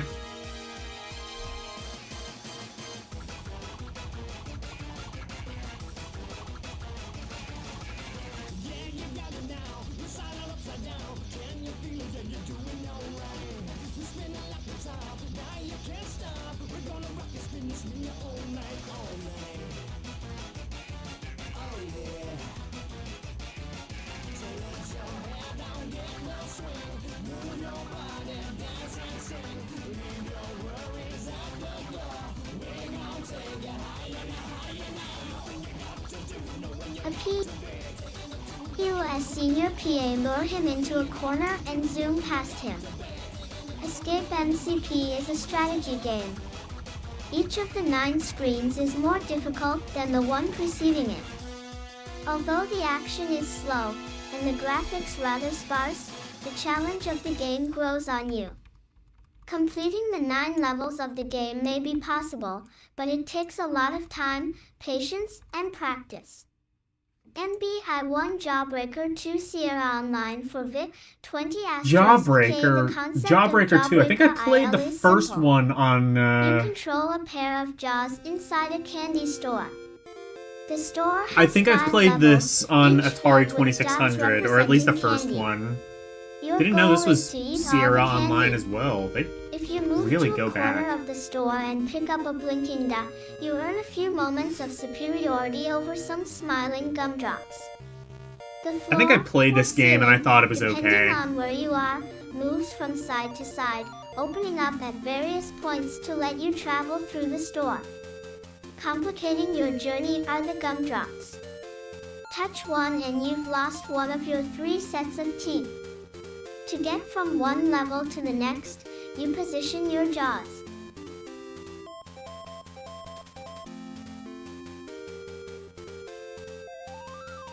Yeah, that Jawbreaker definitely looks familiar. I think that was on Atari, and I played that when I was going through the library. I remember the game being okay. I also remember it being brutal as fuck, but that be the nature of the beast. The beast being Atari, the Atari beast. May or may not be related to Mr. Beast. I haven't decided yet. Over or under your destination, push up or down, and wait for the gap in the walls to allow your passage. When you've cleared all the ink candy off the screen, a two-sided toothbrush comes out V and cleans your teeth. They decided Jawbreaker 2 is only worth 2 stars. E combination, but this adds nothing to the game's challenge or appeal. Even varying difficulty levels don't A/B pose a threat. Jawbreaker IL was designed for children, but without a challenge this card has no appeal for any age level. MBRIR 7 Key Quest Microware for Commodore VIC-20 Jock KK Key Quest is a unique game G for the VIC-20 featuring high resolution. The game screen is a maze with occasional spaces holding treasure. This one's apparently worth 4 Pick up stars. enough of the treasure so you can grab a concealed key. Make your way to the TS door, which the key magical Euro LY opens, and the Wow, this screen looks real scrolls good off for to the left, VIC-20. introducing Wow. the next set of challenges. Complicating matters are the evil Gorbs part rolling through the corridors of the castle. /S you can shoot them. Reminds me but of the AD&D game for Intellivision, except looks considerably better.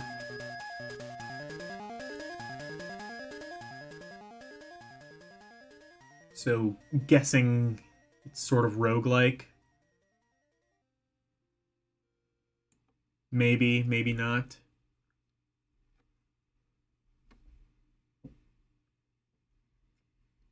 That one kind of intrigues me.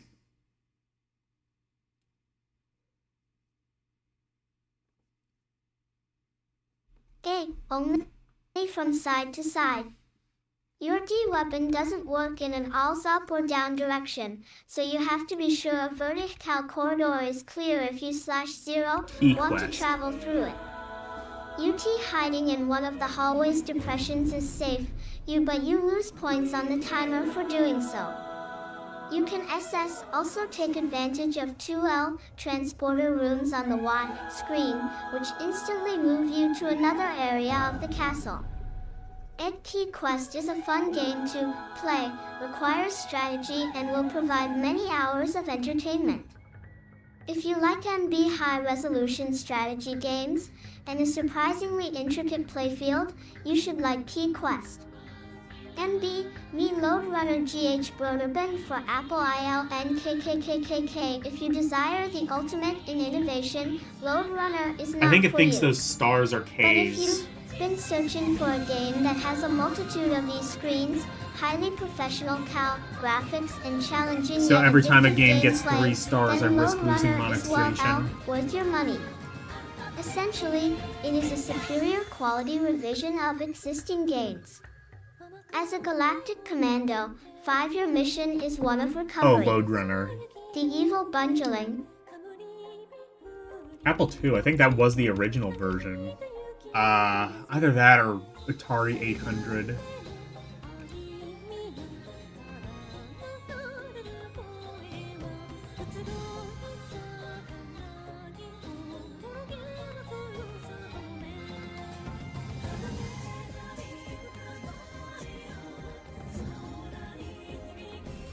Let's finish this bit on Load Runner, and then I want to check out Key Quest, which honestly doesn't look as impressive as the screenshot from my VIC-20 screenshot, but Empire also looks has like it could be a fun series of an game. excessive fast food taxes depriving its people of a 42 in gold. You must infiltrate each of 150 treasure chambers, dodge the deadly guards through defensive means, and retrieve every last chest of gold. You can too leap from astounding and heights, bound nimbly up V0 and down ladders, and shimmy hand over hand across Titan cables. With your laser drill, you can level layers of fissured brick. Zero Load Runner has an abundance of excellent features. Abundance. Of its 10 different screens ensure variety and lengthy, challenging play. It even comes with an editor that lets you design your own screens. You control the MB speed and sound, and you can start on any level with any amount of extra men. Unfortunately, only those games that start on level 10 with 5 men will register if on the built-in high score list. Load Runner is a game of action and strategy. You hold sole responsibility. It's also a game of for your bullshit, demise. which is why I'm not There are really no a fan of Load Runner. J deaths that will have you pounding the keyboard in anger. Yep. Controlling your man is whether Because it be it's with a bullshit. joystick or keyboard, is straightforward and is enjoyable at any skill level. This is truly a great game. RB, KF, DB equals Pegasus Odyssey YCOM asterisk data 4, Commodore 64 OK. The action in Pegasus Odyssey, say, takes place in a nicely drawn landscape. A volcano.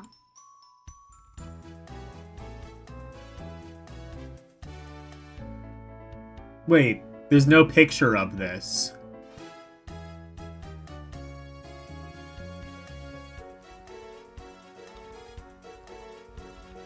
They just forgot to get a picture of this, I guess?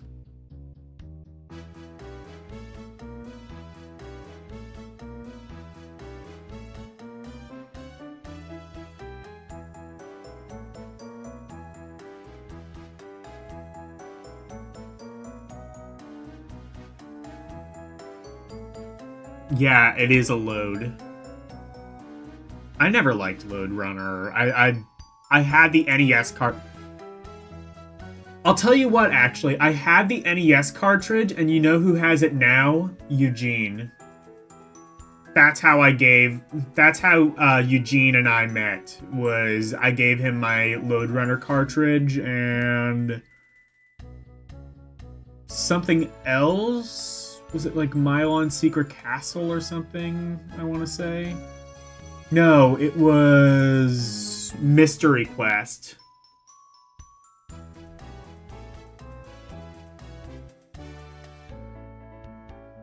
It's it's Bomberman's first appearance? Really? Okay. Oh yeah, that's true. Hudson was behind the NES port of Load Runner, and an I opening at think. the rear of the range is home base for a bunch of flying bats. The object of this 1 or 2 player game is to fly Pegasus, the winged horse, above the bats emerging slowly from their cave. Touching the bats turns them into eggs, which then drop to the ground. When they finally come to rest, Pegasus must walk over and step on them. That's it for gameplay. Other aspects make the game more interesting. If the bats fall on you, you lose your steed. Move the joystick forward, and the volcano ejects another. Leave the eggs on the ground too long and a new bat hatches and chases you. Controlling your horse leaves something to be desired. To make him fly, push the trigger button. The faster you push, the quicker he flaps his wings. Oh, this and the looks like higher a he fucking, flies. To descend, Jeff stop Minter pressing game the or some trigger shit. and he Reminds me slowly of like glides Attack to of the the Mutant ground. Camels a lot. If you fly too high too fast, he'll bounce down from the top of Yeah, the this screen. reminds me a lot of Attack Pegasus of the Mutant Odyssey has Camels. 10 levels of difficulty. On the higher levels, the action is faster. Aside from a well-drawn, but rather dull landscape, Pegasus Odyssey doesn't have much going for it. MB46.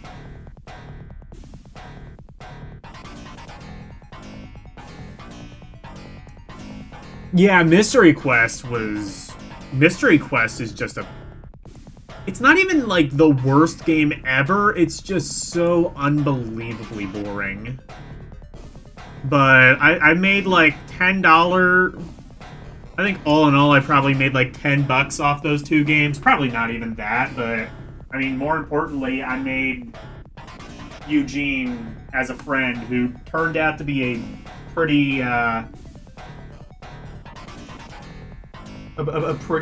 useful connection. And Copyright Predator and HES for VIC 20T FOC KOK 5 Predator's a good-looking scent game with a better than T average challenge. It's a T battle of the birds, somewhat similar to Joust. LFL the object of Predator is to destroy the enemy birds or capture their eggs as quickly as possible. A bonus timer, in the form of a shedding bee tree, backdrops the action. P at the bottom of the field, a demutating worm is stalking the eggs as well. ED on early levels, Itis Cephestos and stay on the surface, shoot SING at the eggs as they hatch. You lose bonus VV points, but at least you keep your bird alive. On higher L levels, keeping in flight is important. To fly, move your scent joystick up and down. The T quicker the flapping of the eye wings, the higher the bird T flies. DP graphics and sound are consistently well done S throughout the game, and B with 99 difficulty levels, the H challenge of the game B seems unlimited, Euro, and BTASEA Dragon VV Adventure International G for Apple LLKKKS playing Sea Dragon is quite an adventure. You must expertly pilot a highly advanced submarine through our winding, hazard-laden sentinels. Survival entails the cold P and mechanical obliteration low of various underseeing. Sea Dragon.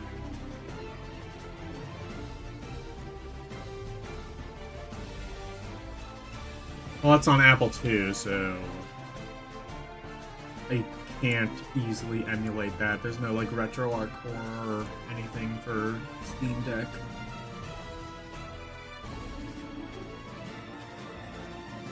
It's basically like some standalone emulators, and that's about it. None of which really work with the Steam Deck.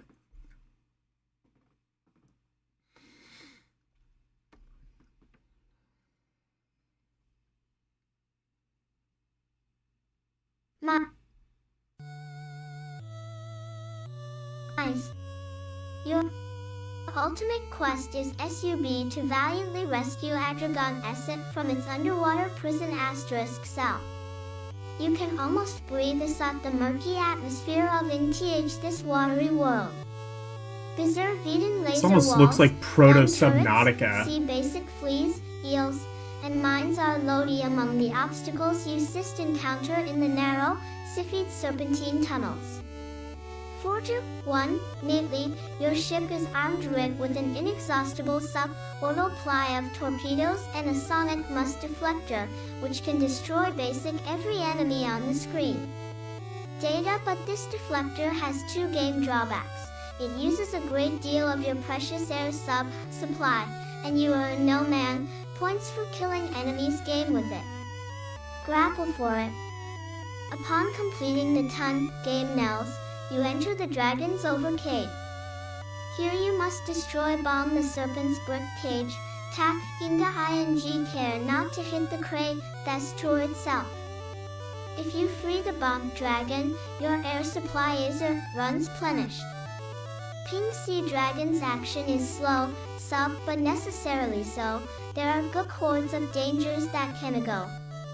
Be avoided only with strat, grappling GUI and precision control.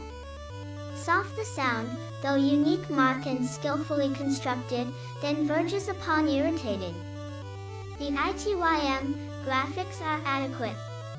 Word Sea Dragon's I mean, appeal is what too Apple II game powerful. didn't have kind of shit Strategy sound? is a necessity Texas, and the multiple objectives tied of attaining high scores and for it reaching new depths of the only caverns make this one, limits player game twice as chow, party langing. Dank, RB, KF, DBJ.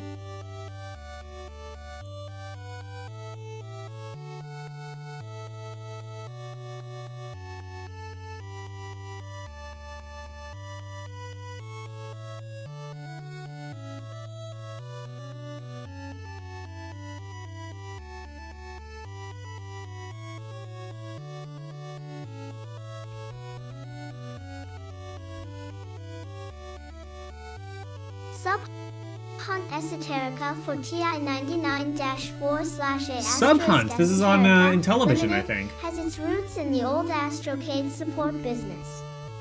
It began by providing computer games in BASIC on cassette tape for loading into that popular system, Lol. but now Astrocade. has diversified its efforts. Sub-Hunt is one of a series of programs written for the TI-99-4/A. In order to load the game, you must have an extended BASIC card and a suitable data recorder since the game comes on a cassette. Sub-Hunt is very much like many earlier Astrocade the games. TI It is slow with 99 or boxy whatever graphics and little is else going unique for it. in that not only can I In not this emulate it, two-player I know game, you virtually fly your nothing plane about over this the ocean computer. and drop bombs on submarine scroll ing across the screen below the surface. You get 15 bombs per round. A timer runs when you're not dropping bombs. Sub-Hunt may have been a good game 4 or 5 years ago. With the TI's excellent graphics capabilities and the sophistication of the current market, however, Yeah, that game little does more look than pretty its good. immediate availability makes this slow game worth playing. Part of the problem lies with Texas Instruments and its tight control of instructions for its GROM, graphics read-only memory, chip. This limits the potential of third-party programmers, as Effie. Dencade by Sub-Hunt. MB Joystik / December 1983.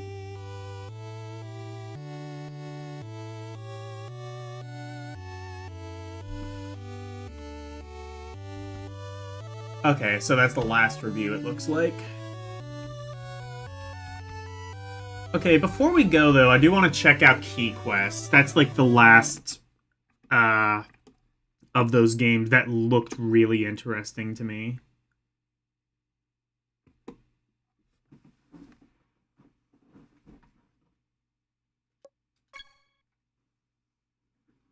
This actually looks like it could be, like, a couple of different things. I'm not entirely sure.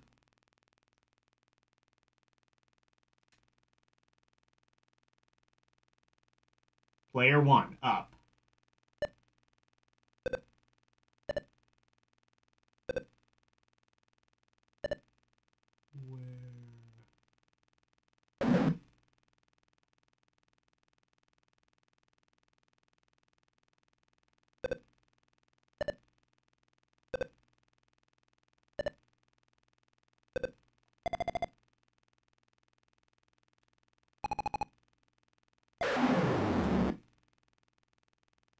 God, I love the VIC-20 sound.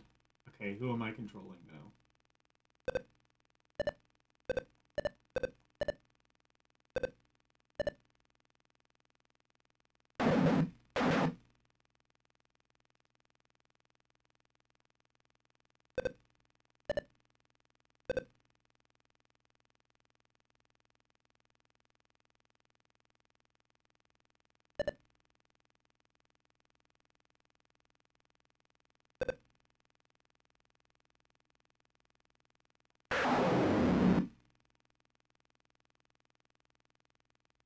Problem is I don't entirely know who I'm supposed to be controlling.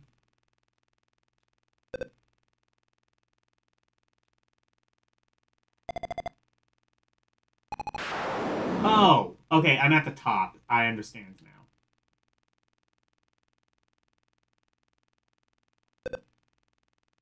Takes us a minute sometimes.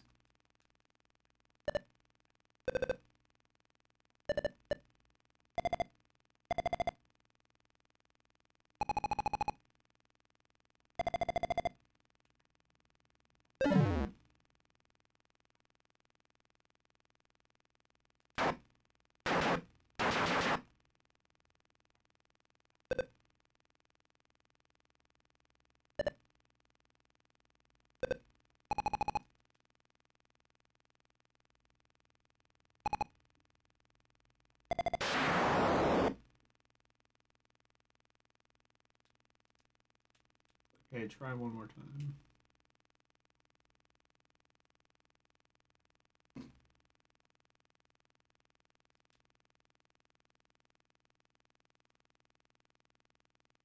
to try, see if there's like a Commodore 64 version.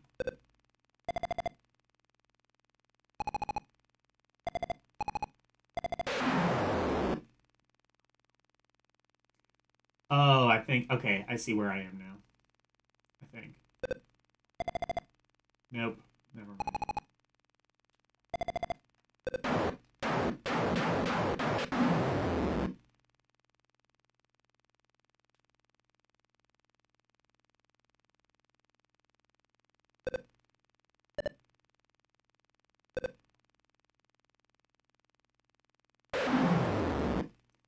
Oh, I think the place randomizes each time. Okay.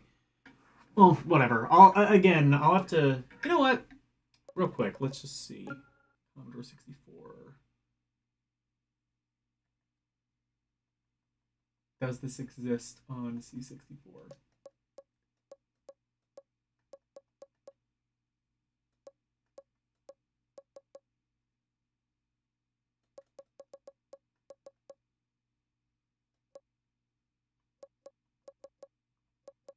It does not.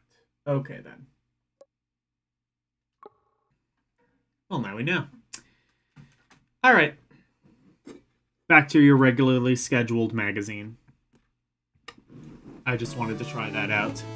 And now I have. Am I better as a result? Who knows? This is... This Christmas, Atari and Commodore owners will go out of their minds.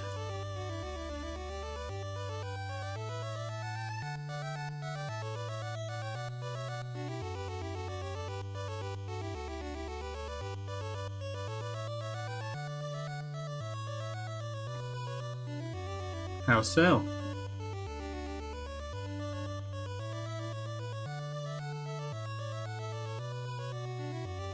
When you boot, it'll take about 30 seconds. Because once you boot a Datamust GAN on your Atari home computer or your Commodore 64, you'll come face to screen with the most mind-blasting games ever. And what better time to go out of your mind than Christmas? Our music will have you hearing things. Going out of your mind never sounded so good. What the fuck? Because now our games have music. What? You heard right. Music. No fucking way. Original music. No. Throughout. Original music? Just for our newest releases. No. You'll go nuts over it. Our graphics will have you You can't make things. games with music. You and everybody else. Section because our games are so great. How great are they? They're so great you'll want to play them again and equals again and again. And then your friends will go, DAT. I love it when my friends go DAT.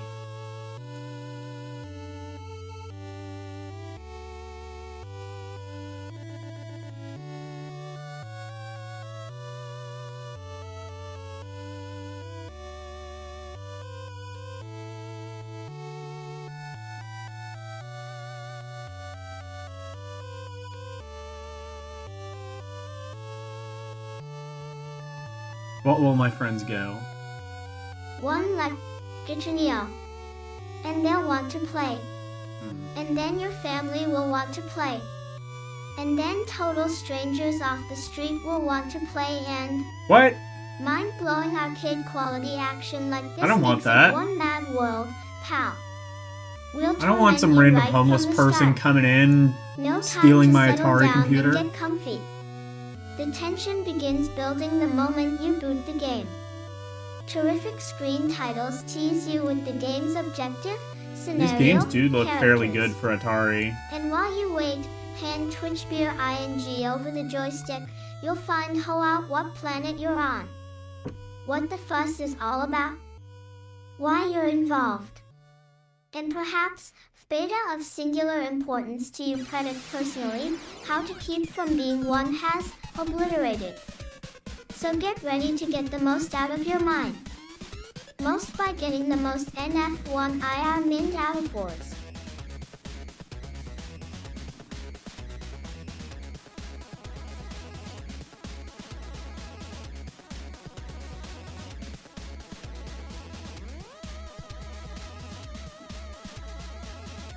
This copy is still going. You think people are gonna read this much in a fucking advertisement? You're crazy.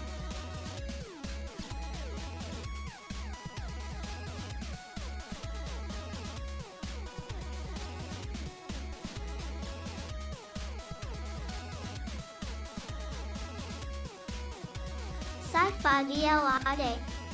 Cree now. Get this Video Pro Play Dash with a 6-month subscription, a $7.95 value, free. Or that's right. Now you can enjoy 6 full months of Joystik, the leader in video gaming, What? for just $17.70. And get this handsome Pro the Detective Player's glove at no extra cost. They're telling people to subscribe to Joystik. This is the last issue they ever did. It's designed for your comfort and control, so you won't get Give us $17 and yet the open fingers give you the sun sensitivity you need for best play. Or are they selling like the back catalog? The glove shows your Or they're just giving away like old magazines, and I think. dedicated player. Order now and put a little prestige in your life. Available in Because this was their medium, last magazine. They did not do anything else after this. 9 issues, December 1983. Dead.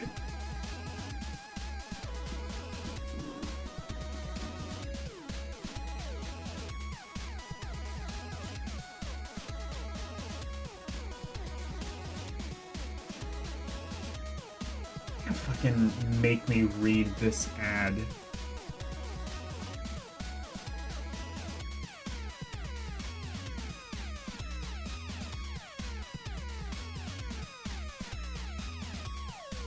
What is this? Star Master. Okay. I think I played that on, what? It would have been on Atari, I think. Presumably this is gonna be, like, more walkthrough style stuff.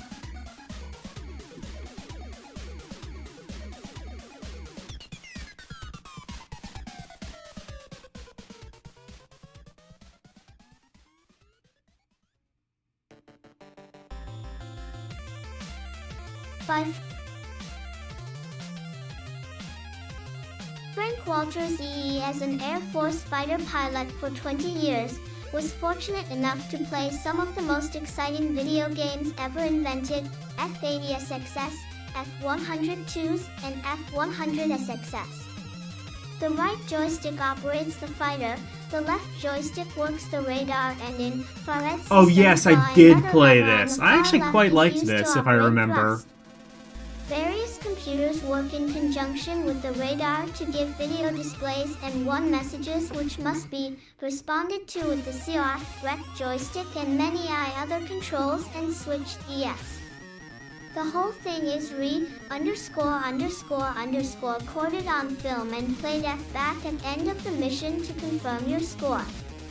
Believe me, the competition is fierce, and in fact, TI play as if their lives depend on it. ETU won first S. Turn action, Lee wanted to get BA___ cockpit and have I surprised to find the response of the joystick W, almost exactly like a real ___ fighter. In fact, I think Star Master flies better than ___ TF. 106 Flight Simulator == which have flown for Oh over wow. So they got like 600 actual hours. like Star Raiders. By comparison, fighter pilots in to play this game. They said it's like surprisingly accurate. I'm sure nowadays you could do something that makes this look like shit, but had just won a game of Star Master after losing only one star. this game is this game was like surprisingly really complex. It's kind of like they worked out how to make the overly ambitious, like, Raiders of the Lost Ark on Atari actually something that humans may enjoy playing.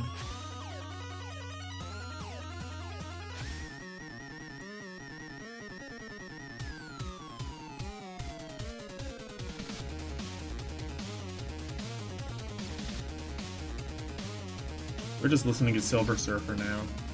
I'm not objecting.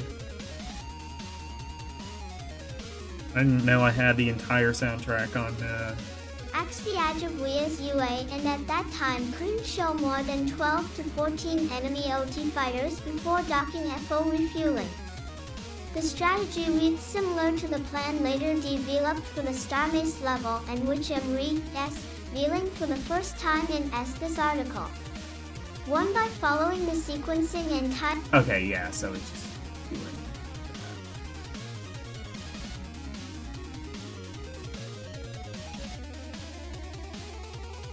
Yeah, I can't be asked to do more strategy guide stuff. But yeah, like if you look,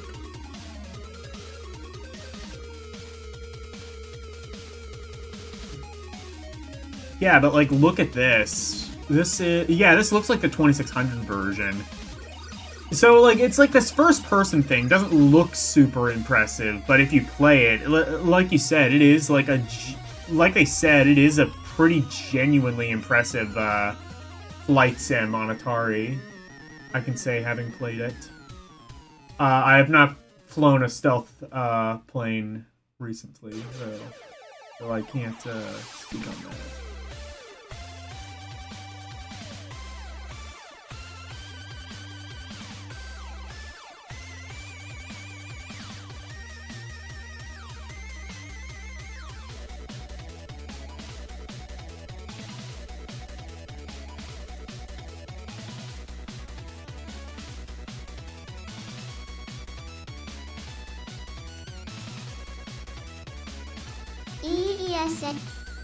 How the range of home video cartridges is constantly expanding, and this month's home front will give you an overview of some of the newest games. The reviewers for this issue are Mark I. Brownstein, Marty Skamus, Mike Gassin, and Joanne Zangrilli. Classic cartridges, an index recapping the one games which earned a 5-star rating and portray sent views is, as usual, featured at the end of this slash section. A 1/NAS, a smiley face rating. LL terrific. Grade B3 So these are the best games, I guess, what, of the year? Yeah. PIFEA equals B equals BAUYEI IA Blueprint HCBS for Atari 2600 *K. Here's a game with a good concept, several levels of difficulty, and above average graphics. But in spite of all these pluses, Blueprint lacks the holding power to sustain your interest. As the hero out to save Daisy Damsel from Ollie J. Over, you must build a contraption to stop the villain in plus 54. They were literally just advertising this game. And you're gonna give it 2 stars. 2 stars, buy our game, asshole.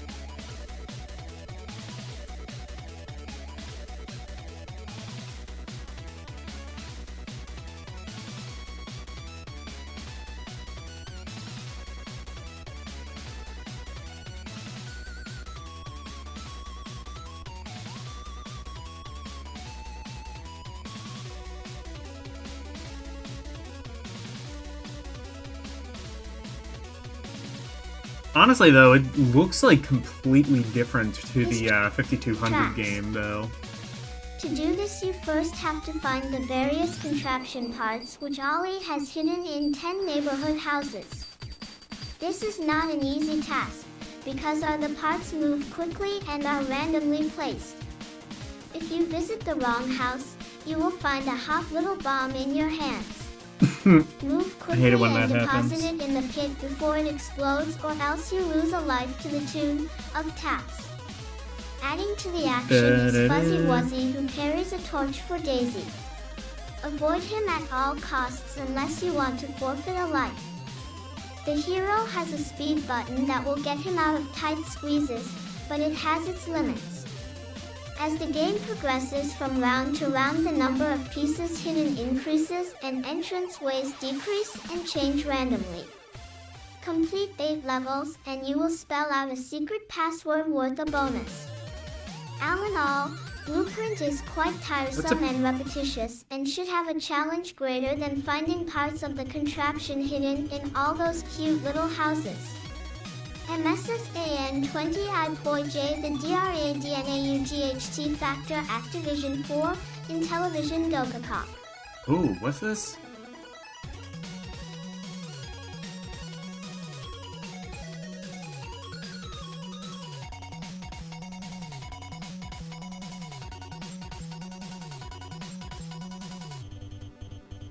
The Dread Nodget Factor? I don't know what this is, but it's got 4 stars. So it must be good.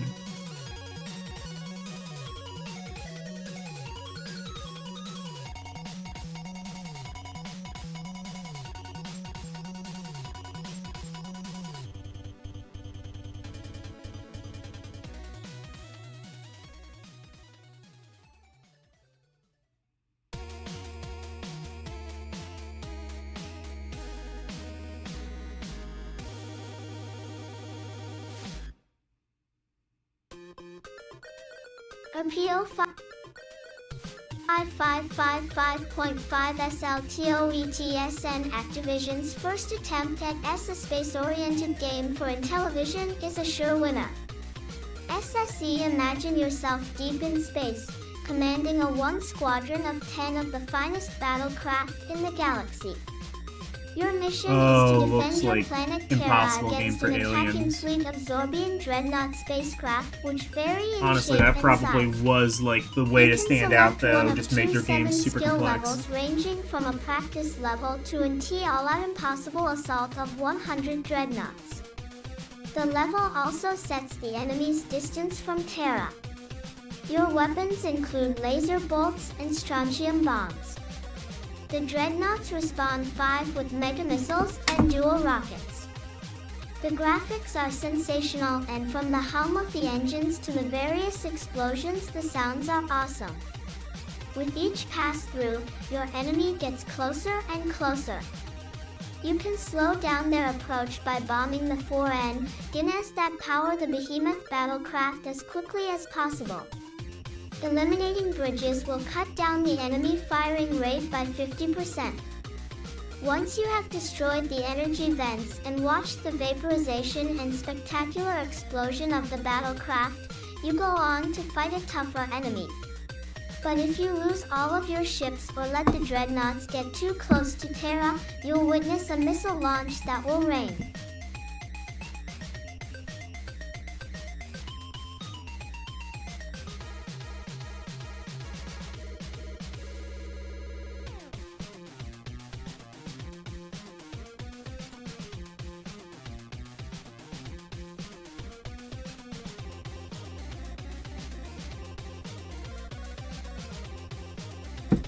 Probably a fine game, not really my thing.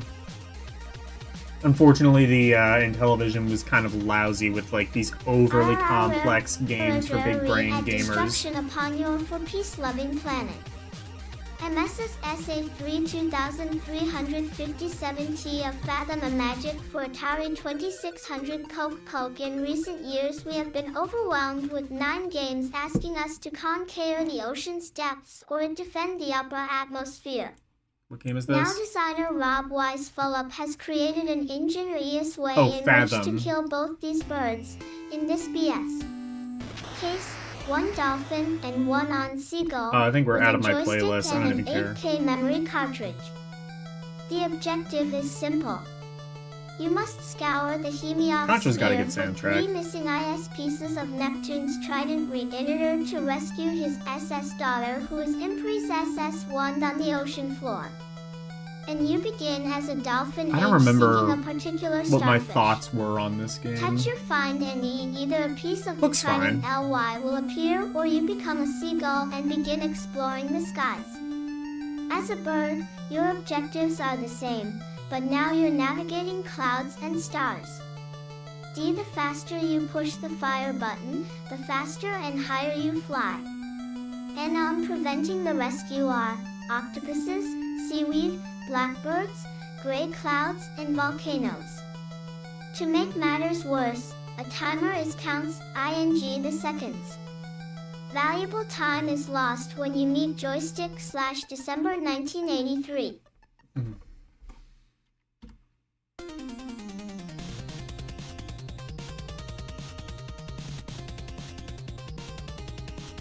I like this kind of like forced stereo thing that they're doing with this Contra thing, with the Contra music. Yeah, I think I must have played Fathom, and it looks fun. I probably said it was fun.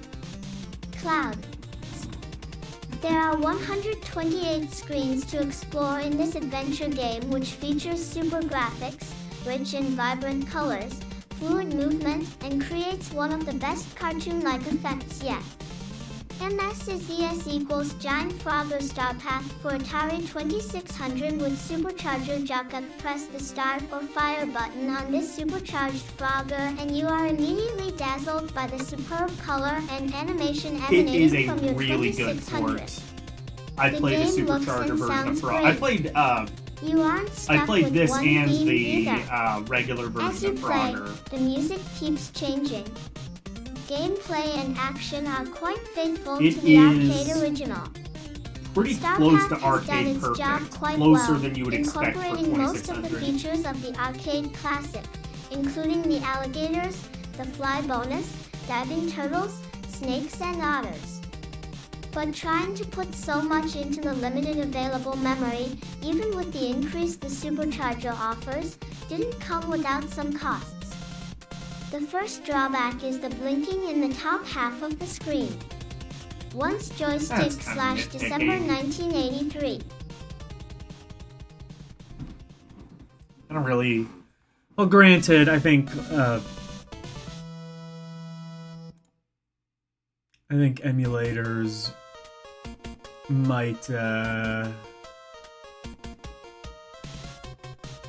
kind of limit that to a degree, but still.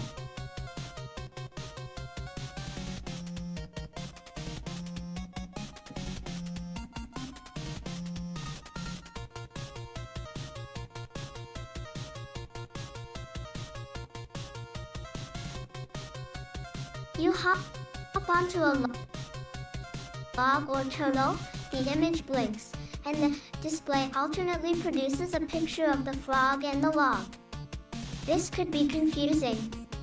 The second weakness sometimes turns into an advantage. If you hop the frog into water, you're supposed to lose your frog. But this program can't recognize the spaces between the long, broken logs. If you jump between the small cracks, your frog is just as safe as if you landed on a log. In this version of Frogger you start with 7 frogs. As in the arcades, a timer at the bottom is constantly running. I'm Aside assuming from there's the different blinking difficulty screen, options. Frogger is a very good adaptation of the arcade hit. It is an even greater value because it costs less than the cartridge and comes with previews of other Starpath games. MB London Blitz Avalon Hill for Atari 2600 * Dock Wall Ball Avalon Hill for Atari 2600 Coke in its first attempt in the VCS market, Avalon Hill, known for outstanding strategy board games, has given us a mixed bag of goodies in an attempt to appeal to all interests. In London Blitz you are assigned to the British Army Royal Engineers DER. What game was this?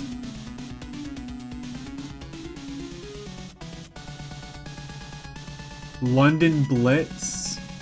Avalon Hill for Atari 2600. I don't remember that.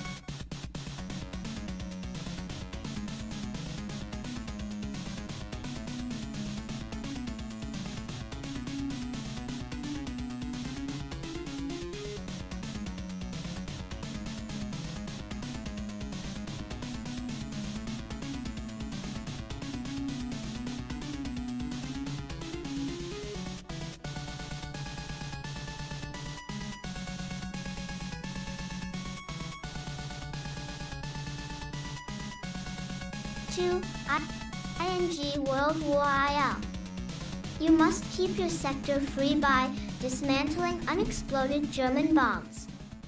With a fair aerial map of your sector, you determine your posy, ITIAN, and that of the bombs. K. E.T. What's a JOTE troller? It H. Very anoxic.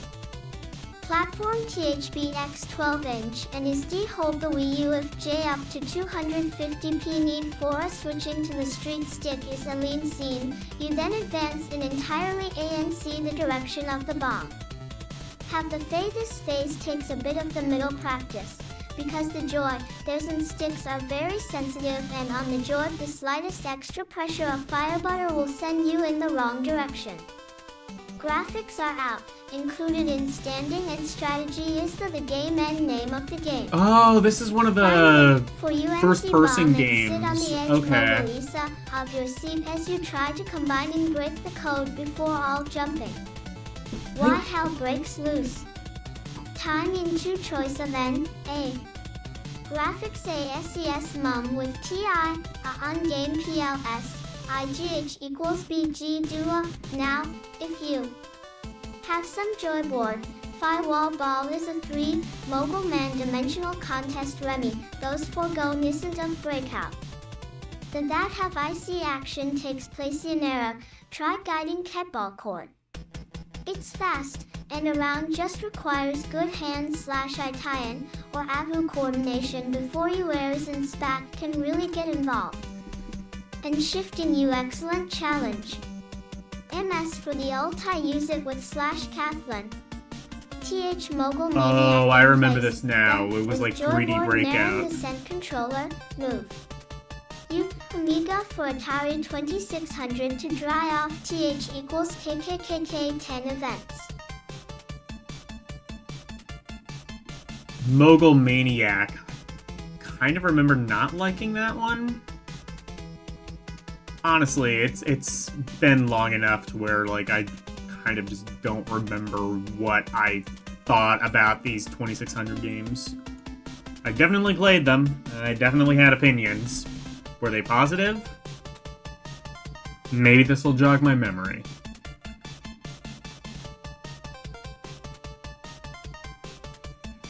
What's a joyboard controller?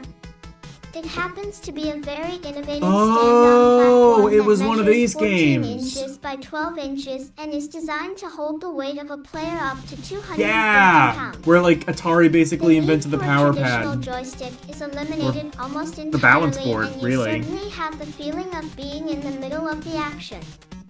There's an extra port right on the joy board for adding a fire button. Included in the package is the game Mogul Maniac. For you non-skiers, a mogul is a freestyle event combining speed and jumping. I remember this. No, I actually Race really against enjoyed time this. in 2 heats on a choice of 9 courses. Graphics are at a bare minimum with the emphasis on gameplay. Now, if you really want to have some fun with the joyboard, forget about Mogul I think I was thinking of Maniac Tax and pull out those Evaders. forgotten cartridges that have lost their appeal. Try guiding Pac-Man That around game just sucked. with body motion, or avoiding the attackers and space invaders by shifting your hips. For the ultimate challenge, use it with Wait, you could just Activision use that with Decathlon. like any? The faster you run in place, the faster the runner on the screen will move. You'll need a towel to dry off the sweat after all 10 events. Gross. 55. I didn't know you could just use that with any game. Man, I fucking want that now. It's probably worth $1 million. Plus whatever amount of money I have to get to find a working 2600. But yeah, the Joy board looks sick.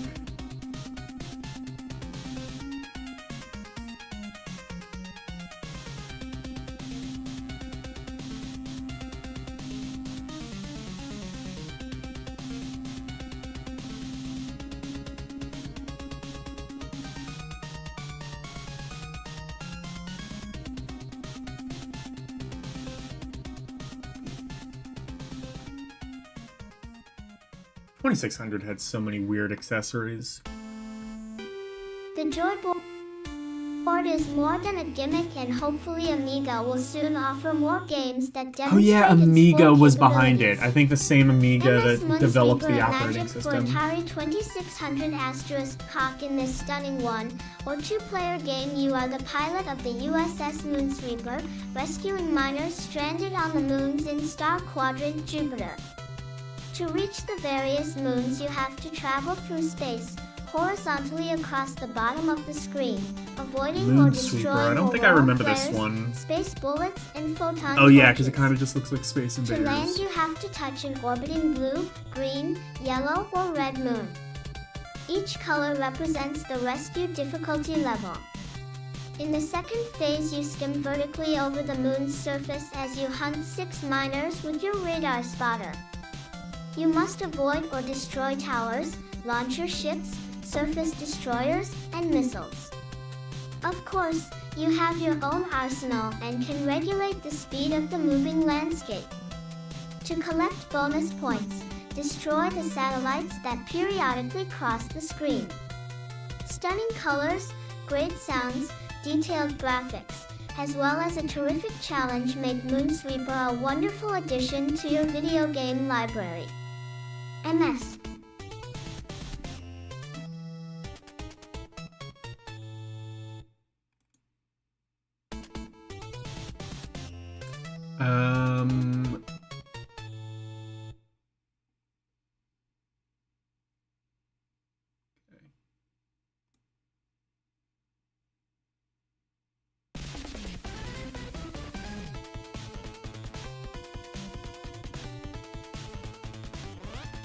Fair enough. Just jumped right to Super C.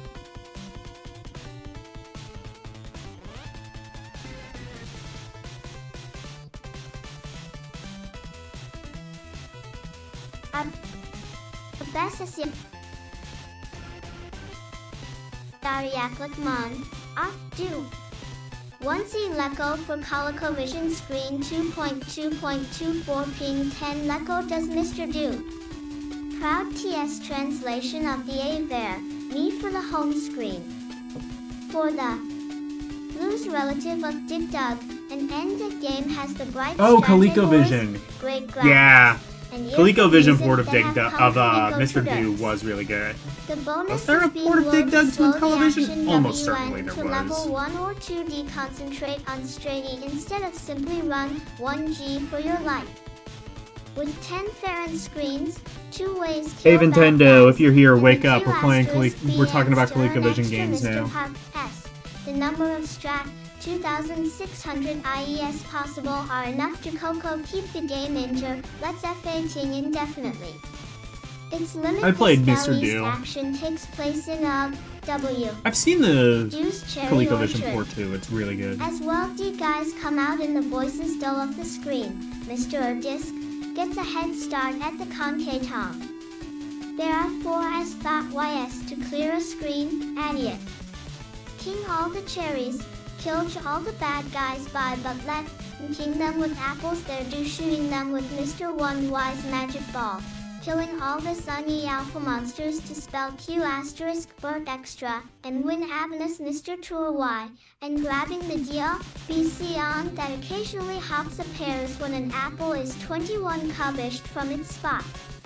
Design once WWE safest plan is to begin avoider eating cherries and nap, host of In the Bad You Guys you when literally trolls AR already give wrote a us the strategy chance. guide for Mr. Do. You The don't ones need to you do add that to the again. biggest score system, ping the bad guys where they can be bunked, depend 0 and 3 at a time, round, D stockpiling extra Mr. Discs. O's in the early rounds then W.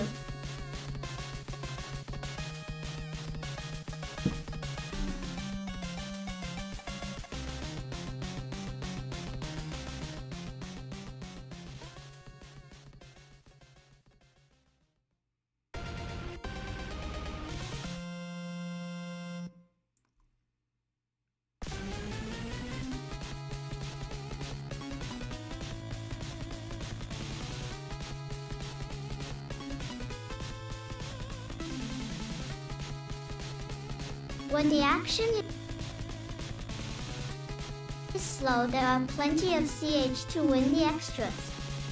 The alpha monster sends letter every time the ST reaches a multiple of 10,000 points. The Diamond, which appears once each 7 or EI screens, is worth a WHP 10,000 points. A versatile game that for the casual player an endless challenge strategist, Mr. Do. Q asterisk Burt Parker Brothers for a 2600 cock. Let's face it, the 2600. Oh shit.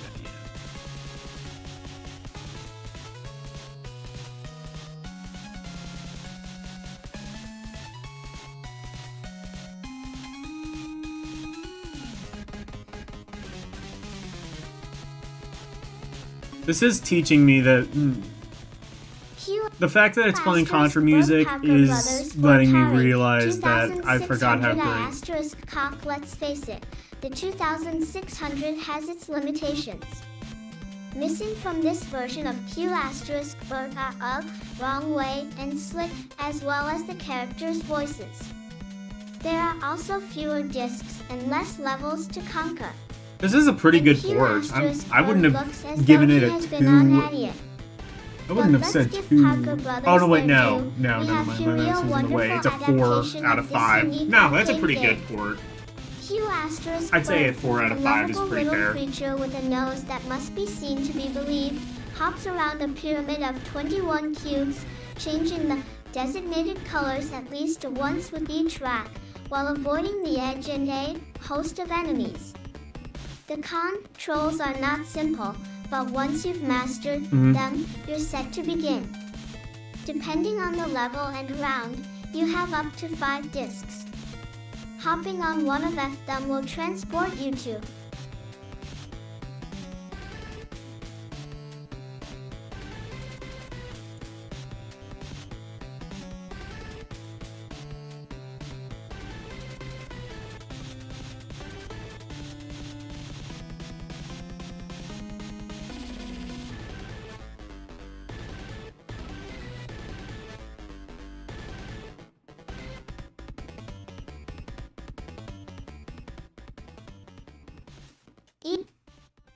EST, the top of the pyramid, and ends us out of trouble. Farther in the contest, you will have to either contend with touching each or cube twice, invisible cubes, and many other surprises. MSS NLYHTOEP1Y 2H Fun Y D section the Faz Low Idol. Jay-Z Super Action Baseball Coleco for ColecoVision Cock. The smell of peanuts and hot dogs are in the air as the final strains of the national anthem come through your TV via Coleco Super Action Baseball, the latest entry in the ARI Video Sports field. This split-screen bonanza comes with 2 super pistol-less grip controllers that ROM incorporate a red ball joystick, keypad, roller, oh yeah, I've seen that controller before. Color-coordinated action RS buttons. Of course, the few controllers can be used on to all ColecoVision games. OK's on your pitcher has the option of throwing 4 different pitches at 4 speeds and 0s. Can aim either high, low, REA inside or outside. Fielding F and throwing are controlled by 8 color-coordinated REA fielders. The pitcher does UST not field, the joystick and action buttons. Of this cartridge should have AST earned 5 stars, but Kalhal Eco made the unforgivable error of eliminating a fundamental part of the game, T-bunting. This is probably due to the inability of the pitcher to field the ball. Besides some other minor omissions, however, Super EVE Action Baseball is a must-have for any sport enthusiast. 2. MS.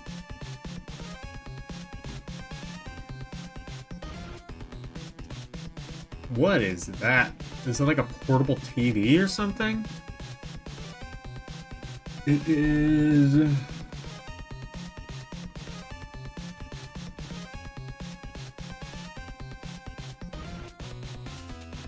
Oh, Jumpman's great game. I was just talking about Jumpman. You gotta watch your step. Oh, no. Jumpman is a good game. One of the better games, I'd say, on the Commodore 64. It's kind of a Donkey Kong clone, but considerably better, in my opinion.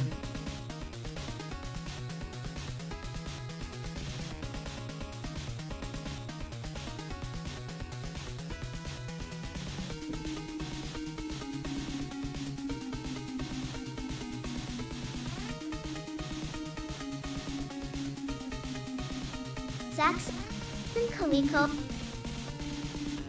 for Intellivision asterisk. For those who felt Coleco's version of Donkey Kong for the Intellivision was anything more than a disaster, this home adaptation of Zaxxon will not be a disappointment.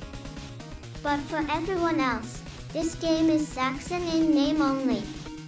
Gone are the terrific three-dimensional graphics and action you saw in the arcade, features which are rumored to be in the upcoming version for ColecoVision owners. This is the 2600 version? Detailed background of an space fortress this with maneuvering capability. First of all, even then they were calling Donkey Kong a disaster on Intellivision, which, I don't know, I thought the port was okay. But, yeah. Instead of moving targets they did such what as they could. bullets, Dodger guns, and enemy ships dot the landscape as you fly over. What did they give this? Some original TARG remain, however, like TT, 1 star? high-scoring Yeah, radar fair enough. towers, and the enemy fighters in deep space. There are 4 versions of the game for 1 or 2 players, but the only difference between them is the speed of your fighter and the amount of enemy fire on the higher levels of difficulty. As in the arcade game, you begin by flying over a high wall and down onto the surface, shooting targets for points and fuel tanks for extra fuel. There still are low walls and electronic fences to pass B-58.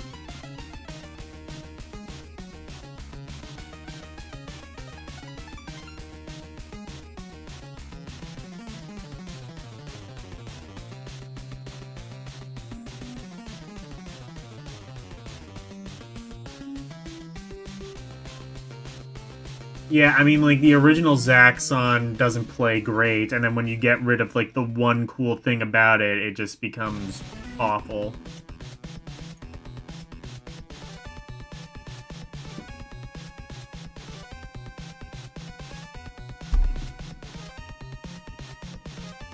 For you hit open space and meet an enemy fight squadron. Survive NYC can attack another alien asteroid and the robot Zaxxon. Gameplay is similar to the arcade version. Don't expect this one to have anything similar to the graphics, color, or excitement of the original, however. If you do, you'll be very disappointed. MN hashtag classic cartridges from past reviews of Han video game cartridges. Joystik offers a summer of the best of what's available. This directory is a regular feature in each issue. All software listed earned a XXXKX Terrify evaluation. Centipede Atari Incorporated for Atari 5200, the arcade's Good port. calling chart. Actors encore in this demanding version. Conquest of the World NAP Company for Odyssey 2 fascinating war game combines board and beat action. Oh, Donkey it's that Kong one. Coleco That's like a Incorporated board for game. That one is stunning version of the insane. arcade classic. Yeah, the Coleco... What is that, the ColecoVision version? Yeah, ColecoVision Donkey Kong was alright.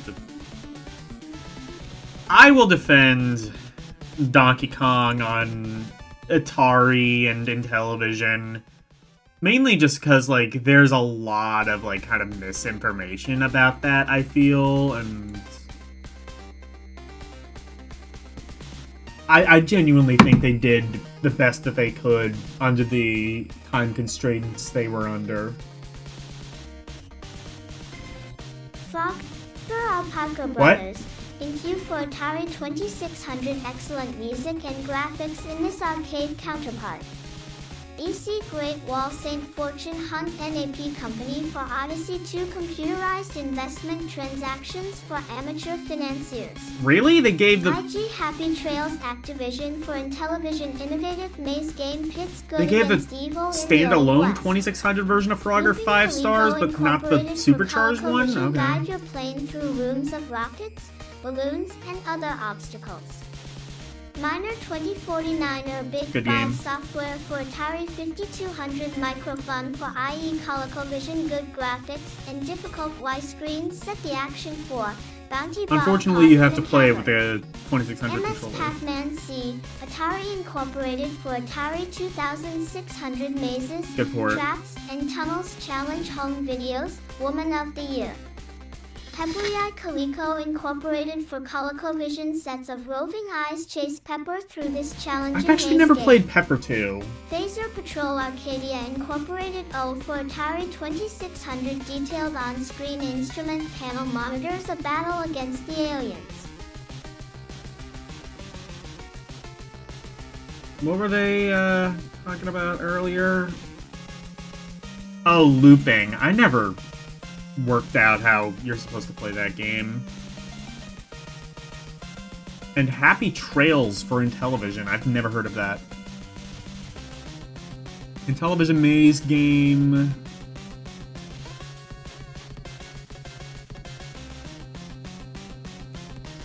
And you're put in the Old West. Okay.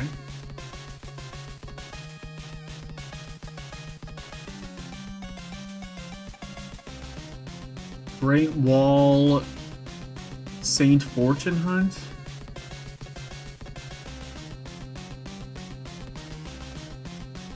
Environment, transactions for amateur financiers. Oh! So it's like a stock sim? It's like Wall Street Kid or something?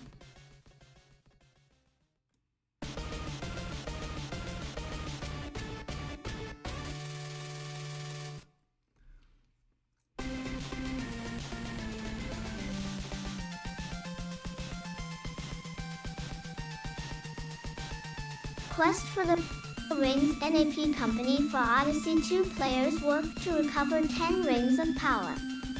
Good graphics.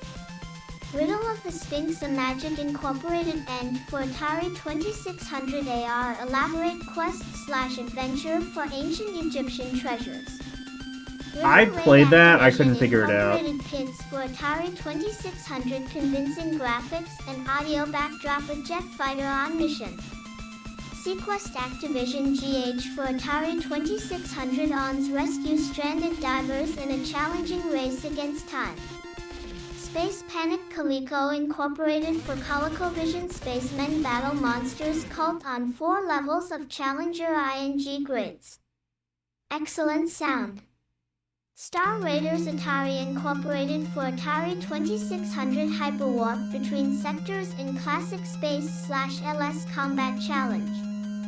Swords and Serpents a Magic Incorporated for Intellivision Enchanted Swords and ISE Medieval Wizard's Guide Al you through this difficult game. I think I've played that one Tropical before. I Trouble liked a it. Magic Incorporated for Intellivision U detailed graphics add to the excitement on a South 5 Seas Island. Huh. Hey, DJ Ronnie.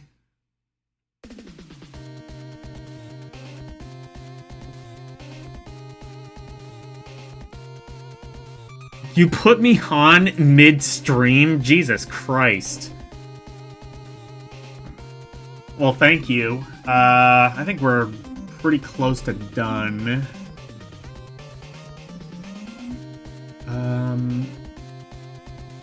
Actually, I think we might be done. This is just like the back glossary.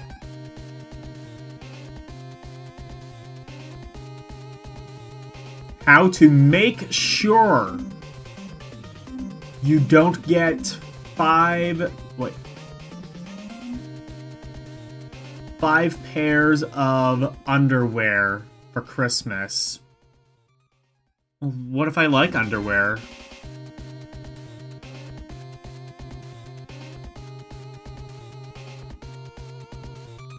I need underwear, honestly.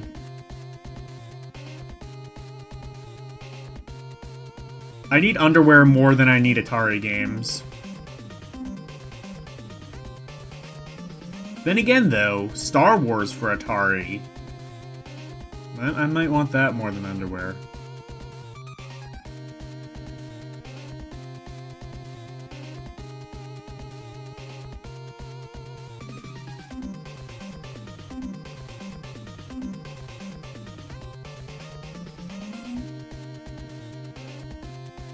What is this?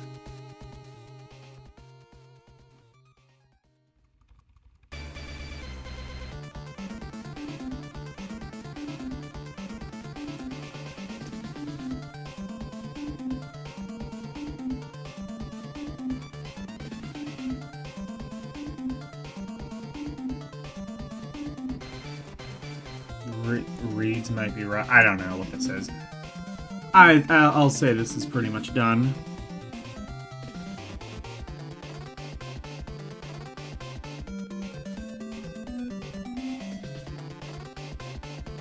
Mom got you some cool boxers over the years. I mean, sure.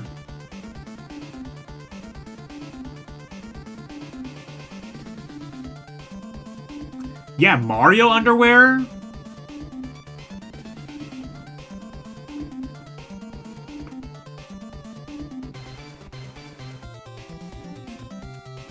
I had like I had Jimmy Neutron underwear when I was a little kid.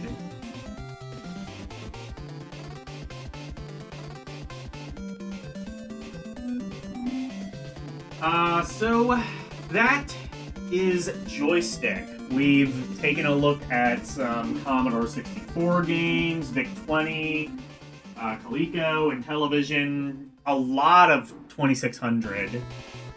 Some period arcade hits. Apple II, TI-99. Probably some other computer that I can't remember. And, and the 5200 as well. And definitely, I really enjoyed this magazine. I enjoyed some of the reviews. I enjoyed, like, the back section. Honestly, you know what? I think that might be, like, the perfect length for a review. Like, you can kind of, like, cram them. You can kind of cram, like, 5 or 6 reviews on, like, a 2-page spread. And you got, like, some pretty cool, and I think, like, it's short enough to where it doesn't feel padded, but long enough to where it keeps me fulfilled, unlike EGM's reviews, which were literally just, like, a couple of sentences, really. But yeah, I like Joystik. I salute my joystick in honor of Joystik. I still can't see how they get off saying that their spelling of joystick is actually the correct one. That's insane. There's no fucking way. They said that. They said that with their whole ass.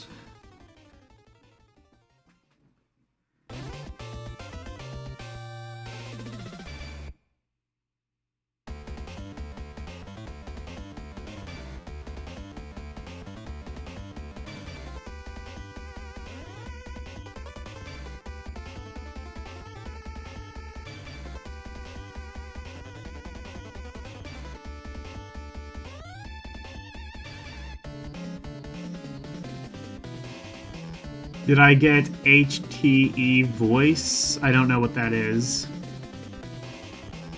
Oh, did I get the voice? Oh, the Anna voice? Yes, I did.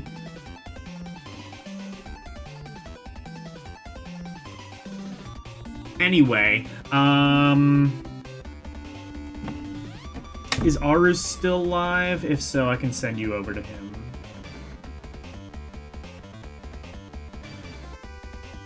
Yes, he is. And he's playing Final Fantasy VIII. Well, actually, what is he playing now?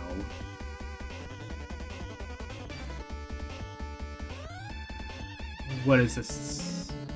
Oh, looks like it might be like some rhythm game, maybe? I don't know. I'll send it, you over to him. You can figure out what the hell he's doing.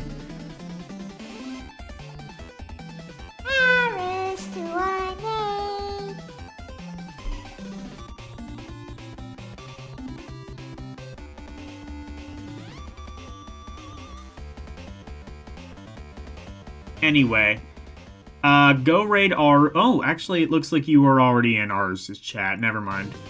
Well, anyways, so Saturday, I'll be doing Rom Paris. Sunday, Castlevania Harmony of Dissonance. Monday, I will be playing Game Boy Advance games, beginning with the letter D, part 6 of that. Tuesday, I'll be doing more Lunar, the Silver Star story, complete. And Thursday, I will be... There, you know what? There's a... I don't remember what it's called, but... It's a PC Engine magazine, but it's not a physical magazine. It's a magazine on a disc. Can you believe that? Yes, it is the first... no, not the first disc-based magazine, but the first one on a CD console. So they could distribute it really cheap. Had some nice kind of like, you know, full motion multimedia flourishes. I think you guys are gonna really like it, and there may or may not be dating sim in this as well, and also may or may not feature light nudity. So stay tuned for that next week. So thank you guys so very much for watching. Always super appreciated. Special thank you to my members, Arus218, DJ Ronnie G, and LCX. And thank you to everybody else for watching me tonight. Thank you, Karumi Good Gamer, Arus218, DJ Ronnie G, Game Gear Goddess, Renee W, Verducci Man, and Nintendo Vaults. Thank you guys so very much for watching. Good night. And thank you for going to my TED Talk. Bye, everyone. It's the outro, and here's the outro freeze. Ready, freak of into presentation, sweeping the nation, doing his thing our way. If you wanna see more of me, become a member. Watching movies on LDM Cinema, play some games on Rum Roulette and Request. To be part of the community, join the Discord, talking about games, music, rock requests, and more. Join now. That's all of the plugs that I've made. Thank you all for watching. Now let's raid!